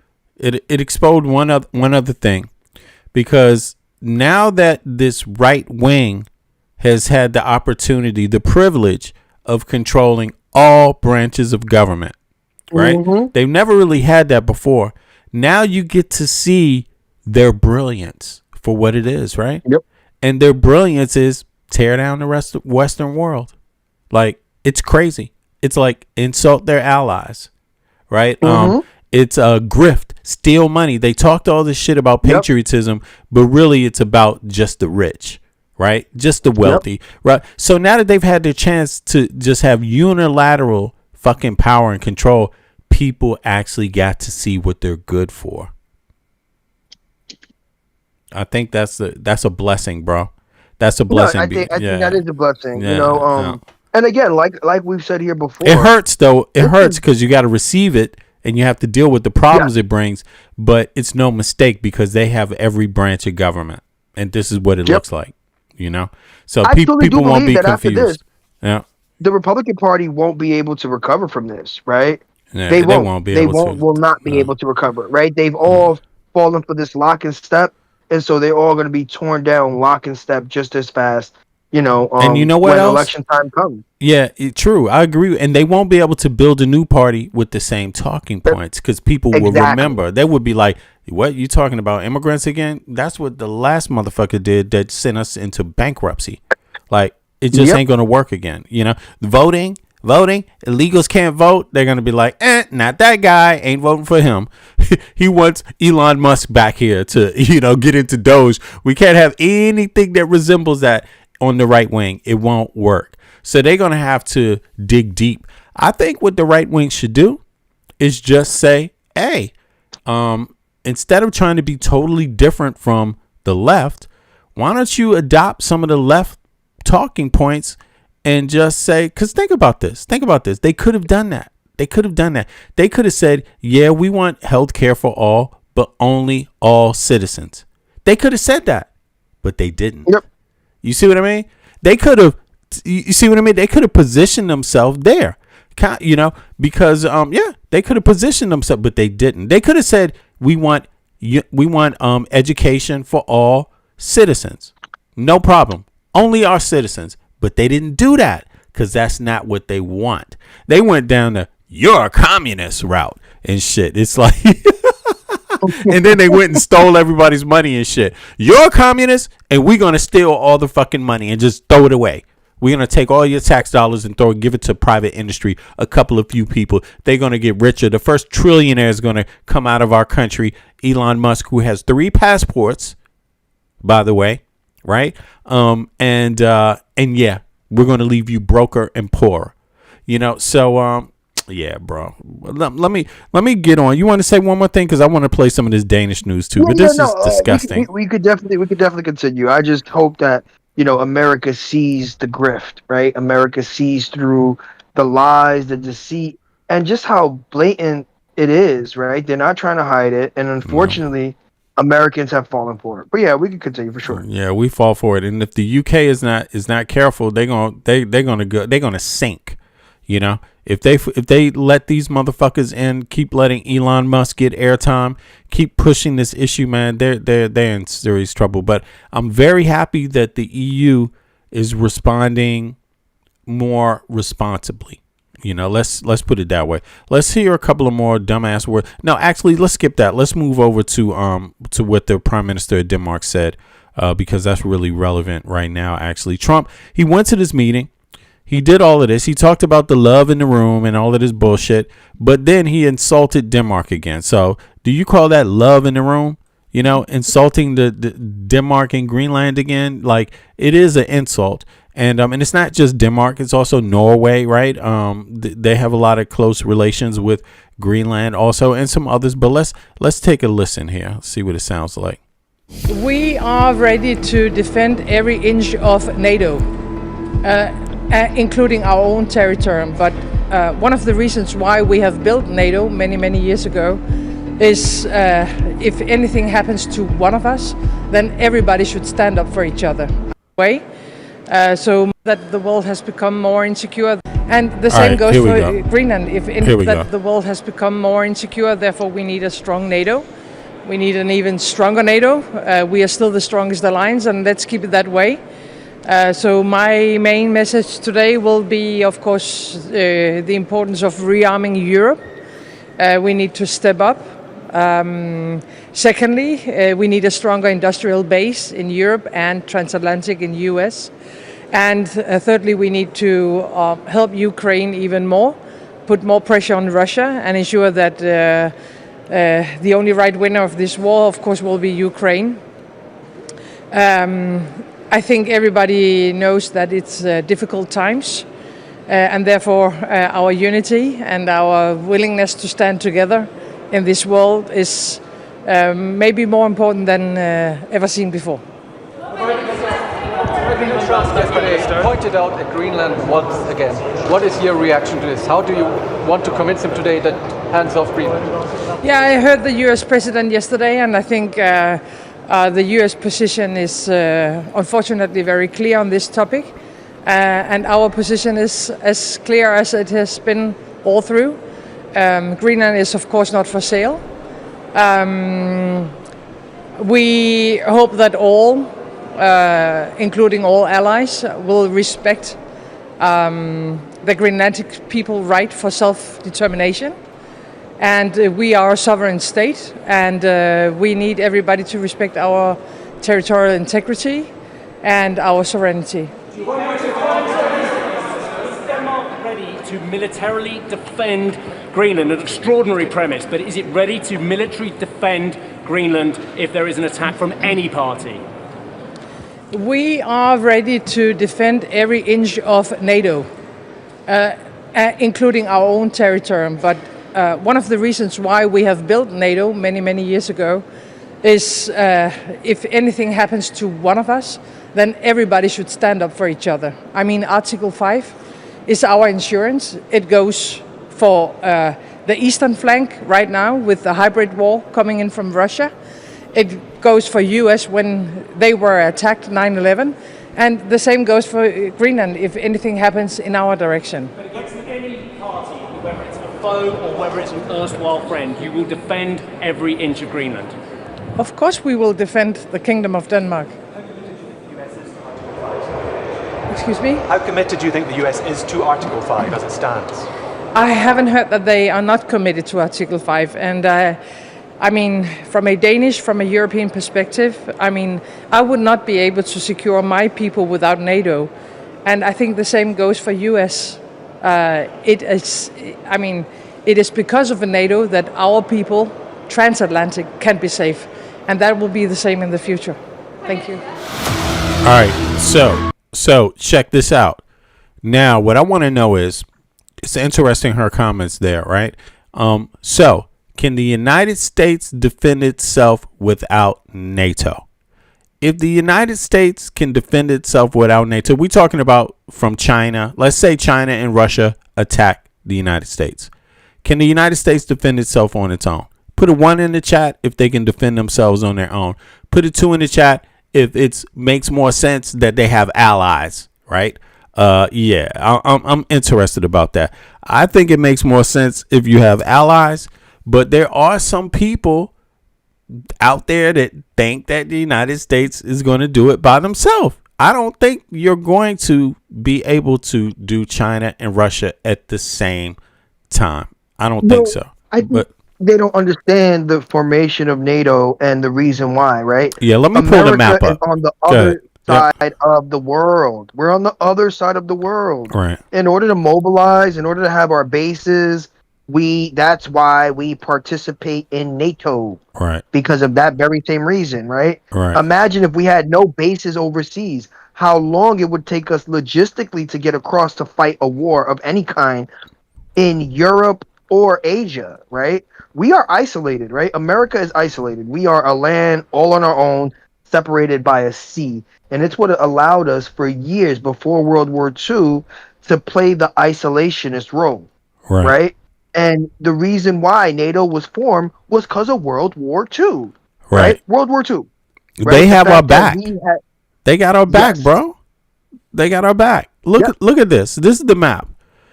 If NATO is what's standing between Russia and the United States from coming from the western side, right? Russia and China. Yeah, expanding. Yeah, NATO is what's stopping Russia and China from coming from this side, right? And then you go to this side and there's nobody. There's only Japan. There's Japan and Taiwan, right? Stopping, and South Korea stopping China and Russia from hitting our west coast and us. So, yeah, but go ahead. Go ahead. You were saying. I just wanted to point that out. No, I think a lot of individuals just don't understand that, right? That simple logistic is the fact that we are a country that is isolated by land and sea. And during World War II, that was the reasoning for us joining NATO, right? For us to be able to say, you know what, this can't happen again, because if it does, the liberty of the world can be jeopardized. Right. Germany was that much closer to owning the world, right? From owning the world, right? From being the only superpower in existence, right? And it took for all of the countries, not just the U.S., not just Great Britain, and not just Russia, to all play a part in stopping a major superpower. Let's say tomorrow China and Russia decide to expand. The only thing stopping them is NATO and the combined forces of Europe and the US, right? Exactly. It's something that people fail to understand when it comes to just geopolitics, right? Yeah. The reason why NATO is important, the reason why tomorrow, you know what, if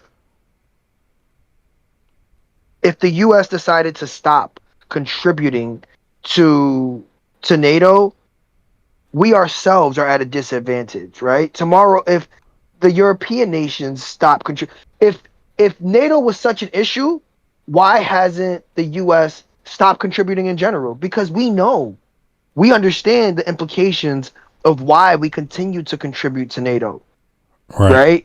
Trump himself understands that, and it's the reason why he fully hasn't pulled it out, but he's shaming all these other countries to make it seem like we're the ones who are better or spend the most, when we benefit, as we covered earlier, by selling these arms to these countries. Facts. Right? We benefit as a nation by selling arms to other nations. And how do we do that? Because they're NATO allies. That's how we know they're safe to give arms to. We're making money off of them by selling them weapons, and they buy our weapons, and now we're telling them, we have the nerve to try to negotiate that and say that, expect that they're going to buy our weapons at the same time that they're saying we're not going to work together with them on defense. And actually, here's the thing. If the United States did decide to break away, let's ask that question. If the United States decided to leave NATO, because notice Trump said he was going to do that before and he didn't do it, but he still hasn't done it the second term, right? But if Trump is so dissatisfied with NATO, why doesn't he leave NATO? No. Yeah. What's up with that? I mean, what do you think the answer is? I'm curious what the chat thinks about that. Like, why hasn't Trump left NATO since they're such a fucking burden? Since they're such a goddamn burden, according to Trump, why hasn't the U.S. left NATO? I'm curious what folks have to think about that in the chat. Let me take a look and see what folks are saying. I don't see any reason for. I think it's he's trying to negotiate something that he's not being so clear about. He wants them to buy more arms. The more they contribute, the more they buy arms. It's that simple. Yeah. It's literally that simple. Yeah. He wants them to buy more arms. The more they have to contribute to the NATO budget means the more arms they buy from the U.S. Right. That's it. Right. He's not even that smart. It's just what that's the rhetoric that he's pushing, right? Yes. Yeah, go ahead. So he's negotiating. What he's doing is he's negotiating the idea, like what Biff says, Putin and Russia want NATO destroyed. So he's throwing that idea out there, like, if it could be destroyed, or you could buy more weapons from us. But we're not going to help you. We're not going to help you, but you could buy more weapons from us. But let's just say, But we're members of NATO. Article 5 exists. An attack on one NATO nation is an attack on all. The Prime Minister of Denmark is right. So what the fuck is Trump doing? Because if you're not going to respond, why don't you leave? If it's just about selling weapons, you don't need to be in NATO to do that. Well, if it forces them to buy, right? It forces them to buy if they inherently are giving more money, though that money is going to go directly to arms, right? Right. So it just makes it easier. It just makes it easier for him to sell these arms, right? Yeah, it makes it easier, but still, and if he's a member of NATO and the military knows that, so the military is following that. They signed on to it, so that means that they are going to defend theoretically, right? Yeah, well, let me ask the chat this. Let me ask you this also. Let's say the United States leaves NATO, because I know MAGAs say they want that, right? I heard somebody say, fuck NATO, man. Yeah. Fuck NATO. And then they was like, I'm talking about NATO Jenkins. These motherfuckers are so stupid. NATO Jenkins, you don't know who NATO Jenkins is? Yeah, but in any case, they was like, fuck NATO, right? Bernie Mac and shit. Yo, they're like, fuck NATO Jenkins. And this dude, but look, what if we did step out? What if the U.S. left NATO? What would it force everyone else to do? That would be the worst mistake the United States ever fucking made. Because it would force them to pull out of all other relations with the U.S. It would force them. They're not going to just... They're not going to just have a one-sided thing here. They can't just do that. No one can do it that way. They're going to have to buy weapons from others too now, right? They're going to have to make more weapons, and they're going to have to spread out their policy to make sure that they're in a safe zone, right? And how do you stay in the safe zone? It's through trade, right? It will be more trade with China, ultimately. I don't get it.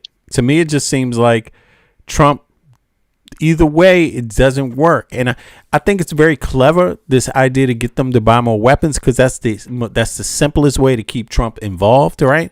You're buying weapons from us. Trump is really in a bad space. He's the one that has to prove he's winning for the United States. And it's not totally clear that he is yet, right? So it seems like they're feeding into that need that Trump has.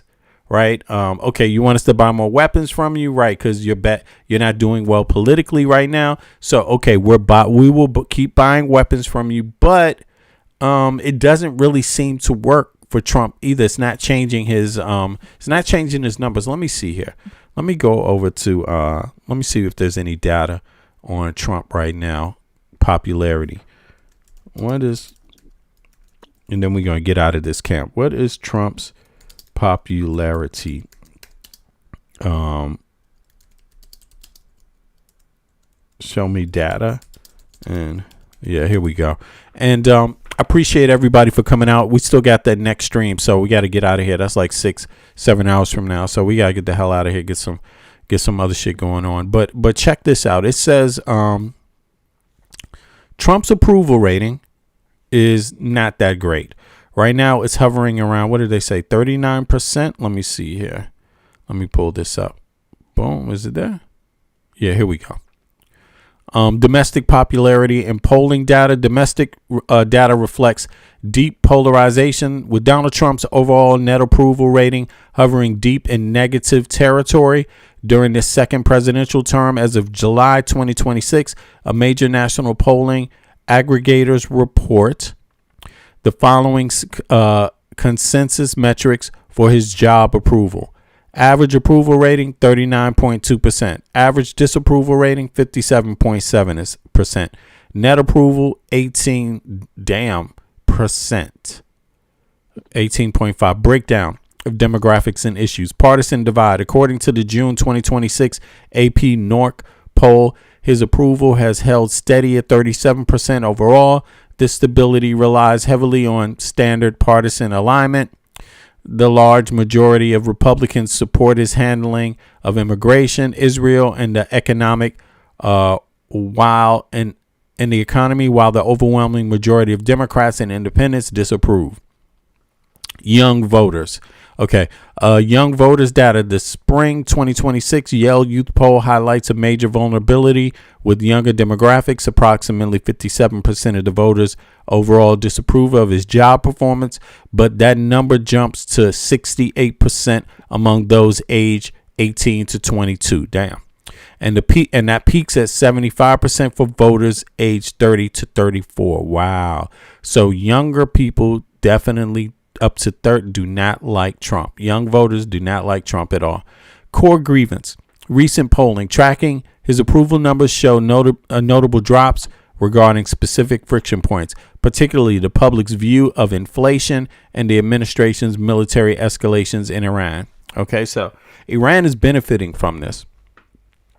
International popularity data.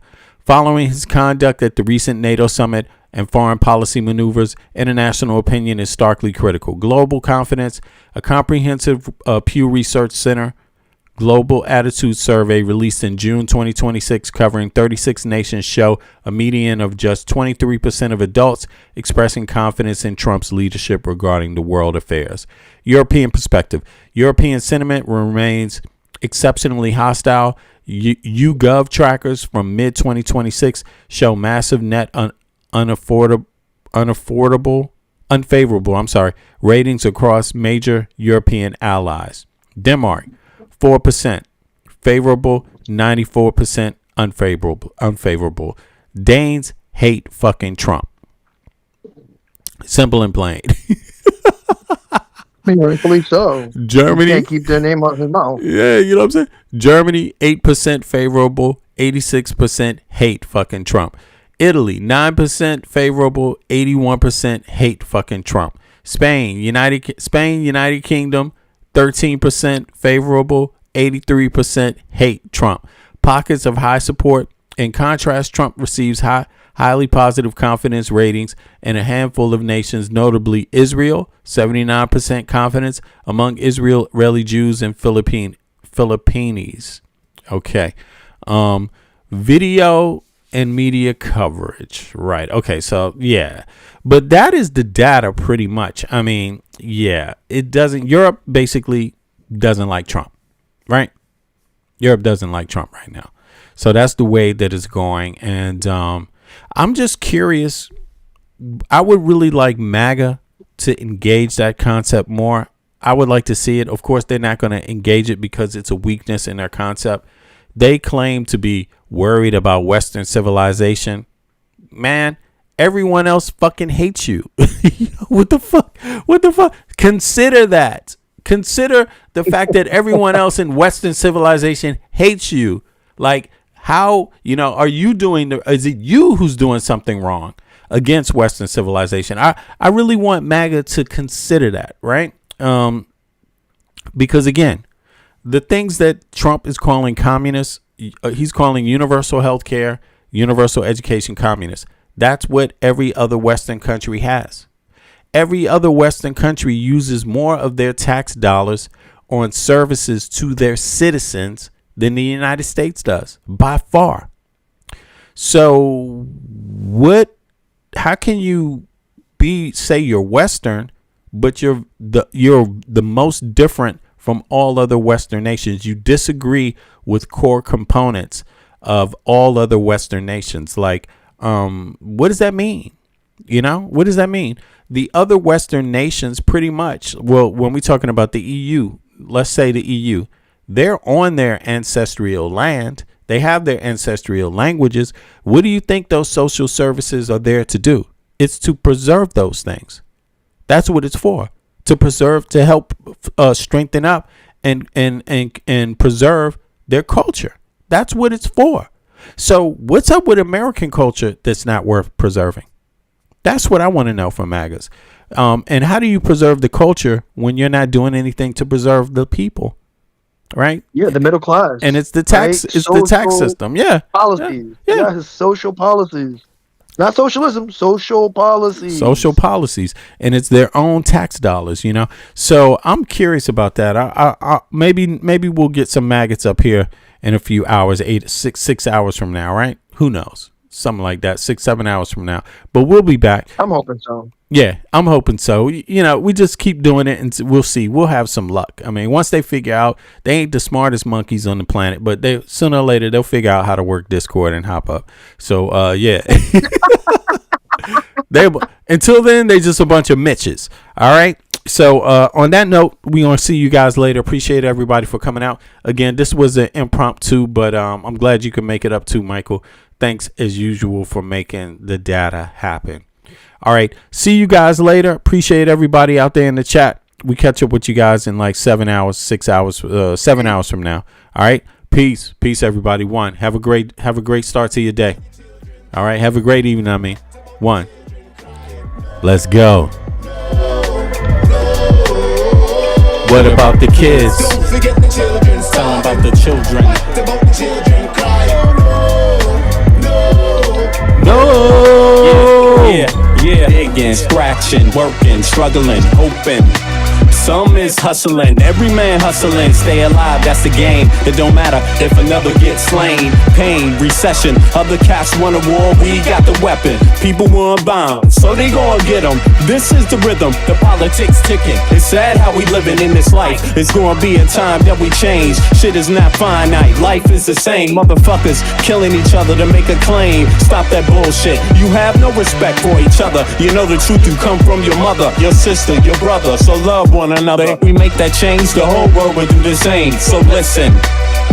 Only this one love. Every day the children dying. What about the children crying? No. What about the kids? Don't forget the children. Tell them about the children. What about the children crying? I wish someone would tell me when is the suffering gonna stop. I see time ticking, fuck your watch. There comes a time when man steps to the plate, but it won't matter if your mentality is fake. Where I'm from, we got a system, overcrowded prisons, 2 cents an hour, man. Listen, shit don't change if we keep exploiting each other. One day you find out you only did it to your brother. A homeless mother, a baby, no supper. She got a husband and father, they both love her, but they can't find work cause the people with the power, they got a strange way to govern. Their price tags say nothing. Life is funny, then again it's really not. People dying for what other people got. I asked God if he can come and change the shit. He said, hell no, it's you that's gotta change this. Every day the children dying. What about the children crying?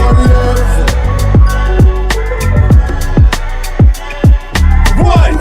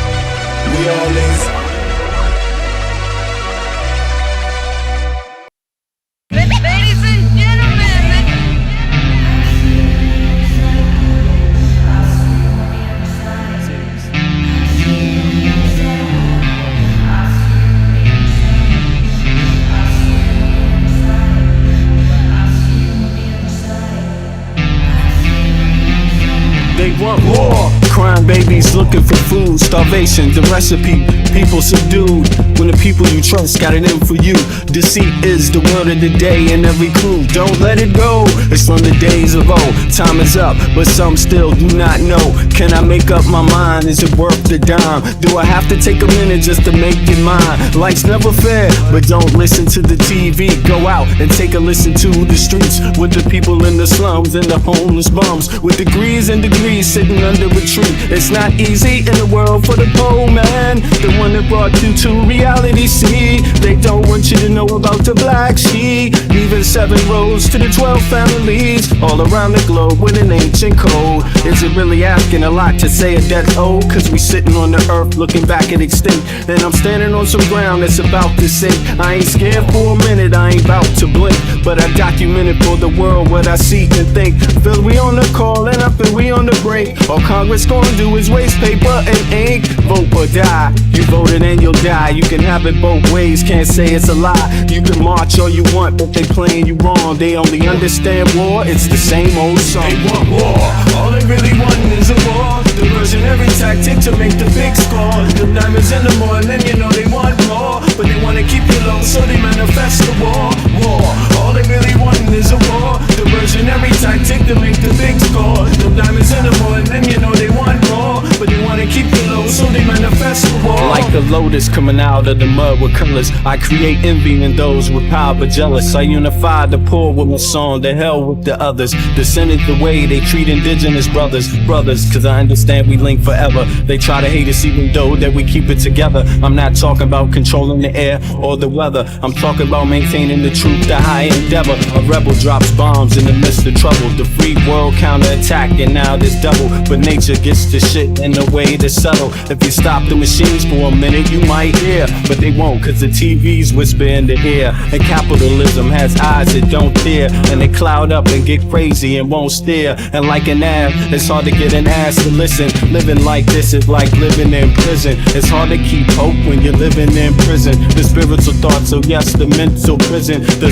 outside, yes, it's got to get through. Something's gotta die, so something here can live. Your life is nothing if you got nothing to give. Keeping the spiritual, yes, disguised as religion. Controlling your mind, the mental prison. They want war, all they really want is a war. Diversionary tactic to make the big score. The diamonds in the morning, you know they want more, but they wanna keep you low, so they manifest the war. War, all they really want is a war. Diversionary tactic to make the big score. The diamonds in the morning, you know they want more, but they wanna keep you low, so they manifest the war.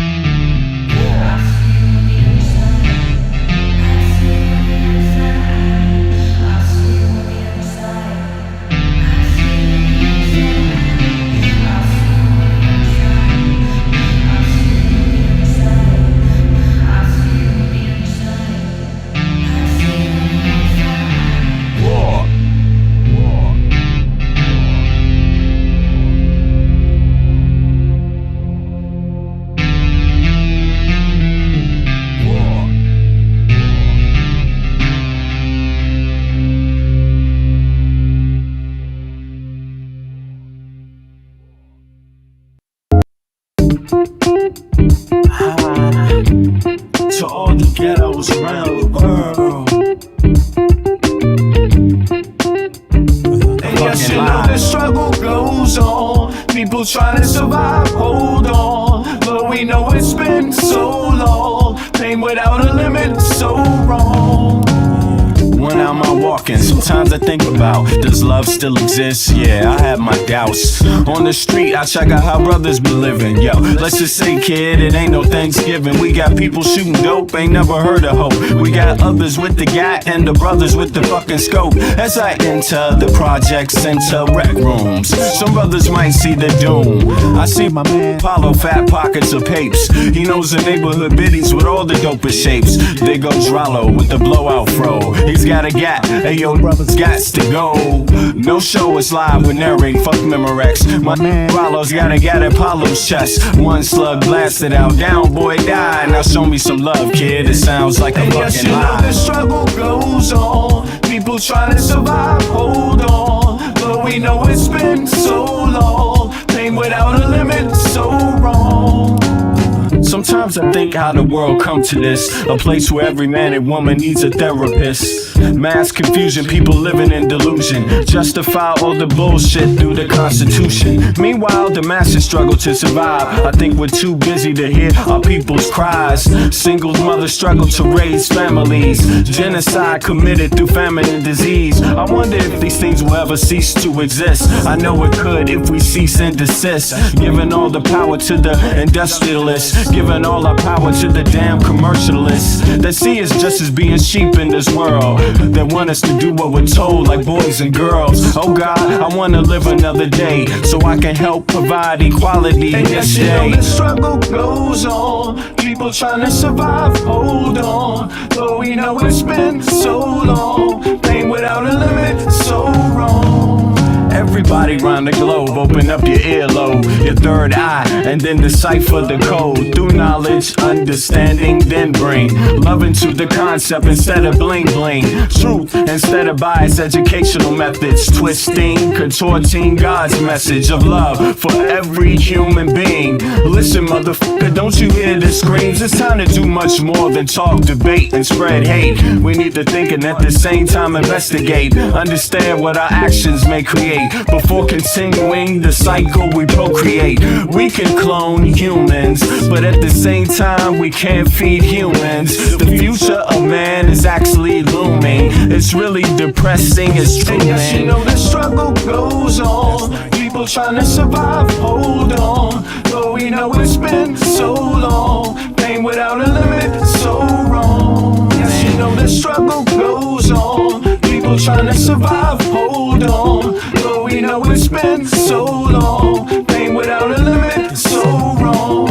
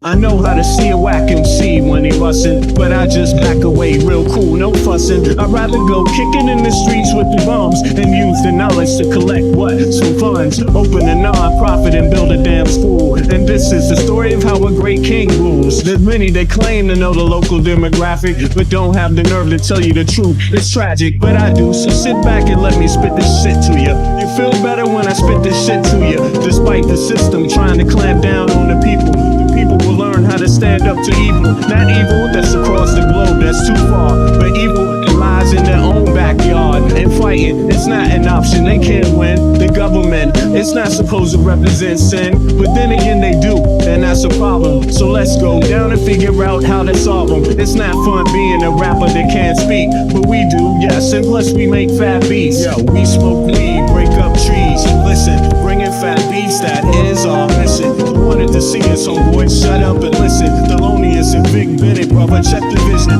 Mentalities of different realities. Enter the Star Trek room when you hear the boom. I be the Walkman with the super bass. Automatic stop, yes, stereo cassette player. With the delayer, freaky lyrical sprayer. Extraterrestrial rhyme sayer. I be the poetical VIC/master of the ceremony. Tenderoni, won't you come step with me? I'm on a historical journey, kinda like Sigourney. Implore me to represent the attorney that represents my niggas, go figure. Here's the card, love your blunts, down your liquors. I'll be the parallel to the fiction. You're fixated on this brother's nature. Relaxed behavior, I might save your change. Flip it, rearrange. The whole concept, yo, is good for all your brain. Insane, psychotic, neurotic, black onyx, and hooked on phonics, just atomic. Bees like a bonnet. Cut with the Asiatic, they all up on it. Rhyme static with the Bugatti type of skill. You wonder, is this nigga Vic really for real? It's still, but only necessary in the berry. I'm milk like dairy, they quite contrary. That's scary, but I'm a dog in the prairie. I scurry to grab my bones and just worry. Lyrical flurry, go get your secretary with impeccable diction. My style might vary, so get a hold of your own shit real fast. Fucking with us, we take it right out your ass. Prairie dogs chill while those other dogs howl. Too many dogs get sent to the pound. Back on the hill, me and my peeps just lounge. Prairie dogs, we keep it on the down. Splatter, don't like gun splatter. We try to climb the ladder, wicked men get better. They make it like splatter, but it really don't matter. Cause you know we coming back to our sons and our daughters. Father, him the one who protects ya, and the mother, she will never neglect ya. Through divine nature, the people respect ya, and in this way I deliver my lecture.